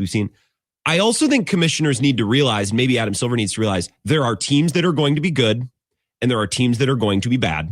That's the nature of the league. And it's on those bad teams to be active in their own rescue. I don't think the Wizards have sucked this badly for this long because the system hasn't catered to them. It's because they're dumb and make bad decisions. You know what I mean? There's going to be good teams. There's going to be bad teams. And I think the bad teams, if they do smart things, can get better. And I think the good teams should be allowed to have their day in the sun when they've done things correctly, right? Like, that's just the natural order of things. Yeah, I mean, I'm torn in the sense that I much prefer dynasties than parity. And what's funny is you're a basketball nerd, right? You are the person who shouldn't want dynasties. People who are casual should want dynasties, but that interests me that you like dynasties. I do too. I would assume it's the same for you. Like, I like it because it's a barometer. And I know if I beat the Thunder, if I beat the Celtics, like, I accomplished something. This means something. And now it's like, hey, they beat the defending champions who also lost in the first round the last 3 years. You know, like, I know they did this last year, but as we've seen the last couple of playoff runs, like, I can pick apart, like, well, this happened and this happened and this happened. So, like, that's why I prefer it. That being said, I think these last, 3 playoffs have basically been exactly what the NBA is trying to get it. They're still not there, because the big difference, and I don't think any of this would be an issue if the NBA were where Major League Baseball is and where the NFL is, where the NHL is too, where I think it's going to move. This is kind of moving the goalposts in that we are punishing you and saying, don't try to be bad, and teams will get the message. And you're not going to see these tank offs down the stretch of, like, can you name more than 2 players that are playing in this game between the Nets and the Memphis Grizzlies? But now it's moved it up, where now I think you're going to see teams that are looking at it and saying, like the Warriors, for example, this year, to say, we're injured. We don't really have it. And granted, this isn't the greatest example because the difference in 11 through 10 in the West was like 7 games. So there was nothing they could do. But in a scenario where it's closer, where you have teams that say, there's no point in getting the 10 seed. Like, if we finish in the bottom 10, we got an 8% chance to win the lottery. So let's just go for that it's no longer those bottom 5 or 6 teams that are trying to be really bad. I think you're going to see fringe level teams that are like 8th, 9th, 10th in there. I don't think you're going to have playoff top 6 teams that look at this and say, should we start to lose? But those teams are the ones that are going to be like, I think Steph has runner's knee again. Like, I think this guy has Achilles tendonitis, and we're going to slowly see if we can slide back into those bottom 10. It's a natural order. There's always going to be teams who are good, always teams going to be bad in the middle, and you can tweak to try to, make the perfect system, but that's just how life works. And the big difference is, I don't think you would see that if this was truly wide open. Like in the NHL, you get a hot goaltender that stands on his head for 2 rounds, like, who knows? You can make a run in the postseason. The NFL is wide open. Major League Baseball, you get a pitcher that gets hot. Like, oh, wow, look at how many wild card teams have gone on to the World Series since they've expanded it. You're still not there. Like, a good story with the Pacers. Maybe Orlando can be this year's version of that. Dallas doing it somewhat a couple of years ago. But we're still not quite there that it's going to curb teams from saying, you know what? as long as we're in, we have a chance. Like there's still, the list has grown, but it's not the size that it is in other sports. Winning an NBA title, in my opinion, is the tallest mountain to climb in American professional sports, just because you need to be friggin' awesome. You need to be healthy. You need to be seasoned. You need to slay. You need to be like you can't, it's not just a matter of getting hot. It's impossible to just get hot. And this is why it's so sick and twisted to try to have a team that you think can do it and come up short. But it's also why I love the NBA playoffs Justin, this is a little dark humor, but like the Pistons have been the 1 seed. They've had a magical season. And you get to the first round, it's like, oh yeah, you guys like aren't really that good at shooting? F you. You know what? Like you're not even getting close. Or the Magic. Like, oh, you have one guy on the court at any time who can't shoot? Yeah, good luck passing the second round. Like the NBA is such a brutal sport in that way. The playoffs just lay bare any weaknesses you have at all. I mean, look, I don't want to pile on here, but pile. That's why we're here. I didn't talk to anyone this season that was afraid of the Pistons. Like, respect what they did in the regular season. A good team. JB did a great job turning around that culture and building that team into a good competitive team. Like, they had a 28-game losing streak, 2 years ago, 3 seasons ago. So to get from that to 60 wins is remarkable. They're a good team. They're not a terrifying team. They have many flaws that are out there. And I think a lot of teams looked at it too. Cleveland, look at the posturing that they did to say down the stretch, like, nope, it's there for the taking. We don't need to move up to third, not even so much because it means we play Boston in the second round, we think, but because we would rather get that matchup with Detroit. So we're good at staying on that 4 line. I think that's how a lot of teams viewed this coming into the playoffs. And it's another one of those scenarios like the Bucks faced with Miami that you look at and say, were Miami an 8 seed? Were they an 8 seed? No. Like they weren't a top 4 seed, but that wasn't an 8 seed. Yeah. And you unfortunately caught the wrong matchup and Jimmy Butler did what he did. Orlando's not an 8 seed. Like coming into the season, I know what they did and they showed you for 82 games. Wasn't impressive. But coming into the season, we all thought and assumed like that's probably a top 3 seed in the East, right? And now we're finally starting to see some of that with the same flaws that Detroit has. But it just shows you, I mean, like number one, you want to really, and I'm frankly surprised we haven't gotten here yet. If you really want to shake things up, if you're Commissioner Silver, get to the point where let's incentivize winning the conference. So like you get the 1 seed, who do you want to play in the first round? Ooh. Doesn't matter where they finish. Like pick your opponent. Who do you think you match up best with? Because you raced out to the best record in your conference. We should reward you somehow and not just, sorry, this team had a guy that was injured and they were bad throughout the season and then they got healthy and they're the 8th seed. Bummer, dude. First round bye, would that even work in basketball? I wouldn't be in favor of a bye, but like just let them choose their opponent. Sure.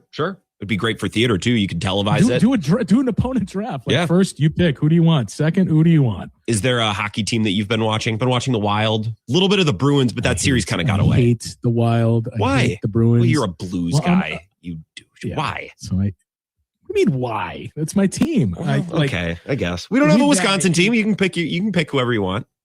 Yeah, I mean, I hate the Minnesota Wild. I don't know. Like, I guess looking through some of these teams, I usually watch just as much of the NHL playoffs as I do the NBA playoffs. And like this one it hasn't grabbed me so far. I'd much rather see the Wild win than the Dallas Stars. Correct answer, though. Correct. That's the correct answer. Good. But the rest of the board, I mean, I guess let's see Montreal do something so a Canadian team can finally win. I feel like Flyers Penguins has grabbed so many people, and I have not brought myself to watch a second. I just don't care about that I saw the end of it last night, and that was really like the most I had watched of that series after it became very apparent, hoping for chaos in the NBA. Like I'm like, you know what? Let's just see all these top seeds go down.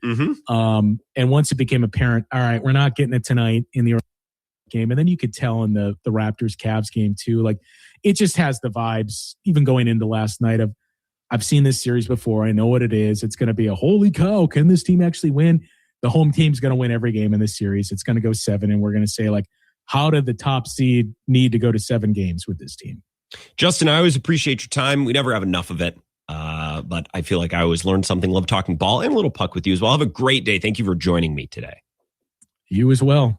Justin Jack Straw Garcia, love that guy. He's got a history with Bill as well. And as he mentioned, he never ascended to the role of executive producer the way I have in his time with Bill. But here's the thing.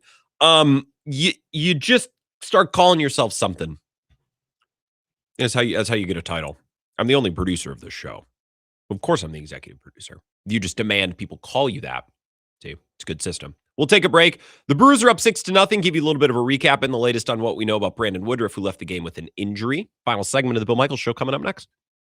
Covering Wisconsin sports like a blanket. This is the Bill Michaels Show on the Wisconsin Sports Zone Radio Network.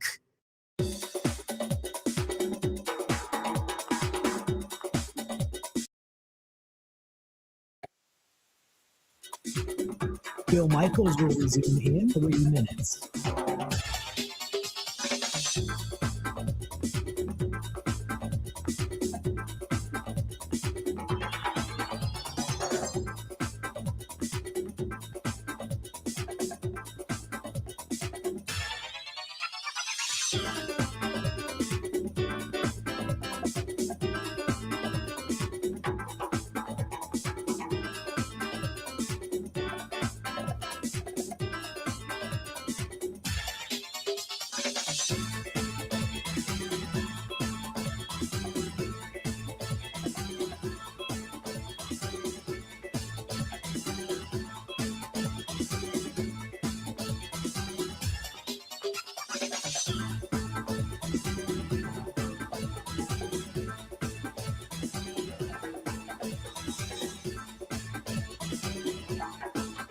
Bill Michaels will resume in 2 minutes.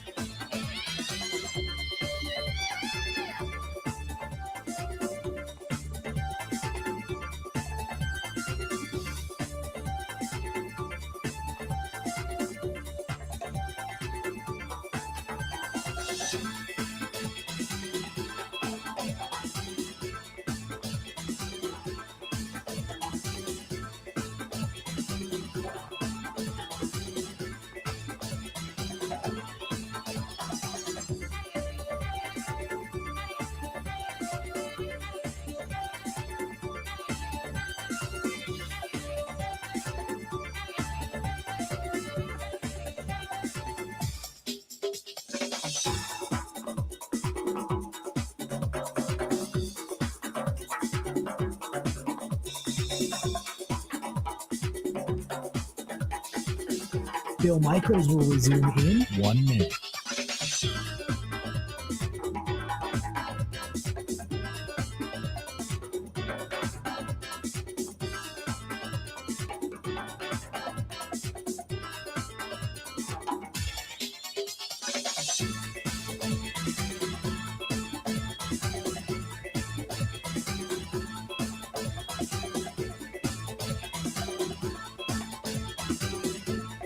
Bill Michaels will resume in 30 seconds.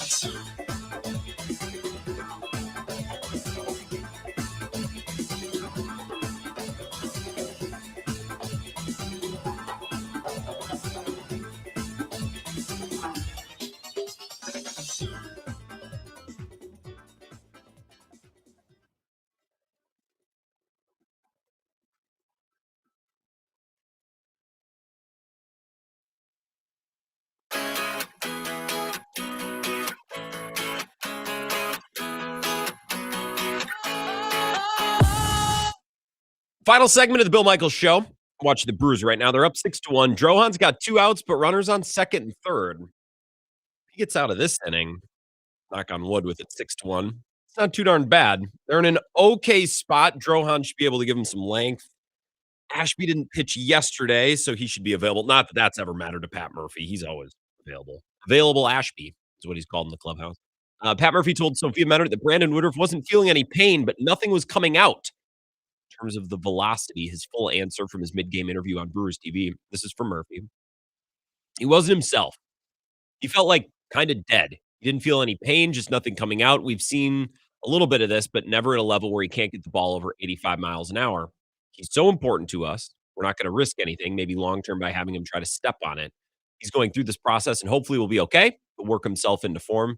Because even with him, maybe not even throwing his normal 95, he can still get outs and win. As long as he doesn't risk injury, I'll go with him every time. So I would agree with that. He's just a good pitcher. Go out there and navigate hitters and navigate a start. But throwing 89 was concerning. Throwing 85 is just a non-starter, as in you shouldn't be making starts. I mean, you probably shouldn't have started today if that's how he felt. I wonder how he felt before the game versus how it felt when he started. When he faced his first batter. Drohan got out of it. Drohan, I'm gonna knock on wood. He looked nasty out of the pen the other night. I'm weirdly excited to watch him. Hopefully they give him another inning or so. I feel like they'd be smart too, but the sooner we can get Aaron Ashby into the game, I guess the better, probably from Pat Murphy's perspective. We'll be back tomorrow. Vinny Rottino will be here. Ross Tucker will be here. And I think I'm going to try to drag Zach Heilpert in to maybe do some buy or sell with us, our sports director here at WOZN. Bill will be back again next week. So one more day, finally Friday tomorrow until we talk again, as Bill would say, 20 hours from now. Time for us to go. Have a good